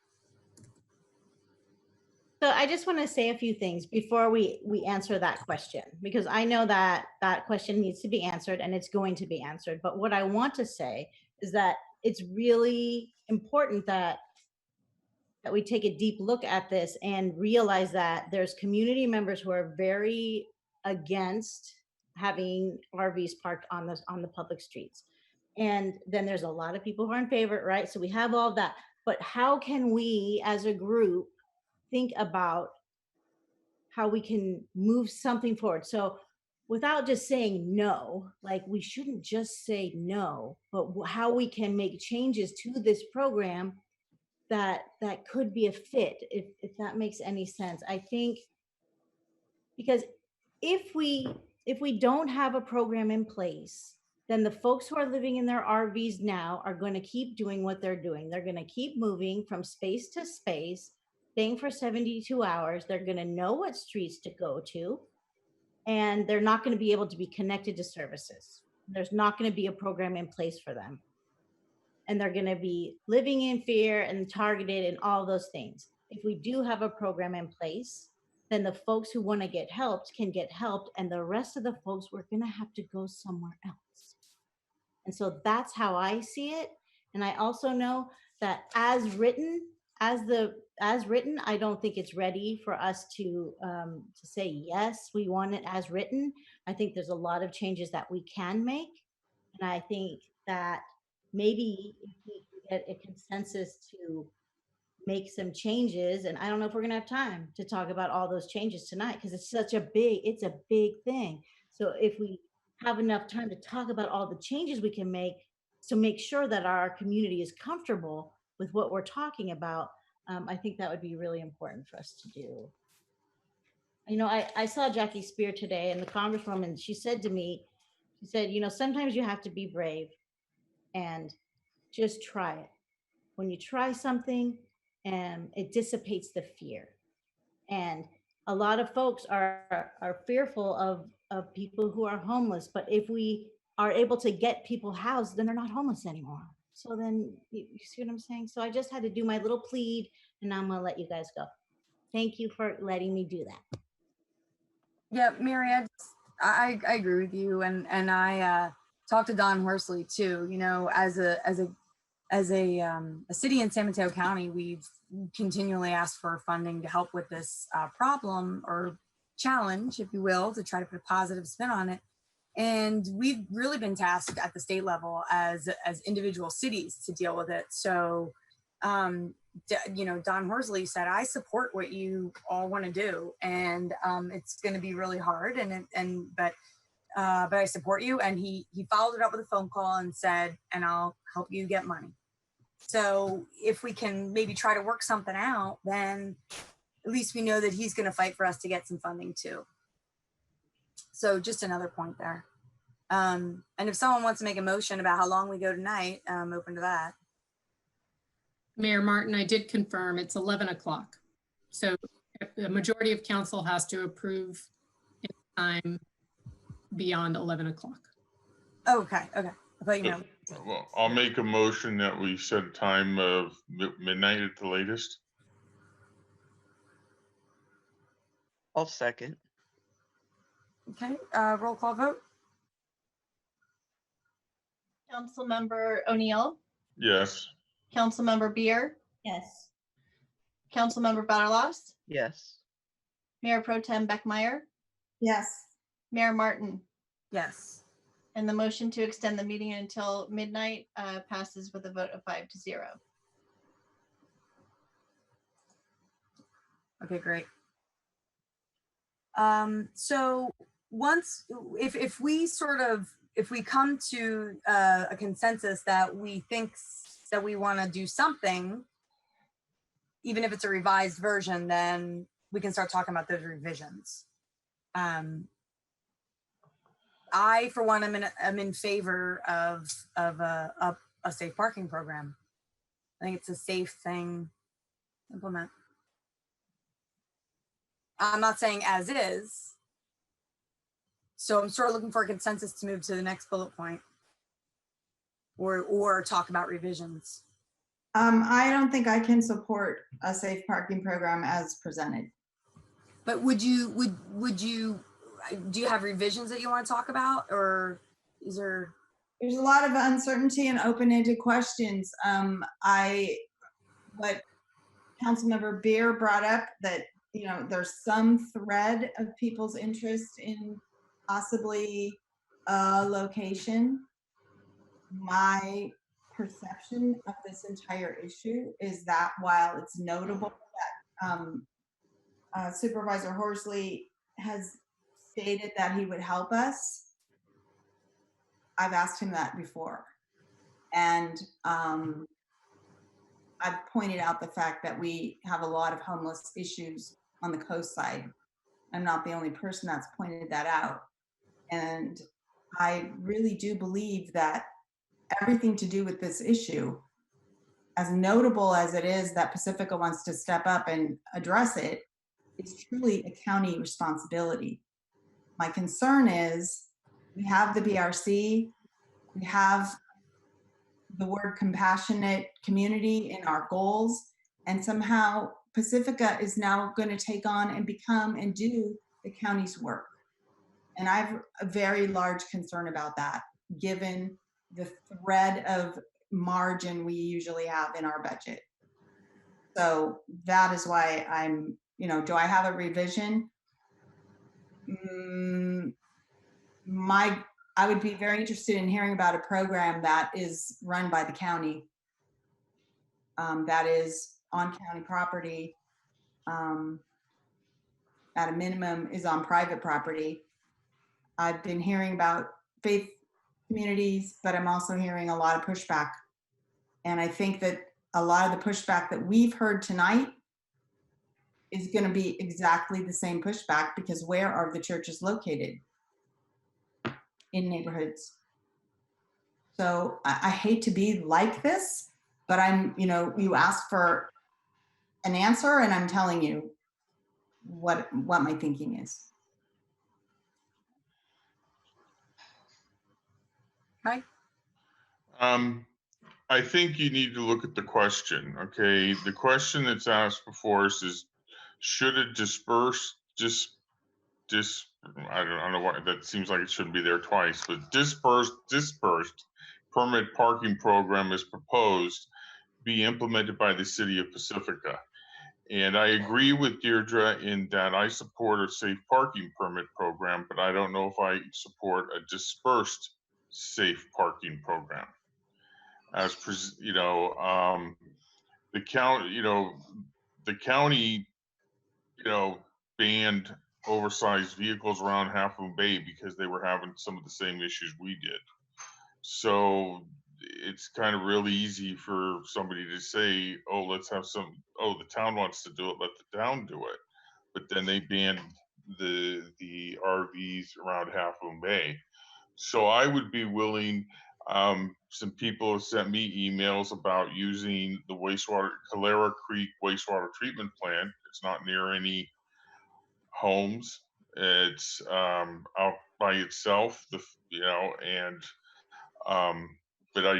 to do Beach Boulevard, I think is impractical, because once you get behind that fence, I think it would cost us an absolute fortune to make it safe for anybody to go in there. I mean, it's just big rocks and debris. So I do support a safe parking program, but as dispersed, I think I think the same issues we're facing now, we would be facing as every church applies for a permit. So I don't think this is a feasible project for Pacifica as stated. But I know it would be very difficult to find a central program. Mayor Martin, for just clarification of terms, can I say something? Because I want to make sure that we're clear. So traditionally, a safe parking program infers a centralized big lot that is used, and a permit parking, and to specify that more, we've called it a dispersed permit parking program. And there's a typo in the staff report there. There's an extra dispersed, spelled. Okay, yeah, because it had two different meanings. Yes, I know. Yeah, no, that's a typo. So it's dispersed in that the parking spots are decentralized, one or two motorhomes in various spots. That's what that's the program. So to go back to the centralized safe parking program concept, we would need to rewind 2 years ago when that concept was first raised. Staff researched it, came back to the council and said, there are no viable sites that are city-owned sites in Pacifica to do that. And that eventually is what led to the Unhoused in Pacifica Task Force formation to evaluate other creative alternatives, because that type of large site doesn't exist in Pacifica. In various recommendations are made, but for every site there's a rationale that was presented to the council about why those sites wouldn't be recommended or aren't preferred by the council.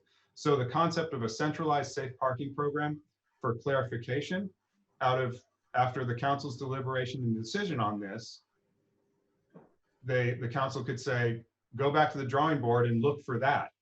We've already been there. We could continue to do that in the future if the council directed it. But at this point in time, that's not really the program that's on the table. And what the first question is asking the council is, does a majority of the council support the concept of parking RVs in designated locations on various street locations combined with church sites, a dispersed parking program? So I just say that so that we're all sort of clear about the terminology. Okay, thanks. Again, the churches have not stepped forward in almost 2 years and have not made any single commitment at all. So as this is written, I'm sorry, I am not in favor. And the churches have stepped forward and they did send us a letter. Their issue right now is the same everyone else is having, is that their main priority is getting their congregation back in the building. And then they can concentrate, just like us, on the next priority. But Deirdre, they had a year before COVID-19. No one stepped and forward. we were supposed to talk about this in March, right, Kevin? Yeah. So what if we talked about maybe less spaces, or like how can we like come to some kind of mid ground where we can talk about something else, like can we have just less spaces on the street, maybe scale down the program a little bit, even though it's really small as it is? Would you guys be open to talking about that? I think the issue is the locations. It's clear people do not want it in their neighborhood. It's clear they do not want it near schools. Yeah. Okay. And I just think it's kind of like the marijuana dispensaries, right? I mean, there was only like 4 places in town where we could put those because of the parameters we put on of so many feet away from schools and daycares and everything else. And I mean, so of the sites that you see on that map, is there any of those viable? And I think to downsize in the churches, one spot in a church lot is, how much, and it's going to cost $11,500 to get that permit done. See, and I mean, in other cities, like Redwood City was mentioned, okay? The spot they picked is east of 101, across the street from the women's jail, okay? So in an area where there's not housing at all. And that's our problem, is we do not have any areas without housing. And if or I could revenue to support it. Redwood City was going to be spending $650,000 a year on their RV site. And yeah, but we weren't going to spend that, and we weren't going to spend nearly as much. The PRC was going to cover it. Right. But, And in fairness, I don't know who's paying for the 650, whether it's Redwood City or the county. I don't know. It was Redwood City, and they have a lot more income than we do. And if I could clarify, because Redwood City came up a couple times, and I think Ms. Bizzano has more detail, but they held a study session. They haven't approved a program, but what's on the table for them yet to be approved is both a centralized safe parking lot and a permit parking program for motorhomes on city streets.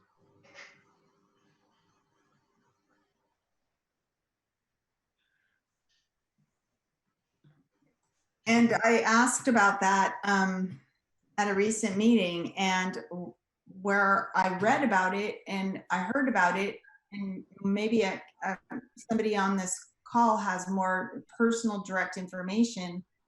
The impression I had was that it was a done deal and it was happening. And then the information that I got was that they've had a study session on it. So I don't understand, you know, we're not Redwood City. It's not, I don't need to know exactly what the decisions are there, but it feels like it's being marketed and held up as this, look, Redwood City's doing it, you can do it too. And we're not Redwood City. We don't have $650,000. We don't have the space. You know, I hate to be like, no, we don't have all these things, but it's the reality that we don't have all these things. We have a potential commitment from one church, and it's laden with conditions. So I favor the idea of looking for a more concrete commitment before spending a lot of time, what about this, what about this, what about this? When, I hate to say this, I'm not very hopeful. You know, I've put some, Councilmember Vaterlos put a great out of the box thinking out there. I like that thinking. I think it ticks a lot of the boxes of the issues that people have raised with us. I heard many letters. The whole preamble of the letter would be, this is what you want to do. City streets are not the place for that. The place for that is RV parks. And I agree with that. And so, you know, we're not the only city in the immediate area that's having this problem. Maybe the county needs to develop an RV park and place services there to address this issue.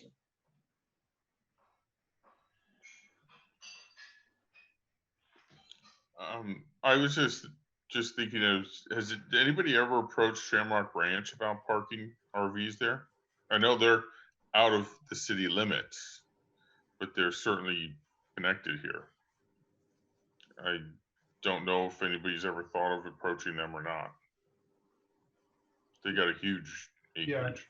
Yeah, not that I'm aware of. I mean, the unhoused task force may have done that, but I don't recall. I've never heard of them being asked. But I have to admit, when I supported the unhoused task force, any locations I mentioned were central locations. Okay. And that's kind of what I was hoping to see and, you know, county funding. The county is now running $100 million deficit. The state's running whatever billions they're running deficits. And I don't know how much the funding is going to be there. You know, if they're deciding between cutting school funding or homeless funding, I don't know which one will be passed by the legislature. Well, as a matter of fact, the Veterans Commission just passed more funding for what they're expecting and projecting to be homeless veterans. So if we don't do something about this now, the problem's going to get worse. And I don't disagree with you. We're not with going to the be able problems to being worse. enforce anything. The Veterans Commission, county or state level? County. County. Anita, do you have a relationship with the RV park? do you think that would be a possibility to approach them, or?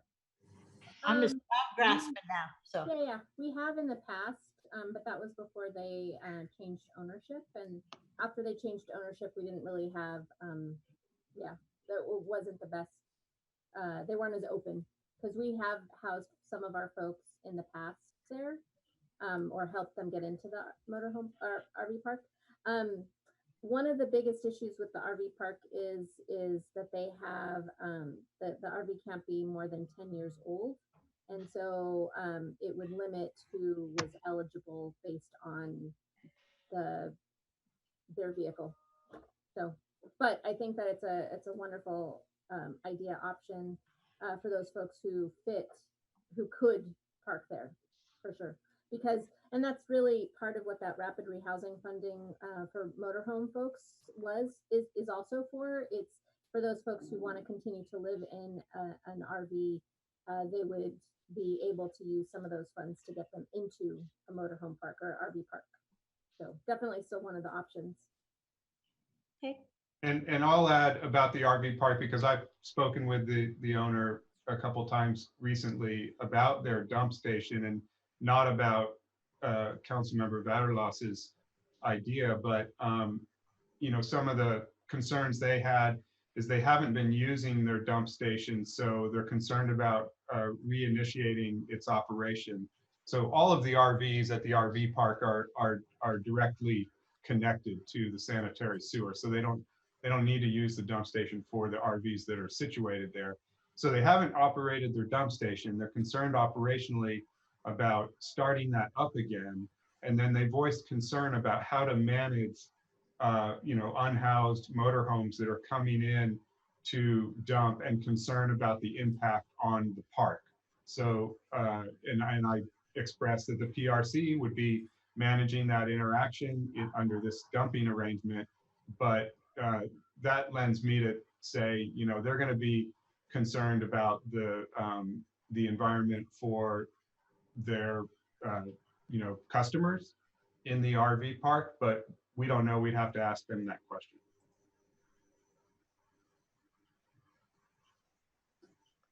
Denise, did Redwood City pass a safe parking program? Thank you, Mayor Martin. Yes, so I have their staff report up from their June 22nd meeting, and it is a directional item. The item that was before the council was a recommendations from the Safe Parking Ad Hoc Committee regarding establishing a 2-year safe RV parking program, which included both on-street and off-street parking facilities, and then also making changes to their ordinance amendments. They are prohibiting overnight RV parking for certain periods of time, and they're also establishing a 2-hour parking limitation on a certain street between 9 a.m. and 6 p.m. And they are also repealing an existing ban on using vehicles as sleeping or living quarters. But these were all directional items. Right. Okay. Because Councilmember Giselle Hale had reached out to me to just kind of celebrating. So, and also Diana Reddy. So when you say directional item, that means they're done? Their ordinance? Or no, just figures out how to do it and brings it right. back. So yeah, just like this, I'm like just getting direction from council on what they want to do. So some of the next steps that they identified was July 13th, which I don't think they actually took anything to council on July 13th, but that the estimate in the June 22nd staff report was to introduce the parking ordinance amendments. July 27th has a date for adoption of the parking ordinance amendments. And then late August, September 2020, begin implementation of safe RV parking program and enforcement on street RV parking. Thanks. That's just the sort of the next steps that were outlined by staff. Okay. I have an idea that, you know, with Councilmember Vaterlas throwing out her, you know, super out of the box thinking idea, I think I'll go ahead and throw mine out because I've floated this a few places and had like, really? They're not going to do that as the reply. And I continue to circle back to it because it's a collaborative solution. And it's within county, and it's within North County, and it's on the coast. What I've heard from Anita and others is unhoused on the coast aren't interested in availing themselves of resources on the peninsula because this is their community. This is where they live. This is their location. And this is where they want to be. And I respect that. It's just that we don't have somewhere. And as much as that may be true, that doesn't make us have somewhere. So I have proposed the notion of approaching the Board of Supervisors, including Supervisor Canepa and Supervisor Horsley, about the idea of looking at the Muscle Rock transfer station location. I personally have walked the space more than once, photographed it more than once, videotaped it more than once. And at first I thought there's no way that could possibly work because of the grade. But I don't think the grade there is any greater, now I'm not an expert, than the grade that was proposed on Seabowl Lane. Maybe it's more, but it doesn't look impossible to me. And there is a ton of space up there. There's utility. We'd have to come up with a sanitary sewer solution. But, you know, it seems like there might be money for that. And maybe there's a partnership that could be had.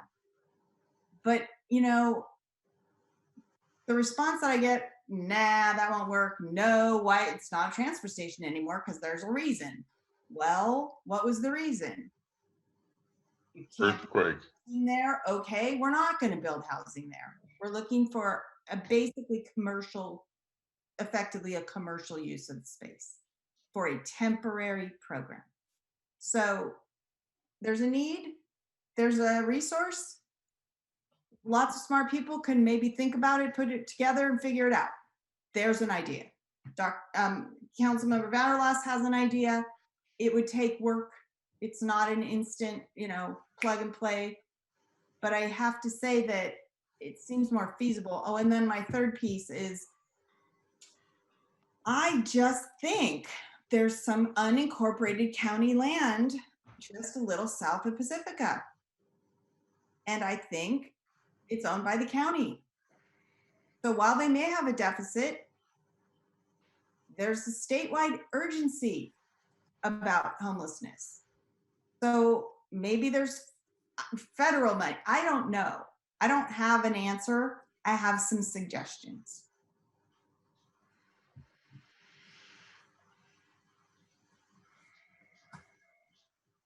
In regards to your question from Muscle Rock, my wife and I went and got a sandwich and we were looking for someplace to eat. So we drove up to Muscle Rock. There was RVs parked there already. So your question about grade, it works, you know, because there was RVs already there. And they did not look like the kind that the PRC would be servicing, let's put it that way.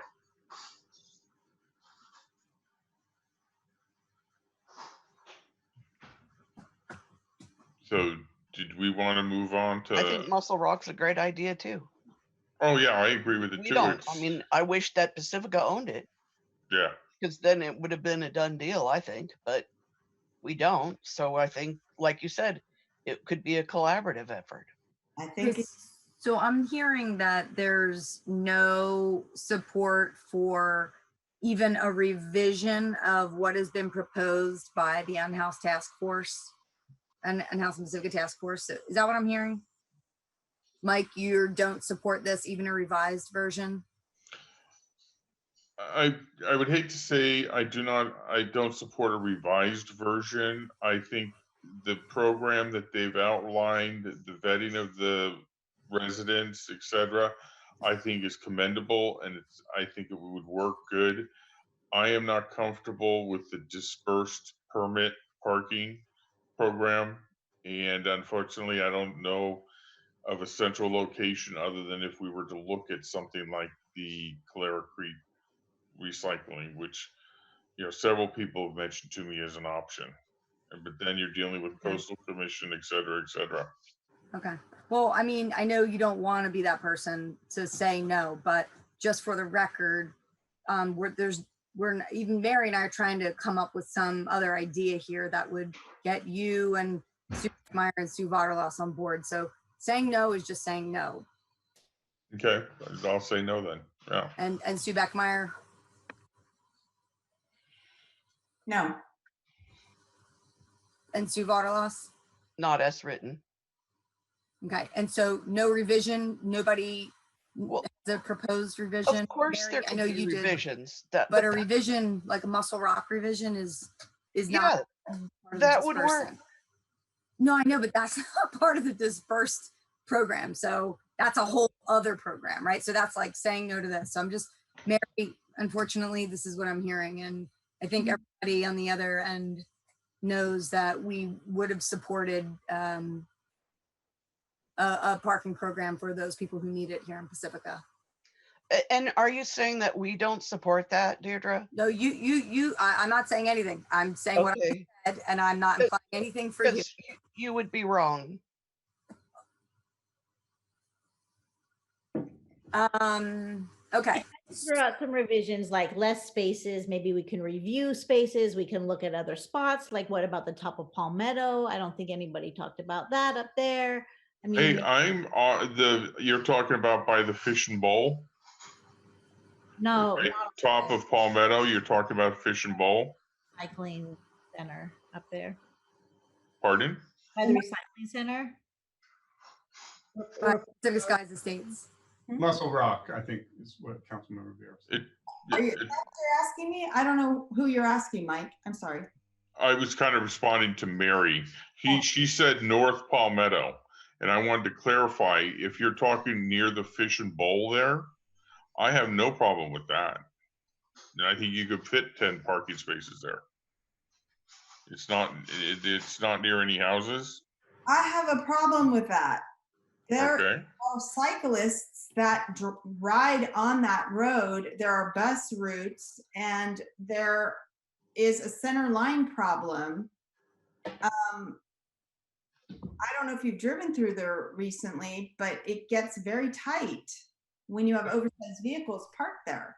Well, instead of being very specific about areas, can we just say that maybe we would like to explore different areas? So if I could chime in on that. So for example, the North Palmetto area is planned bicycle lane facility. So really what you're looking at in the potential 10 sites that staff identified is we went through every feasible location in the city, and based on criteria that relate to, you know, slope and distance from residents and businesses, you know, sort of being removed as much as possible. That's the best, those are the best top 10 sites that staff came up with. That doesn't mean we can't go explore different ideas or sites, but, and you know, the public works representatives could probably chime in if we got to that point of discussing other sites. But you know, we're land challenged. A lot of our streets are hilly, and there weren't a lot of options. So it was a stretch to come up with the 10. And you know, I don't have any ideas for other potential on-street parking locations. The only other spot I could think of is if we worked out a deal with San Francisco for the Sharp Park gun range. I don't know if they would be interested in that, you know. But and you know, I don't see we can't revise the bike lane if we decide that this is a better use of that spot. You know, addressing the concerns that Sue Beckmeyer mentioned. You know, now that she mentions it, I do know there is buses that go up there. Yeah. And the other thing, if I could, I wanted to try to coalesce a little bit of the direction here, because after a year of work in the Unhoused Pacific Task Force and PRC and city involvement in trying to come up with a program that meets the council's goals and, you know, matches with the oversized vehicle ordinance is going to get implemented and provides service to unhoused. This is the program that the group came up with. And if the council's direction is no on this, then we're sort of, you know, from the previous council direction, our work on this is done unless the council directs us to go back to the drawing board and look at other sites like Muscle Rock or talk to the RV park about different types of programs, like a more traditional centralized safe parking program. We've, you know, done that before and we can continue that work. But as far as all of this work that the Unhoused Pacific Task Force has done and the PRC in this program recommendation, that's what the council is deliberating on tonight. So if the answer is no, then that's done. And we retool the work plan based on council direction that you'll have to give at some point to us if we're going to continue to work on unhoused in motorhomes issues in Pacifica. Okay. So basically, I guess question number 1 has been answered. We can go to question number 2. The council would like to implement a dispersed parking program. Should the program begin with public right-of-way host sites? Well, I think that's answered already. So the hierarchy of those questions is that if the answer to 1 is no, then we don't need to go into the details on all of the other questions. Right, so we just move on to I would like to discuss private property host sites. well, it's off the table now. It's off the table because that was part of the program. Well, I was going to actually suggest is if somebody wants to allow an RV to hook up to their house, you know what I mean, and put it in their driveway, is that something we would want to support? Well, the council, the staff recommendation on that, Mike, was no. Neighborhoods weren't designed for that, that setbacks don't allow for that, etc. And when I read that, I thought to myself, because we've had people say they would be willing to do that. So I wondered to myself when I read that, is this like any other planning? Tina's going to say, what? Is this like any other planning kind of thing where one can appeal it or, you know, make a, you know, could say, but look, my setback is 40 feet and I have a huge thing on the side of my yard or whatever, because it's clear, you know, driving around Pacifica, it's very clear. There are some homes and some properties that are absolutely ideally designed and probably were purchased by people who have an RV and or a boat and knew they needed a house that could accommodate that. And they chose to, and that's where they live. And there's a number of lots and properties around here that do allow for that. There's a whole lot that don't, like my house. Short little driveway, can barely put my car in it. But, you know, I just wondered where the general recommendation was, yeah, no, neighborhoods, not so much. Is there a path if somebody really wanted to pursue it? I think that's what that's asking. There's no reason somebody that's living in their van couldn't park in a driveway. That would not be a setback issue, right? Right. Yeah.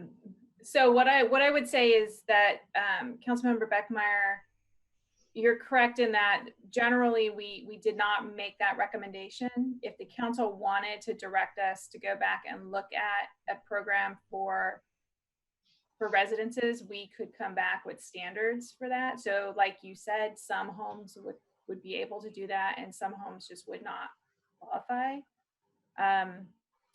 We do, you know, municipal code requirements would need to change. I think a big question that I have is what kind of notice would you like the neighbors to have? And would this process be frustrated anyways by the appeals for anybody who may be asking for a permit to house somebody? You know, they can already build an ADU if they'd like, and they, or a JADU, and if they would like to rent it for nothing, they can, in order to help somebody out.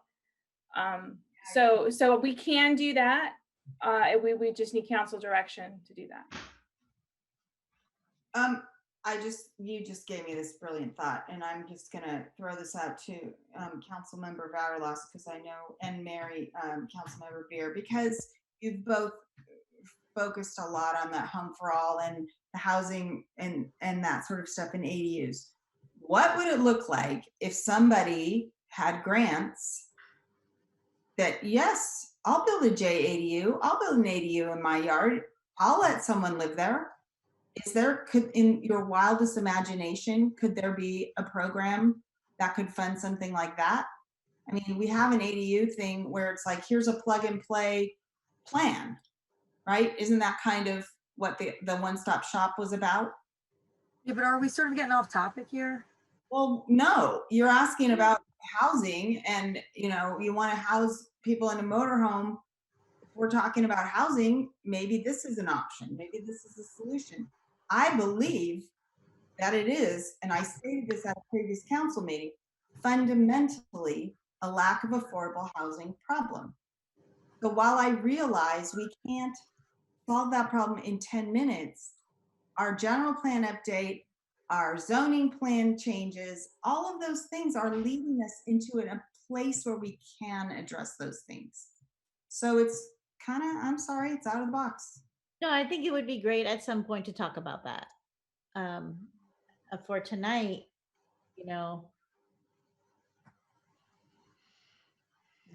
I think I presented everything that I think I could possibly present tonight. And so, is there another question that we're going to have? The public definitely brought that up too.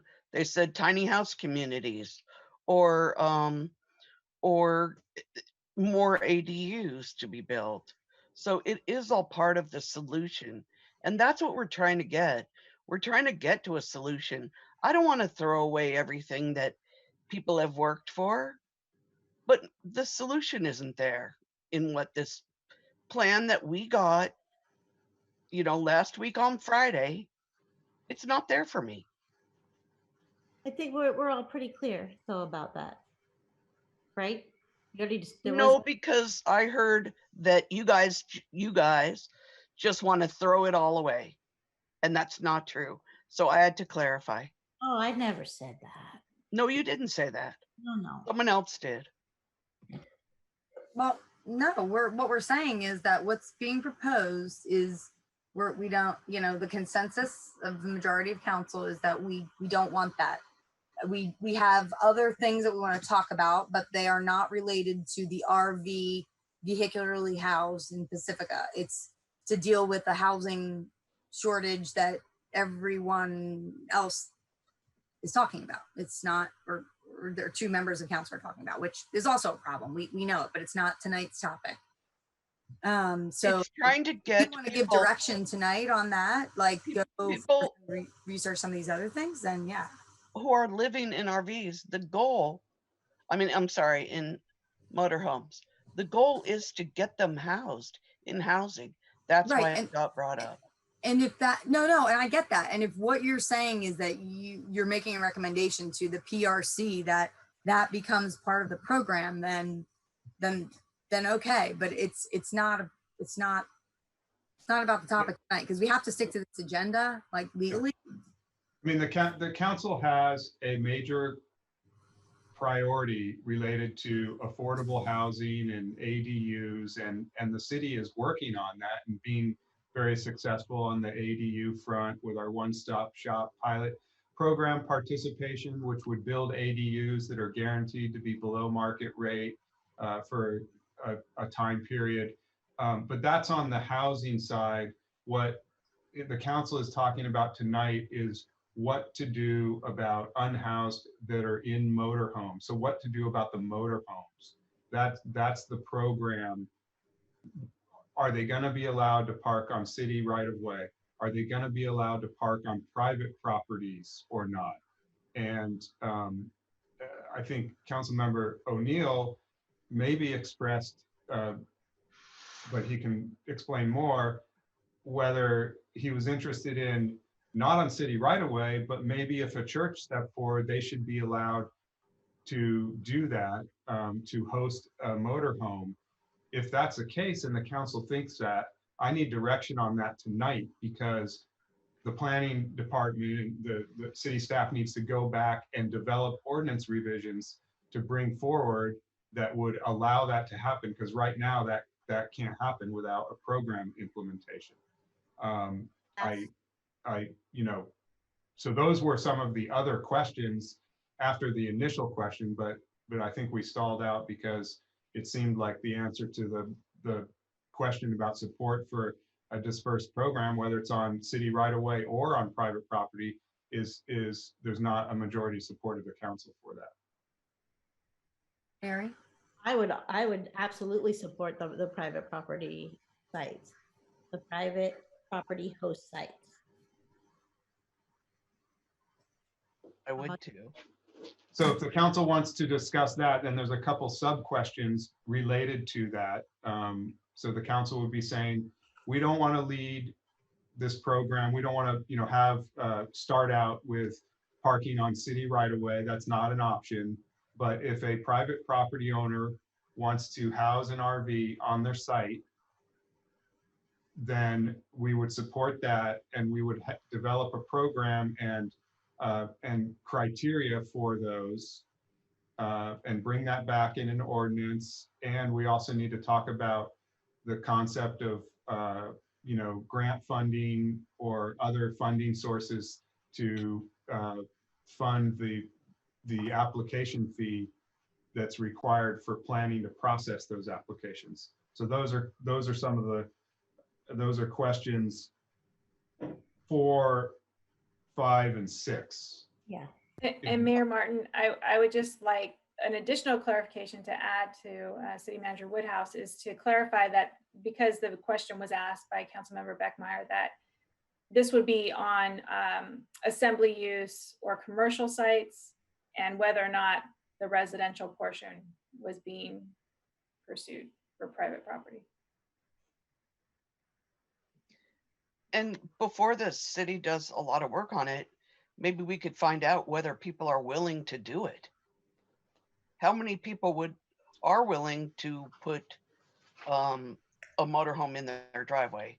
I asked many people that one day in emails, and I got one response, and one person said, yes, I would definitely do it. But do we know if people are, before we go through all this, do we know whether people are willing to do it? Can I respond? Because if we have a program in place, then they have something to say yes to. But if we're just like asking and there's nothing in place for them to be able to do it, then they're not going to be able to say yes to that. So I would be in favor of creating some kind of program just to get that going, and then we can find out if they want to do it. Because obviously there's a few churches that do want to do it. Right now they don't have a way to do it. I think part of that question though, Mary, is if we include residential or not. And Sue, I think you were directly talking about residential. I was. Tina, you needed more information on, is that even feasible given the appeal process of some neighbor who might want to appeal something like that? So you need to know the full scope of what would be included so you could tick all those boxes. Is that right? Right. Just so when we do come back, I make sure that the council is getting everything that they are expecting and want to review. Can I maybe give you what I would like to see? I would like to see is what your minimum setbacks would need to be for like a driveway to fit an RV. And can it also accommodate a van that somebody is living in? And those are probably the two biggest. I would also probably like to see, the corner house can't do it because line of sight, they could potentially be blocking traffic as they're coming up the street. So probably something in terms of line of sight blocking street. Most of the streets of Pacifica, other than like Terra Nova, and actually that might be a point. Someplace like Terra Nova, you can't because it's too busy with cars backing out and stuff like that. Is there streets that we might not allow it? Lindemar, Terra Nova, Monterey, Manor. Well, Manor, it's just so steep. So that's what I would like to see, and that shouldn't take too much time because I don't know what the standard length is of an RV and how much would it be to fit in there. And also they'd need to get the fittings so that there would be sewage and electricity to the RV.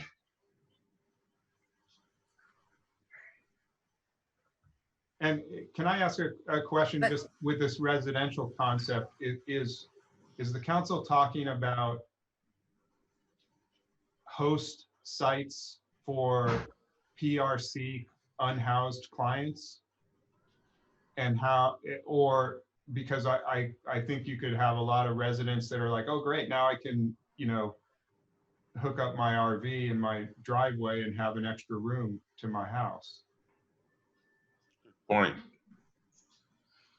I'm not sure about that.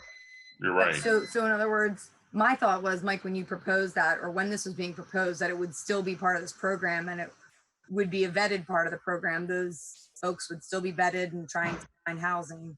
And right. It could be more than 10 or 20. Yes. Right. That's what I was alluding to, but then Kevin just brought up a good point about the guy that owns an RV and doesn't want to pay storage fees, so he just puts it in front of his But house. he has to be a caseload he has to be a case. Yeah. Oh, yeah. Part of the program. That's what we're talking about. And that's just a way of trying to get them in a program to move them forward. And,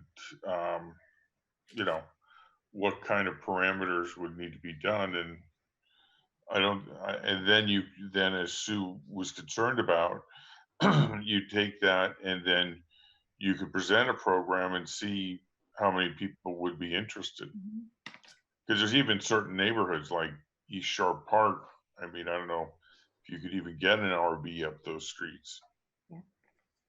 So and I think I would just offer that it would seem, and we would have to explore this concept more, but what kind of so for the current program that's being presented, there's a notification of 500 feet requirement for those public right-of-way sites or the church sites. So would a resident that wants to house an unhoused motorhome need to notify within 500 feet of all the neighbors?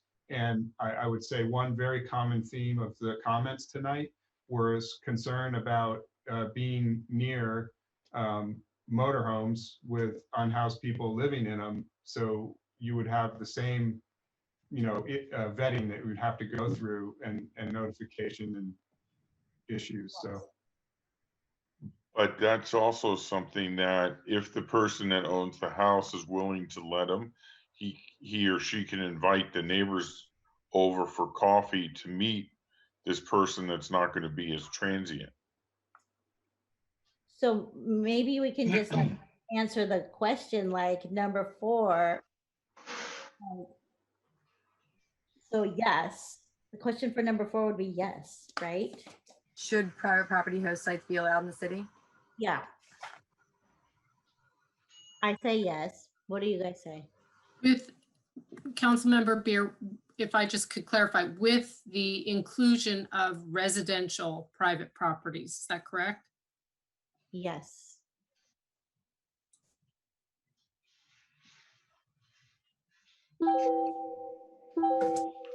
Mike, you said yes, right? Sue Vardalos, you said yes? I was just reading the question that Mary was referring to, and I had to get out of Zoom and go to, the PDF. Yeah. Go. Denise, can you please repeat what you just said? Well, I just wanted to make clear that, that we were contemplating residential properties in the private property discussion, because in the staff report, staff is not recommending residential properties be included. So I just want to make sure everybody's on the same page regarding the residential properties. It's, I'm okay with that. I mean, because it's going to have to go through some sort of permitting process, and you invite them, 500, you do the notifications just like you're planning on. And again, I don't think corner lots would be good because of line of sight and the danger there. But I think middle lots, if they're big enough to handle it and not block the sidewalk. Okay. So I'm okay with residential. I don't know about everybody else. I think Sue Vardalos, Councilmember Beer, Sue Beckmeyer. It depends. That's really my straight answer. I need to know, what the parameters would be a little bit, because I think it could be problematic. But I'm remembering, some of the discussion about the streets. It was very prescribed. They had to be a certain width. They couldn't have this if it had a bike lane, if it had, and there were criteria that made it very clear. So I think right now we're kind of like, whoa, maybe this, maybe that. But it's getting kind of late. And I wonder if there's sort of from a planning standpoint, Director Warmeister, is there a way that you could, without spending a ton of staff time? I think that's what I'm worried about. Is we don't want to send you down a rabbit hole. Is it feasible given this condition, that kind of a thing, so that it could be described? As Councilmember Beer said, you can't ask someone if they would do it if it isn't somewhat defined what it is. But on the other hand, for you to make chapter and verse in a perfect piece of code adjustment for a program that's never going to happen doesn't make sense. So what do you think? I mean, is in your mind, is there a way to present a framework of what it was? So I think we could prepare, and Bonnie, feel free to jump in if you have any other ideas, but we could prepare a framework of standard criteria for a lot that could host. And I think potentially we could even run that criteria and try to determine how many lots could even meet that potentially. I was doing research before this meeting, and for example, a Class C motorhome is 30 feet long. That's kind of like the smaller one that I think you more typically see, and the really, really long ones are like 40 to 45 feet long. So just that standard Class C is not going to fit in a typical driveway. But there are a lot of homes here that don't have typical driveways, and they're long enough to accommodate it. I just, I think part of it would be to try to see if we can come up with a ballpark of how many lots could even be qualified.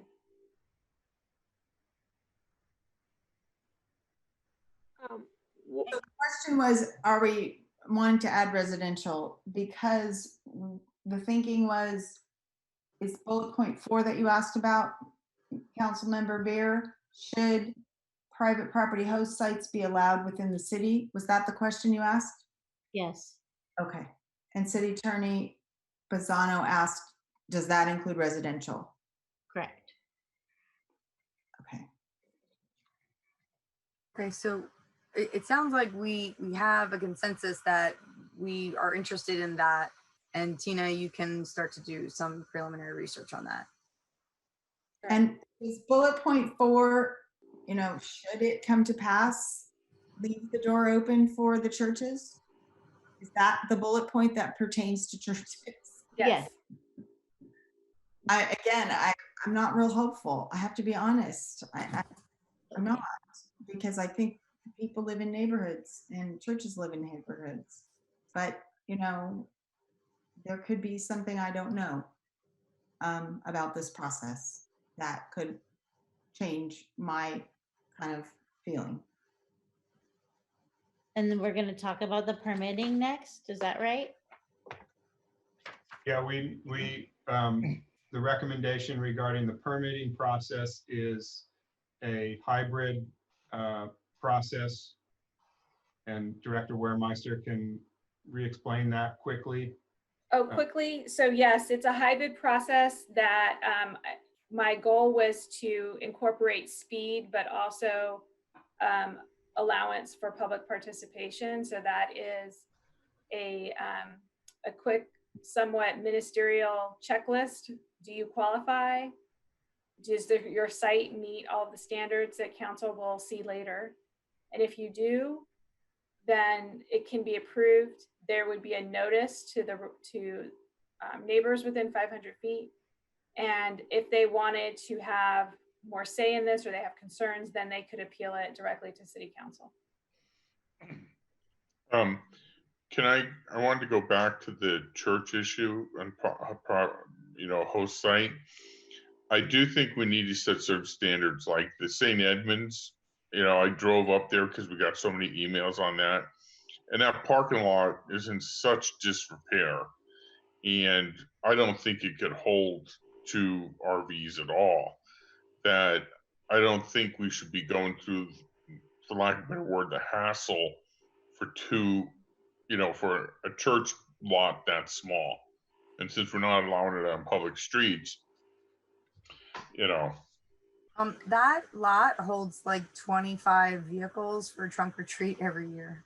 I know it's in disrepair. I will agree with you in that regard, but I'm sure it can certainly hold 2 30-feet RVs. No, there was a Baptist church further down that probably holds a lot bigger. Well, yeah, I'm just saying the St. Edmunds Church is the one that I'm talking about. No, I didn't see that big a lot. I'd have to drive up there again. Okay. What staff would bring back to the council are the site criteria. Yeah. Okay. And when we're talking about permitting, Denise, do you know about the emergency waivers for homeless programs due to the Boise decision? Like private property can get around permitting somehow through that? I'm sorry, are you asking if private property could circumvent a permit program that the city establishes? I'm not quite sure. Anita, can I ask you about that? So I'm not aware of anything that would allow a land use to circumvent a city zoning ordinance regarding land use permitting requirements. Yeah, this was part of the training that Mike and I and actually Jonathan Markham participated in. Given the Boise decision, that there were Somebody's not on mute, and Anita, you're going to need to speak up. I'm sorry. So sorry. What I was saying. Do water loss? You're not on mute. Okay, go ahead, Anita. Yeah, what I was saying is that I had participated in a training for cities around the Boise decision, and that there were some things that cities could do to allow certain things to be waived. So I just wasn't sure whether or not certain permitting could be waived, since it was in response to being able to offer people spaces if there weren't any shelters in the area. So it was just a question if there were any ways to be able to get around it temporarily, since it was about offering places for people to sleep. Well, we can look at that more as well, whether there's anything there. The other question related to this relates to the permit application fees for private property owners, understanding that we don't waive fees for our planning costs. They operate at cost recovery. And so is the council supportive of figuring out alternative means to raise, through grant funding or county funding, to have a fund that helps private property owners cover their application fees for these host sites? Yes, I am. Yes. Yes. Yeah, I'm okay with that. I mean, we can open a GoFundMe account and, what is it, GoFund or Fund No, Me? you got it. Yeah. It's funny, like it's common to say these days. Well, no, if people really want to support the housing and stuff like that, right? I'm with you. I have a question about who's we that's doing that. Is that the city is creating a GoFundMe or whatever? A I don't fund? know. Let the lawyer figure it out.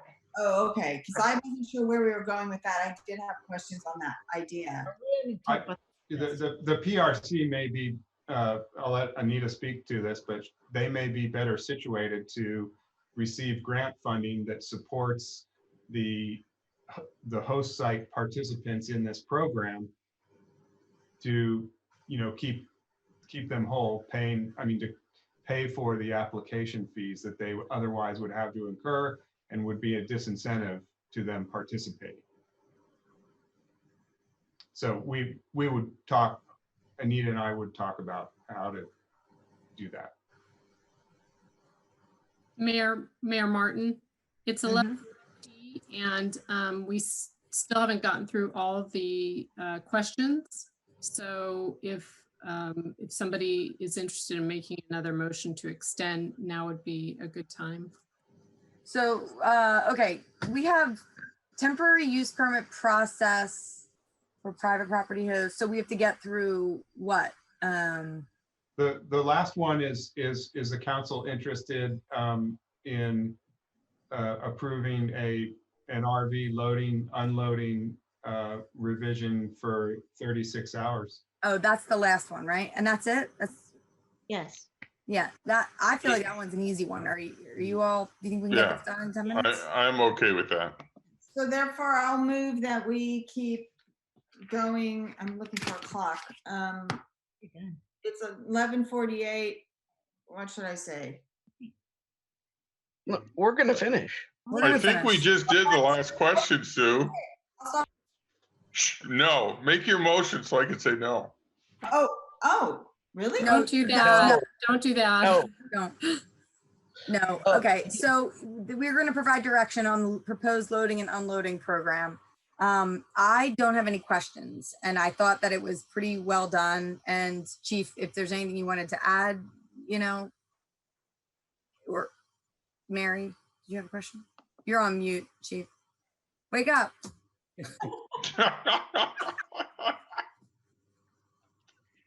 Ask my boss. That happens more often than you would imagine.